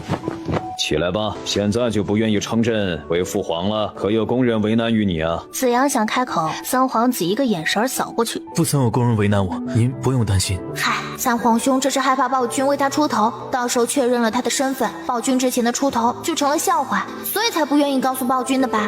皇上敛了敛眸，不是想看洛儿吗？三皇子接过软乎乎的于一洛，多谢您，还愿意带洛儿来看我。只要你一日是三皇子，朕就是你的父皇，洛儿是你妹妹，这不会改变。儿臣谢过父皇。缺什么？让子阳去找内务府，朕还有要事处理。谢谢父皇陪儿臣喝茶，洛儿再见。明日你去禀报父皇，玉楼国的余孽已经被一网打尽，问父皇如何处置。至于我府里的值钱玩意儿，就都送给咸丰宫里给洛儿吧。殿下，方才您明明可以告诉皇上玉楼国余孽之事，为何要等明日属下去禀告皇上？你按我说的照做就行。子阳总觉得三皇子今日有些怪异，便寸步不离地守在房间里面，直至第2日。殿下，您真的没事儿？能有什么事？你快去吧。怎么感觉是在交代后事一般？三皇兄不会是担心暴君狠不下心，又怕自己的身世成为皇室污点，有损暴君威严，所以他这是做了决定，不让暴君为难，打算自尽。怪不得昨日说话时就觉得他有些奇怪，只怕是杨欣说出真相时，他便已经做了决定了。暴君，你快去拦住他！皇上这边才看完暗卫呈上来的审讯记录，并听闻子阳求见。属下参见皇上。见朕所谓何事啊？玉楼国余孽已经被殿下一网打尽，三皇子让属下过来禀告皇上，该如何处置？昨日明明有机会说的，为何今日才说啊？三皇兄这是打算干嘛啊？老三还交代了你什么？殿下让属下把府里值钱的东西都给小公主。怎么感觉是在交代后事一般？三皇兄不会是担心暴君狠不下心，又怕自己的身世成为皇室污点，有损暴君威严，所以他这是做了决定，不让暴君为难，打算自尽。怪不得昨日说话时就觉得他有些奇怪，只怕是杨欣说出真相时，他便已经做了决定了。暴君，你快去拦住他！去三皇子处。来到门口，不等推开门，便听里面传来三皇子熟悉的嗓音：“你来做什么？来看看你呀！为了见你，我可费了不少劲儿。殿下似乎不欢迎我。若你是来看笑话的，便可以离开了。这点小手段在本宫面前沾沾自喜，愚不可及。”本宫，你现在可不是皇上的孩子，你以为你还是高高在上的三皇子吗？若是你求求我，兴许我还念在之前的交情上，想想办法救你。救本宫？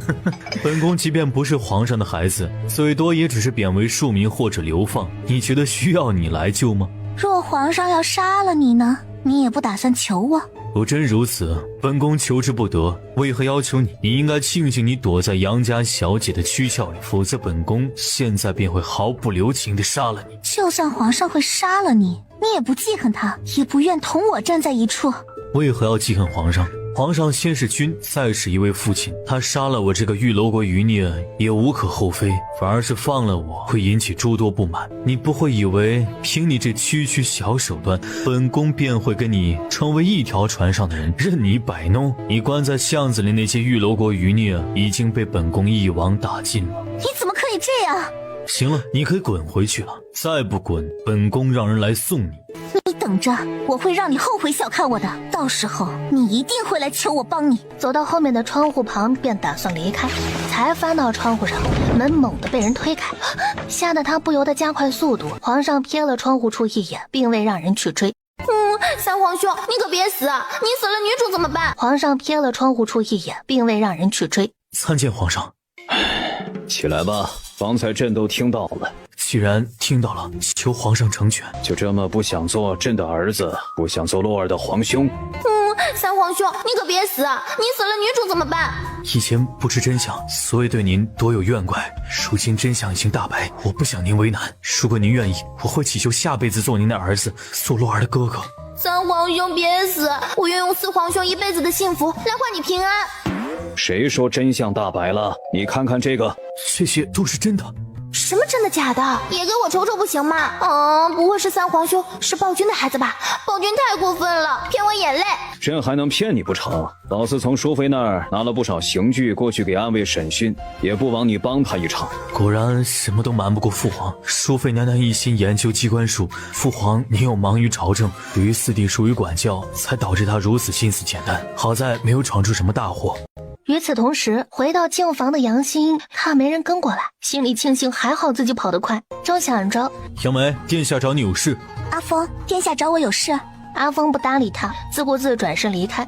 一路上俩人谁也不说话，杨欣心情愉悦，也懒得计较阿峰给他脸色看。殿下，人带到了。父皇为何要让他去找杨欣这个骗子，还躲在屏风后面偷听？殿下，我也恰好有事找你。你找本宫何事？还本宫银子。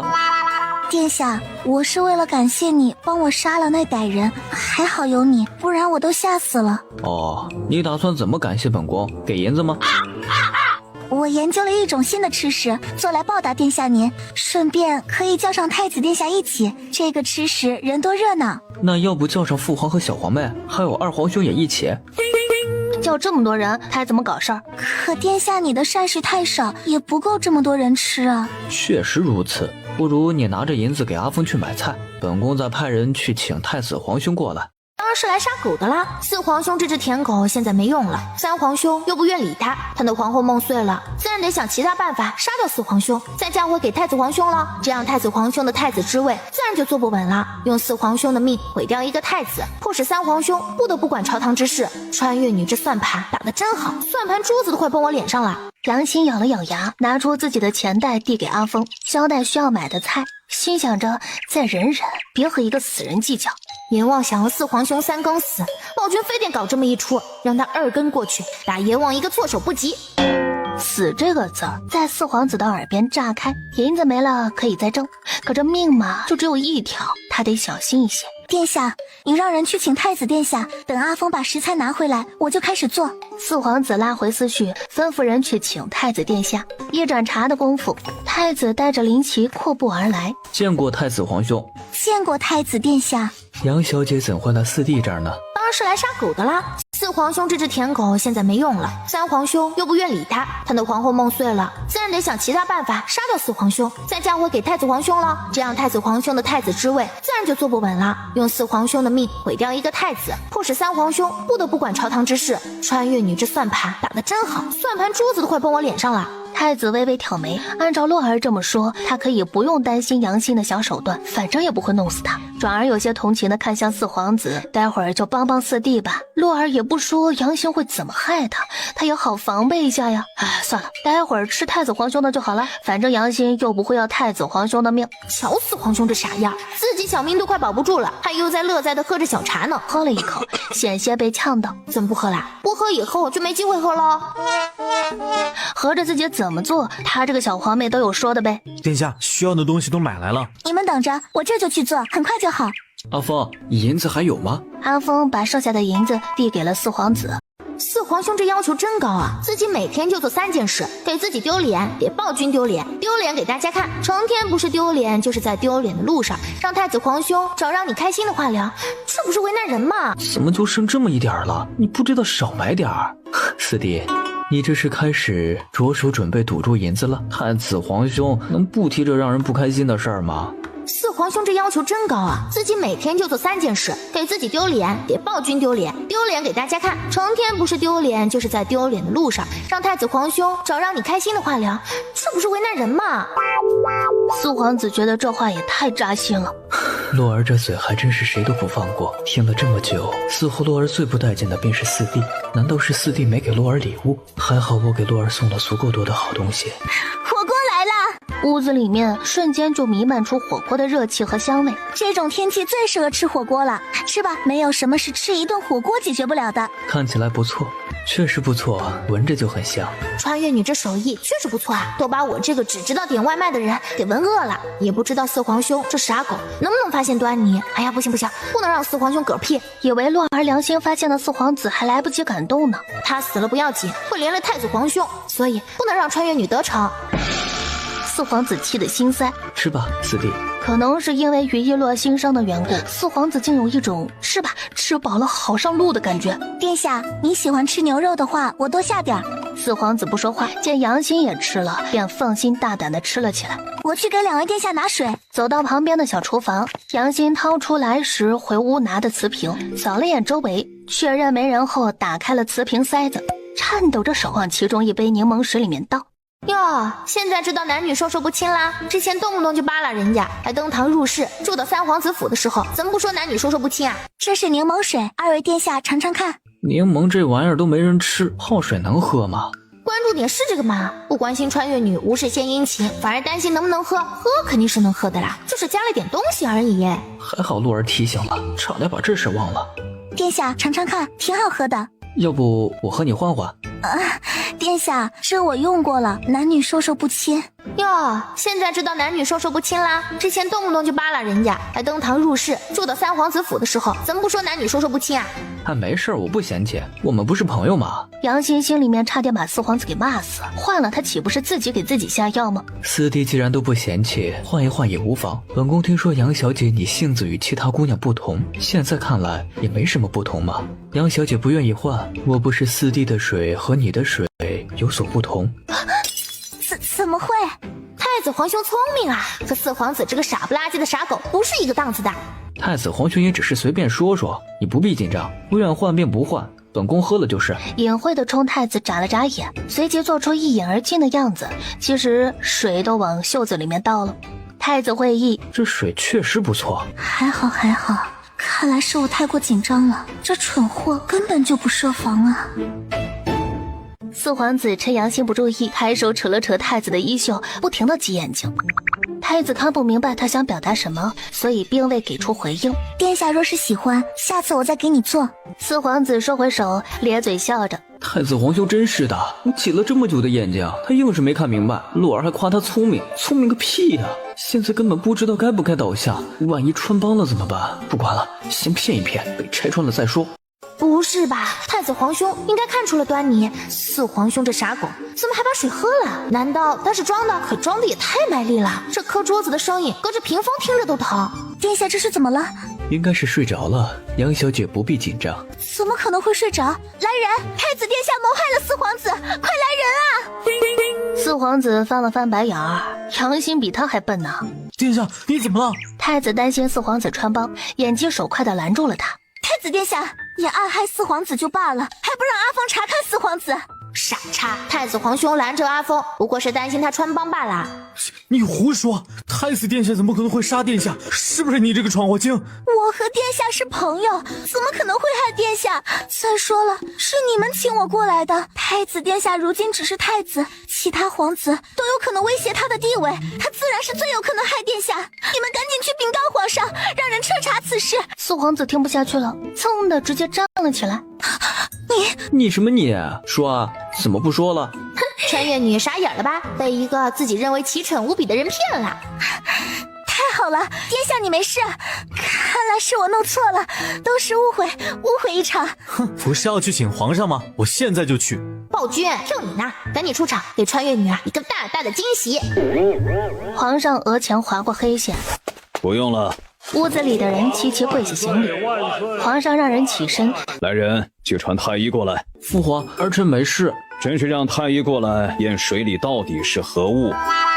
四皇子哭唧唧，终究是他想多了。殿下，你骗我，我们不是朋友吗？谁和你是朋友了？本宫才不会和你这种蠢货做朋友。赶紧把本宫的银子还了！一个姑娘脸皮居然如此之厚，非得本宫亲自要。能被这种蠢货骗，你又好到哪里去啊？半斤8两罢啦！能被这种蠢货骗，你又好到哪里去啊？半斤8两罢啦！三殿下，我这么做都是为了你。你以为凭你玉楼国余孽的身份，皇上会接纳你吗？来人，把他的嘴堵上！皇上，林太医来了。臣参见皇上。验验看，这水里有何物？林太医接过水，从药箱里面取出银针，放入水中，银针瞬间变黑。皇上，这水中有剧毒，这种毒无色无味，此毒应该是玉楼国皇室独有。杨欣想辩解，可是嘴被堵住，压根儿就说不出话。来人，搜他的身。很快，一个宫女从杨欣身上搜出一个小瓷瓶，正是此毒。来人，宫女杨梅污蔑三皇子是玉楼国余孽，意图谋杀四皇子，并嫁祸于太子，即日起关押至天牢。等人把杨欣带走后，四皇子走到于一洛旁边，凑过去，在他肉嘟嘟的小脸上就是一顿乱亲。你皮痒啊？谁让你这么亲洛儿的？没看到他不高兴吗？太子走上前，掏出一块方帕，轻柔地给于一洛擦干净脸上的口水。洛儿乖，别害怕，四弟可能是被吓傻了。还是太子皇兄温柔，四皇子这傻狗真粗鲁，现在我脸上是不是都是火锅味啊？哎呀，本宫是错过了什么好戏啊？见到抱着于一洛的皇上，儿臣参见父皇。方才还一副轻佻的模样，见到暴君啊，秒变脸，他真是切换自如啊！不愧是德妃的儿子，和德妃一样会演。起来吧，来找老四。回父皇，四弟和我们几个打了赌，他输了，儿臣来讨债。二皇兄，我差点小命就不保了，你有没有心啊？不关心我，一开口就是讨债。四弟这不是好好的吗？这没缺胳膊也没缺腿的，就是破了点相，也不影响啊。的确不影响给我们银子。三皇兄，你也没有心。审问刀疤男的那份记录我也出了力，你怎么还想着问我要银子的事啊？行了，你们都别逗四弟了，人没事就好。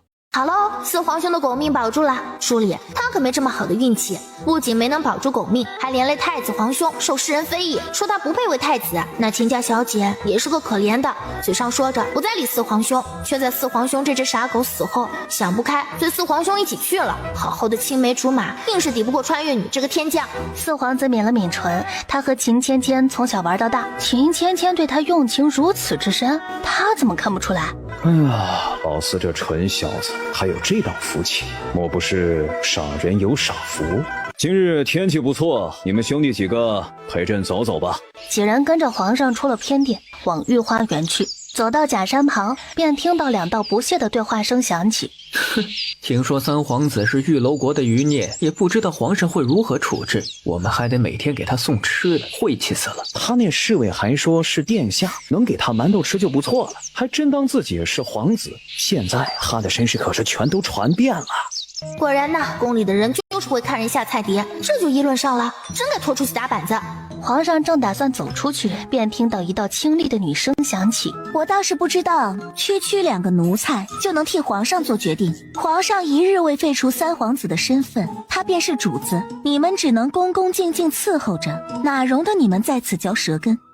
是女主哎！表面对三皇兄冷冷淡淡，背后护肤狂魔。书里因为穿越女把两人拆散了，为了羞辱女主，穿越女儿还把女主弄进宫。他不知道是女主自己自愿的。好在后面三皇兄知道了穿越女的动作，把她囚禁起来。可惜结局，三皇兄只是孤家寡人，没能和女主在一起。四弟有人喜欢，三弟也有人护着，怎么就没有听洛儿说他和太子皇兄的呢？不过这道声音怎么有些耳熟啊？假山外的两人听到暮雪的声音，吓得赶紧闭上嘴。好大的胆子，见到郡主还不行礼！两人连忙行礼。我就说声音怎么有些熟悉，原来是表妹。三弟怎么可能会与表妹有关系？莫不是他俩人背着我偷偷认识的？二皇兄，吃瓜吃到自己表妹身上可还行啊？是不是在想自己表妹什么时候和三皇兄认识的？别说你不知道，就是三皇兄自己都不记得了。皇上也听得差不多了，才迈步走到假山外。朕明令禁止过，不得私下议论三皇子身份，违令者一律杖毙。暮雪和丫鬟见皇上出来，忙跪地行礼。皇上恕罪，三皇子恕罪，小的只是一时糊涂，才口无遮拦呢。皇上淡淡的看了两人一眼，最后视线落到了一旁的暮雪身上。暮雪站起身，抬眸不着痕迹的往三皇子处看了一眼。女主气质美人啊，和三皇兄真是绝配，天仙配。只是可惜了，他顶着这么一张脸搞暗恋，也不知道怎么想的。不过这暗恋是不是家族遗传呐？二皇兄这个骚包在外，一副轻佻的样，特别能爸爸，看上去简直就是老司机。结果对上自己喜欢的人，三锤打不出个冷屁不说，还又是纯爱又是暗恋的。合着现在不编排四弟，开始编排我了。皇上是听得津津有味。皇上，臣女还要去拜见德妃娘娘，先行告辞了。皇上摆了摆手，等人走远后，命人把地上的2个太监拖下去杖毙。君主，三皇子如今正处在风口浪尖上，您这样，万一被皇上误会成是侯爷的意思就不好了。爹爹忠心耿耿，与爹爹何干？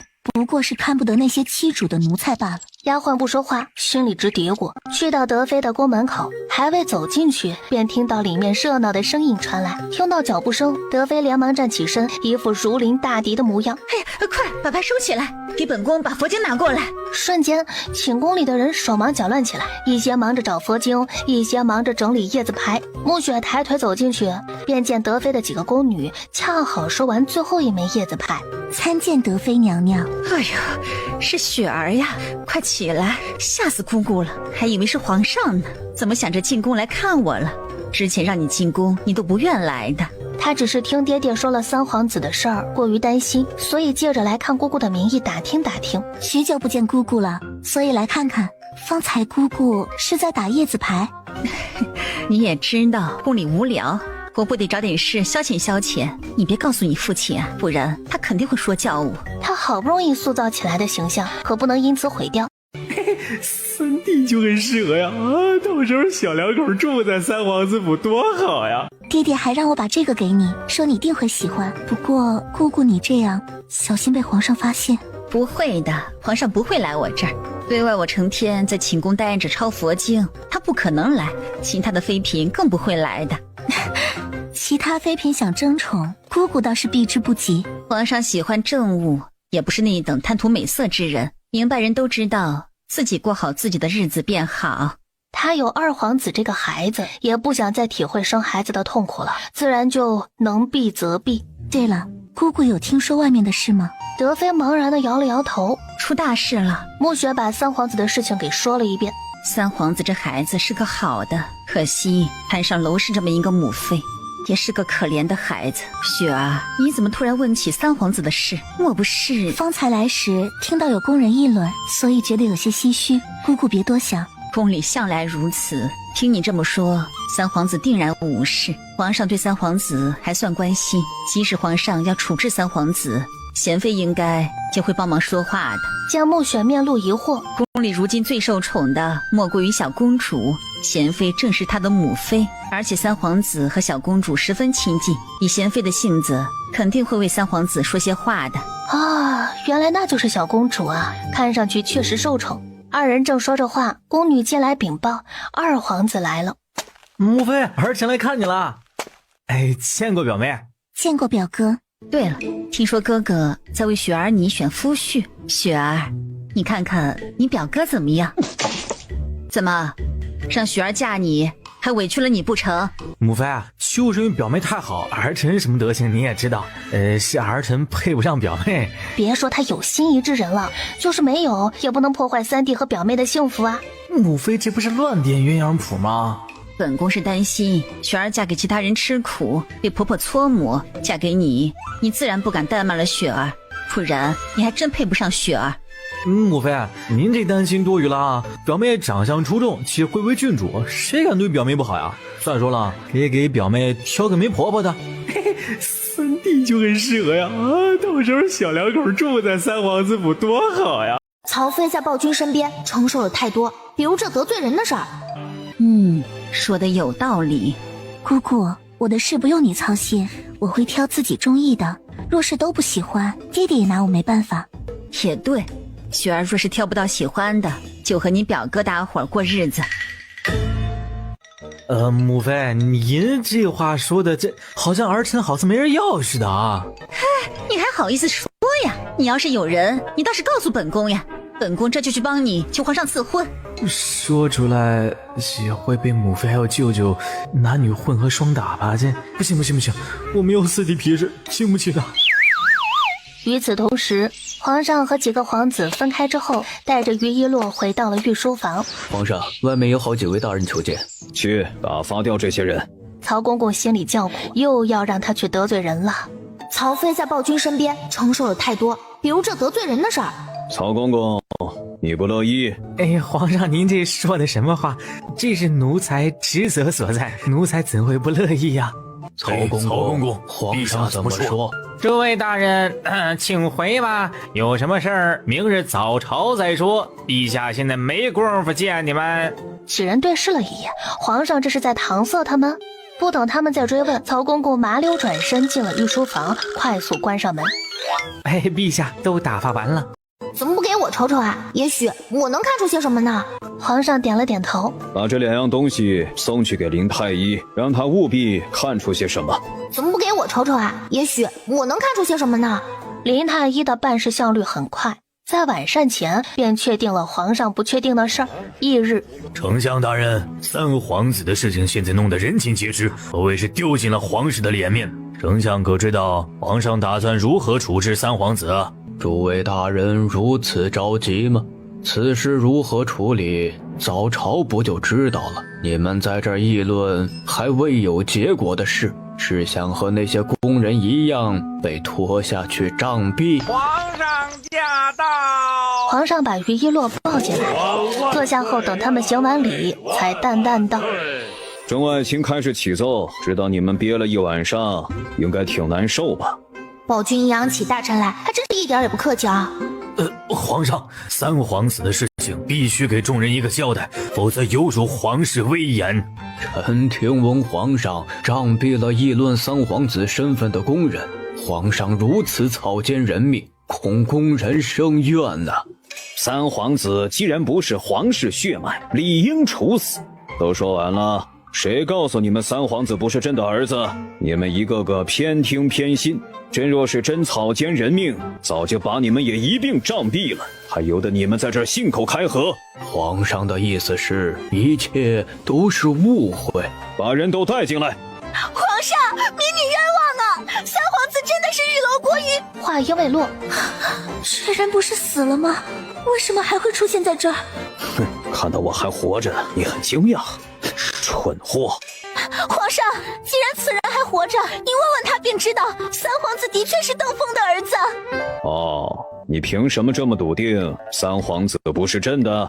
川玉女是笃定古代不能做亲子鉴定，所以搁这儿带节奏呢。还好暴君找了林太医，林太医见多识广，等着看川玉女被打脸了。呀呼！说你蠢，你还真是蠢。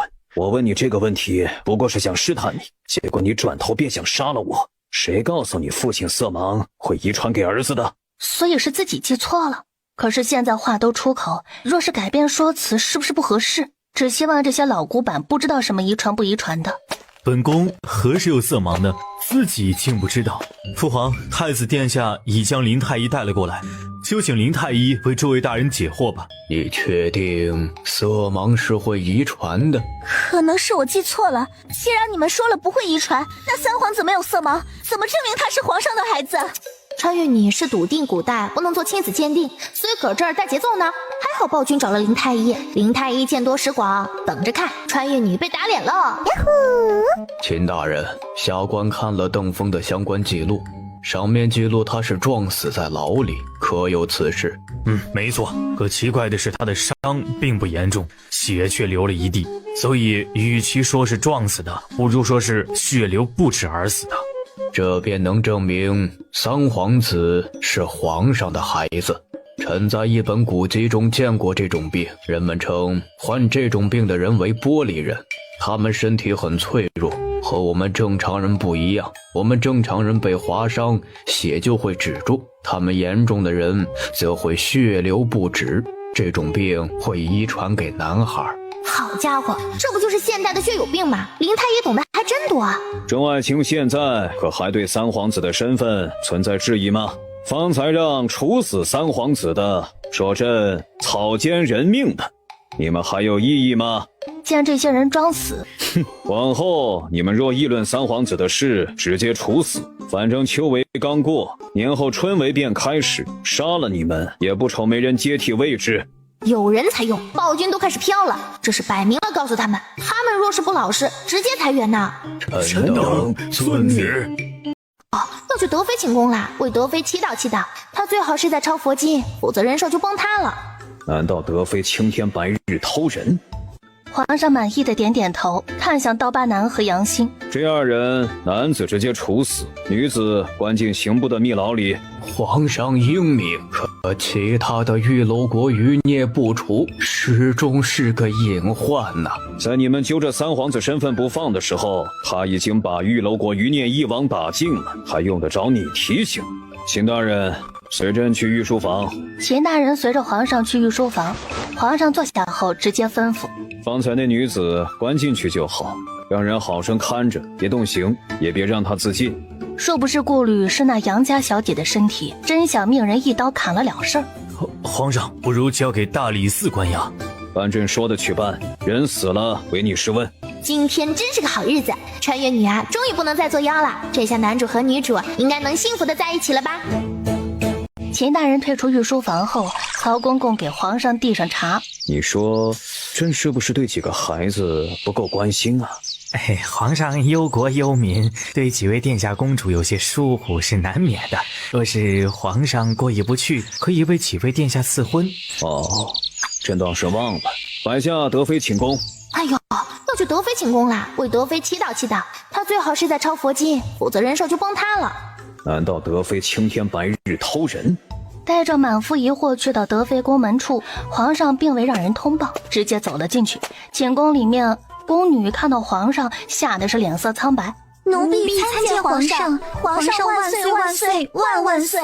德妃听到声音，赶紧把手上的叶子牌放到桌上。皇上来了，怎么也不通报一声？臣妾也好出去迎接呀。德妃心理素质可真好，仿佛打叶子牌的不是她一般。皇上瞥了德妃一眼，自顾自走到椅子上坐下。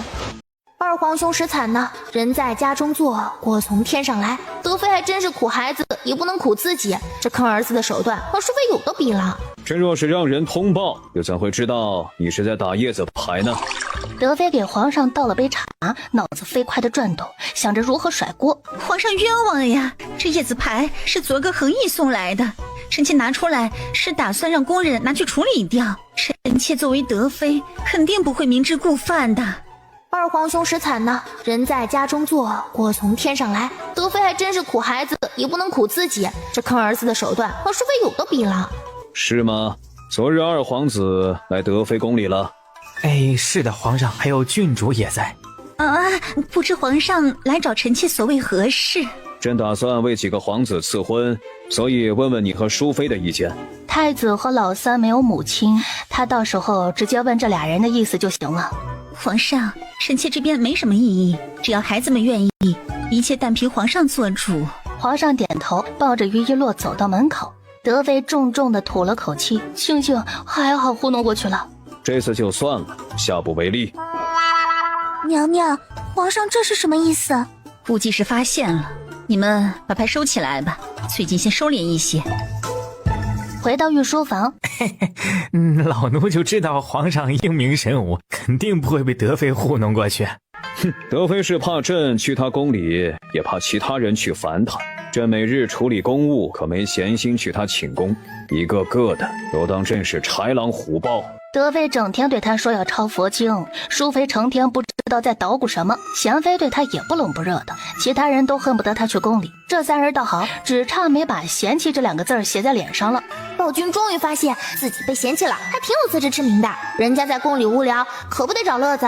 你该庆幸只是打打牌，不是给你戴绿帽子。暴君终于发现自己被嫌弃了，还挺有自知之明的。人家在宫里无聊，可不得找乐子。你该庆幸只是打打牌，不是给你戴绿帽子。你去把林太医叫来，顺便派人去传禁军副统领。曹公公领命离去。哎，皇上，林太医正巧过来了。大忽悠来了，早朝时一脸正气凛然，把大臣们忽悠得一愣一愣的，我都差点被忽悠到了。还好穿越女生物学的不行，不然啊，直接可以拆穿你们。臣参见皇上。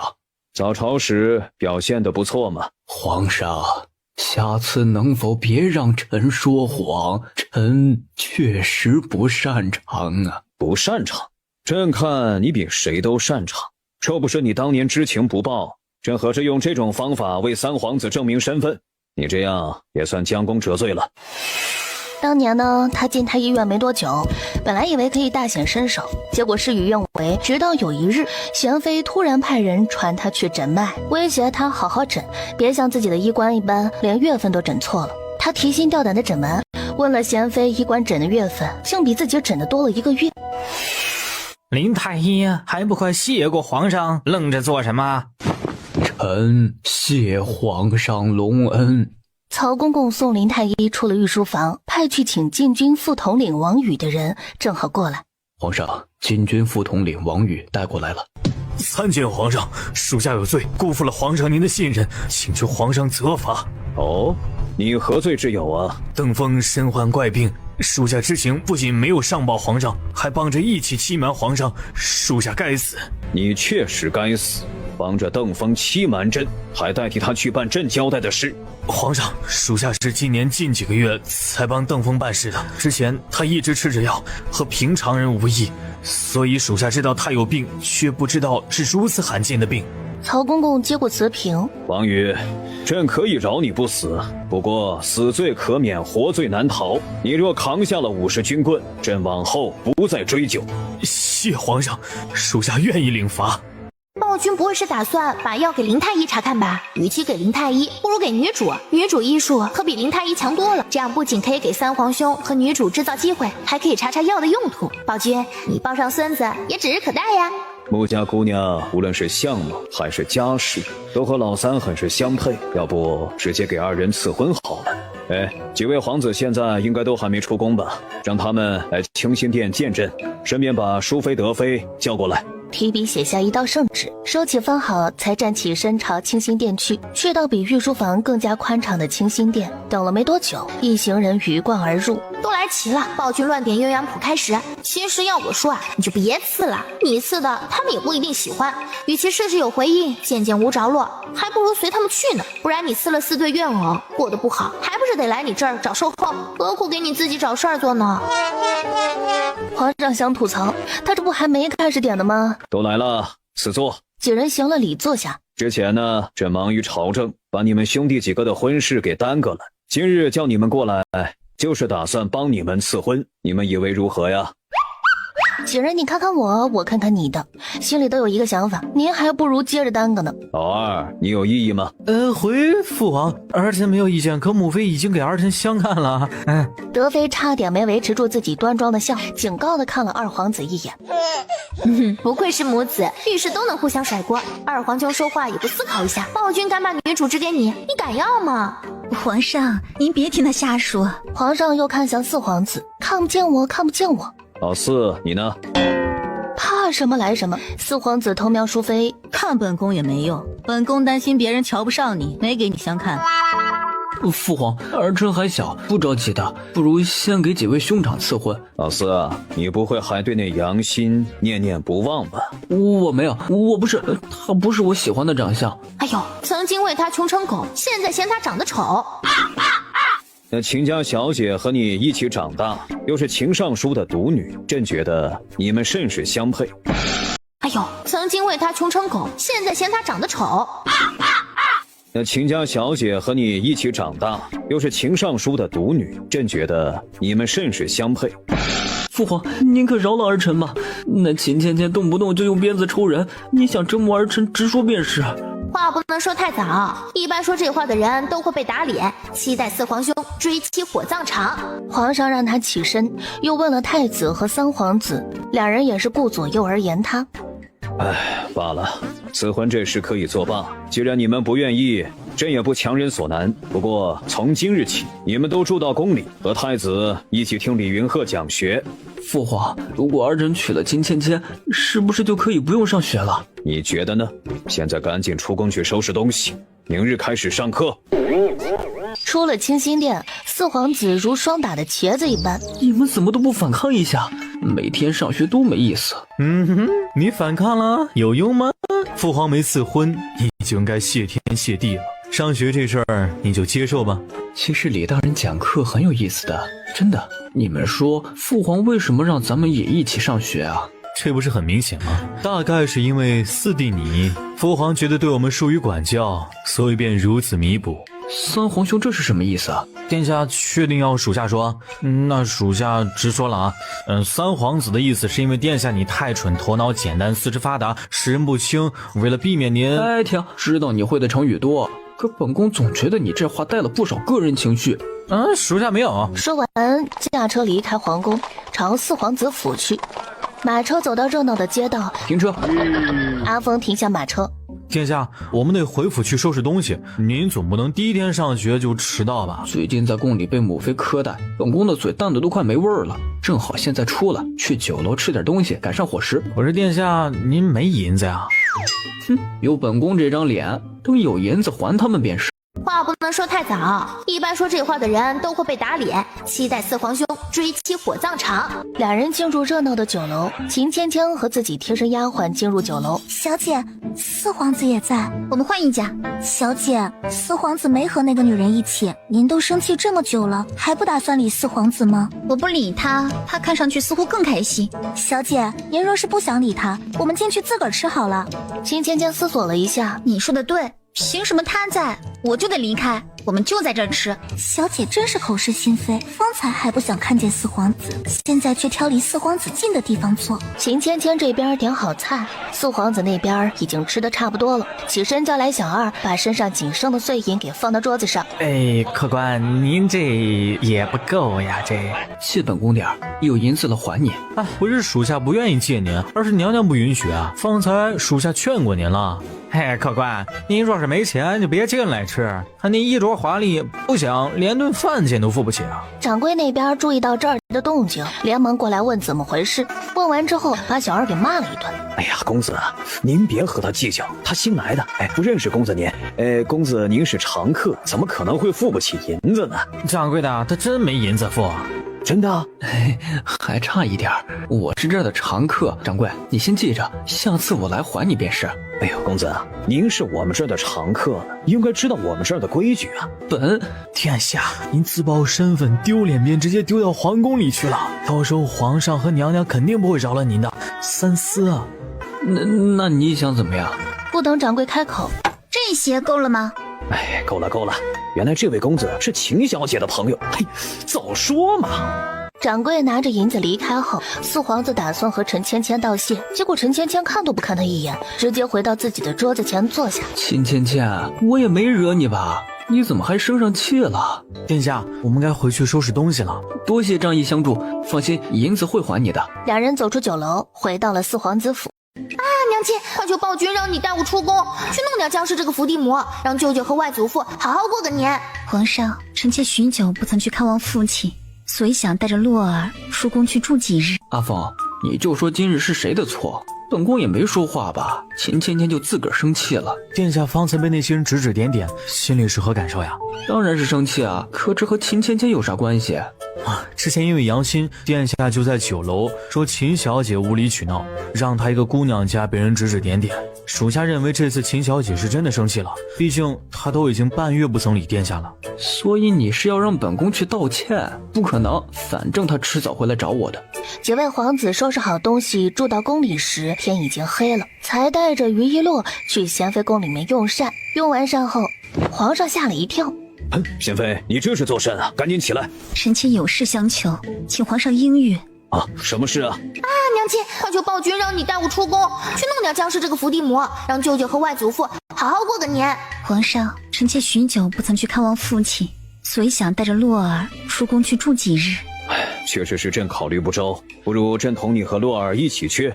大妹，暴君你就别瞎凑热闹了，你去了将军府，舅舅和祖父肯定不自在，真是一点也不懂得放手，让我和娘亲好好过二人世界行吗？别跟个狗皮膏药似的。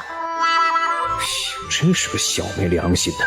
见贤妃一副不愿意又不知如何拒绝的模样，朕的意思是明日送你们去将军府再回来，不然朕不放心。臣妾谢过皇上，不过臣妾还有另一件事相求。哦，说说看。哥哥常年在外，和家人聚少离多，如今边关也算安稳，臣妾想求皇上让哥哥在京城多待些时日。还是娘亲想的周到，正好趁这个时间给舅舅休掉僵尸，再重新找个更好的舅妈。皇上额前划过黑线，洛儿似乎很喜欢给人牵红绳。朕也有此打算，便如你所愿吧。朕先回去了。还是娘亲想的周到，正好趁这个时间给舅舅休掉僵尸，再重新找个更好的舅妈。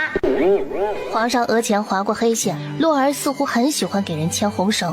朕也有此打算，便如你所愿吧。朕先回去了。翌日，那不是父皇和贤妃娘娘吗？还有洛儿。本来以为洛儿在可以逗洛儿玩解闷儿，结果父皇居然把洛儿带出宫了。你该担心的是父皇何时回来。四皇子愣了愣，为何？还能为何？父皇让我们和太子皇兄一起上课，肯定会盯着你，肯定是那个被特别关注的人。马车上，约一洛被唤醒了。洛儿醒了，等会儿就可以看你外祖父和舅舅了，开不开心啊？贤妃笑容柔和地看着自言自语的皇上，听到外面热闹的人声，恰好看到在给人施粥的李倩。李倩也注意到了贤妃，这一路来并未听到有人在议论三皇子之事，看来这事儿算是彻底过去了。老三解决了玉楼国余孽这个隐患，百姓们心里高兴，自然不会再议论其他事。穿过热闹的街道，马车停在将军府门口。守门的侍卫算是将军府老人，见贤妃连忙行礼，领他去了正厅。姨爹，女儿来看你了。哎呀，来，让我看看小洛儿，用过早饭了吗？怎么没看到哥哥？说话间，金廷安正好练武回来。妹妹有没有吃饭？我让人去做。方才正好和弟弟说了，已经吃过了。行，待会儿我吩咐人做些你喜欢吃的菜，再命人收拾出你之前住的屋子，给你和洛儿住。怎么没看到僵尸？回娘家了，应该下午会回来。哎，你这次可以住多久啊？居然回娘家了，舅舅还没一起去，两人不会是吵架了吧？应该会住几日。哥哥怎么没和僵尸一起去江家？吵架了？没吵架。妹妹带洛儿来，便安心住下，不必管这些闲事。正好我挑了几件你能用得上的东西，你进宫时把它们都带回去。他确实为和僵尸吵架，只是气不过僵尸的做派。见哥哥不愿说，贤妃也不再多问。这僵尸还真是敢呢，我看他说的恐怕比这还难听吧，只是丫鬟不敢如实说而已。你们两个去把娘娘未出嫁前住的屋子收拾出来。不用了，我带了张嬷嬷和花蕊过来，两人应该也快到了，让他们去收拾便好。贤妃话落，娘娘，奴婢现在就去收拾。张嬷嬷放下东西，便要往门外走。不可，娘娘，您的闺房现在恐怕是不能住人了。为何这样说？我不是交代过娘娘的闺房谁也不能动，以前是怎么样就一直保持着吗？娘娘恕罪，石夫人让我们把您的闺房用来放花花草草了。夫人说娘娘一时半会儿也不会回来，所以便先放放，让我们别告诉老将军和将军。这僵尸还真是敢呢，我看他说的恐怕比这还难听吧，只是丫鬟不敢如实说而已。当真如此？爹，您别发怒。你叫我不发怒？您抱着洛儿，别吓着洛儿了，消消气。老将军这才想起来，还抱着外孙女呢。哎呦，洛儿别害怕啊，外祖父不是故意吓小洛儿的，乖，别怕啊。爹地别生气，让人把花搬出去就是，不碍事的。什么不碍事啊？这僵尸平常看着老实，结果竟做出这等膈应人的事。走，去看看房间都被他弄成什么样了。张嬷嬷上前推开门，映入眼帘的是各种花花草草，地上还有不少干枯的花瓣和叶子，哪里看得出来是一间闺房呢？来人，把这些都搬出去，恢复成之前的样子。另一边，姜氏对此一无所知。将军不和你来也就罢了，甚至连礼也不备。你这些年打理将军府，没有功劳也有苦劳啊。娘，这些年我拿了不少东西回府，还有将军府的铺子的银子也拿了不少给弟弟们。现在还是别生事，否则得不偿失。将军府那么多好东西，你拿回来的那点算什么？不行，我要和你一起去将军府。娘，去到将军府，您别乱说话。知道了，知道了。下了马车，进入将军府。哎呦，这将军府真气派呀！你给你弟弟他们也买一座吧。娘，您收敛些。不是故意的，是有意的了。那么多空房你不放，偏偏挑娘亲的闺房放。哼，好意思说不是故意的？还你忙？你能忙啥呀？忙着偷将军府的东西搬去娘家嘛。正厅里面，贤妃一家人正在吃午饭，气氛十分融洽。哟，来得早不如来得巧，将军们正在吃饭呢。哎呦呦，大秋风的极品来了，就不能让娘亲好好吃饭吗？真是晦气。参见贤妃娘娘。贤妃淡淡的点头，不知她是回娘娘，这是我母亲，母亲不放心我一个人，所以特意送我回来。既然人送回来，便可以回去了。将军府可不是谁都能来的啊！娘娘，我母亲待会儿就走。姜氏没想到贤妃会如此落自己脸，还当着这么多丫鬟的面。哎呦，这是小公主吧？看上去真可爱呀！放肆！小公主是你想摸就摸的。张嬷嬷，把洛儿抱过来给我。姜氏，你去把娘娘的闺房收拾出来，给娘娘住。姜氏如遭雷击，她怎么把这事儿给忘了？怪不得贤妃态度如此不好。娘娘，老将军，妾身只是忙其他事给忘了，不是故意将花草放娘娘房里的。不是故意的，是有意的了。那么多空房你不放，偏偏挑娘亲的闺房放。哼，好意思说不是故意的？还你忙？你能忙啥呀？忙着偷将军府的东西搬去娘家嘛。娘娘，我女儿这些年照顾将军，没有功劳也有苦劳呀，坊间腾出来便是，大家都是一家人，别伤了和气。也是，这事儿便算了。多谢娘娘体恤，妾身下次不会再让类似的事发生。听闻将军打了胜仗，得了不少赏赐，我女儿真是好命啊，嫁了将军。金庭安神色平淡，哎呀，女儿是命好，可怜了我们孤儿寡母呀！儿子并无一官半职的，在京城里呀，都快待不下去了。又是哭穷，又是要一官半职的，真当舅舅是许愿池的王八呀？人家朝许愿池王八许愿，还投币呢，你这不投币就罢了，还好意思拿自己的糟心女儿攀关系？我呸！那小舅子多大的脸啊！舅舅的铺子挣的钱不都进了你那2个非我儿子的包里，还搁这哭穷呢？待不下去，若是待不下去，便不在京城就是；若是想要一官半职，自己参加科考。将军如今战功赫赫，不如帮我2个儿子谋个一官半职的。怎么说，他们也是你的小舅子呀。又是哭穷，又是要一官半职的，真当舅舅是许愿池的王八呀？人家朝许愿池王八许愿，还投币呢，你这不投币就罢了，还好意思拿自己的糟心女儿攀关系？我呸！那小舅子多大的脸啊！舅舅的铺子挣的钱不都进了你那2个非我儿子的包里，还搁这哭穷呢？老将军实在是听不下去了。是要自己走出去，还是我让人把你丢出去呢？不谋一官半职也行。将军府这么大，让我儿子他们来将军府做工可以吗？说完，拉着姜氏出了正厅。你好好给将军吹吹枕边风。你弟弟他们说看铺子太累，让他们来将军府，你给安排个轻松的活。姜氏点了点头，推着他出府上车，才重新回到正厅。将军别在意，母亲上了年纪，有些糊涂。就他这样还糊涂？我看他鸡贼着呢。甄启然不理自己。娘娘，我邀请了其他夫人明日来府里赏花，娘娘不介意吧？无妨，本宫正好可以凑凑热闹。姜氏离开之后，哥哥，方才姜氏母亲的坐态，你和爹爹也看到了，我有些担心。你回来后有没有看过将军府库房里的东西和铺子？娘亲真聪明，这一问啊，直接问到点子上。看过了，皇上赏赐的都有记录，我带回来的他也做了账，我看了也没看出什么问题。姜氏还敢拿府里东西不成？皇上赏赐的，他自然不敢。哥哥带回来的就不好说了，毕竟哥哥自己也记不清都有哪些东西啊。哥哥不如派人先去查查在外的铺子，防人之心不可无，当查个安心吧。启人说了会儿话，金庭安吩咐自己人去取哥哥铺子的账本，行了，是母亲让你说的吧？她明知道我，还让我吹枕边风。哥哥，说是江氏当真拿了府里的东西，你会如何处置？若真是如此，我讲合理，可是担心将军府落人话柄。哥哥不必担心，若不是你娶了江氏，爹爹又求了皇上，江氏和他的家人早就被流放了。等去查账的人回来，我看过账本，再做打算。派去查账的人在晚饭之前拿着账本回来交给金廷安。都在这儿了。这账本上好几日都未记账，甚至有些东西的去处也没写。一连看了几本都是如此。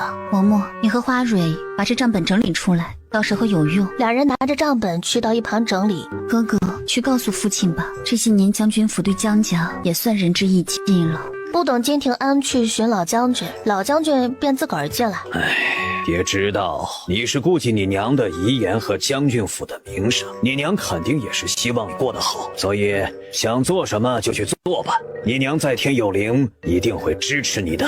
江氏不知道自己做的事已经败露，还心情愉悦地挑选明日穿的衣服。夫人，丞相府那边本是不来的，现在又改变了主意。知道了，还有事。陈将军现在在府里，夫人何不去吹吹枕边风？这样两位公子的差事说不定就着落了。金廷安根本就不愿碰他，还吹枕边风呢。从成亲到现在，他都怀疑金廷安是不是有什么隐疾。行了，是母亲让你说的吧？她明知道我，还让我吹枕边风。将军一直在外打仗，现在好不容易回来了，夫人可得抓紧机会。贤妃娘娘突然回来，我总觉得不安，让人去取账本，也还不见回来。这时，夫人，不好了！什么不好了？会不会好好说话？不是让你去拿账本吗？小人去时，账本已经先一步被人取走了。可这是谁取走的？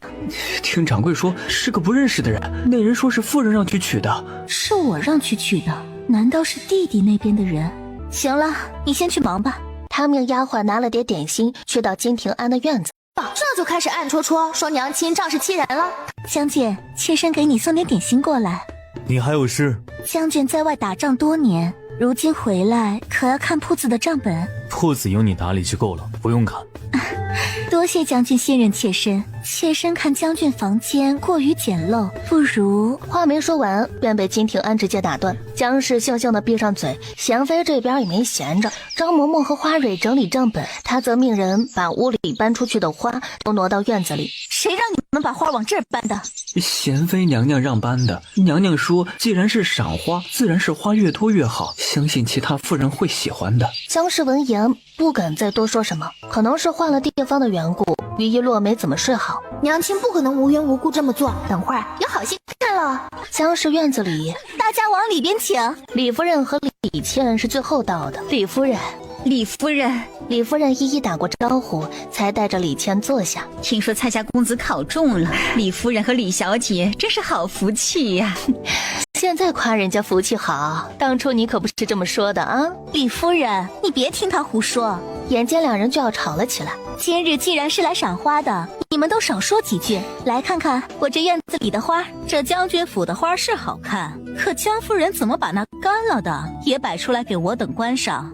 这是贤妃娘娘的意思，我也只是照办罢了。哟，这就开始暗戳戳说娘亲仗势欺人了。确实是本宫的意思。江氏没想到贤妃竟来得如此之巧。参见贤妃娘娘。快请起，本宫不请自来，没打扰大家的雅兴吧？娘娘说的是哪里话？您能来，我们高兴还来不及呢，又岂会打扰？那就好。江氏对这赏花宴格外上心，这不怕花被冻坏，还特意把花搬到本宫之前住的闺房里。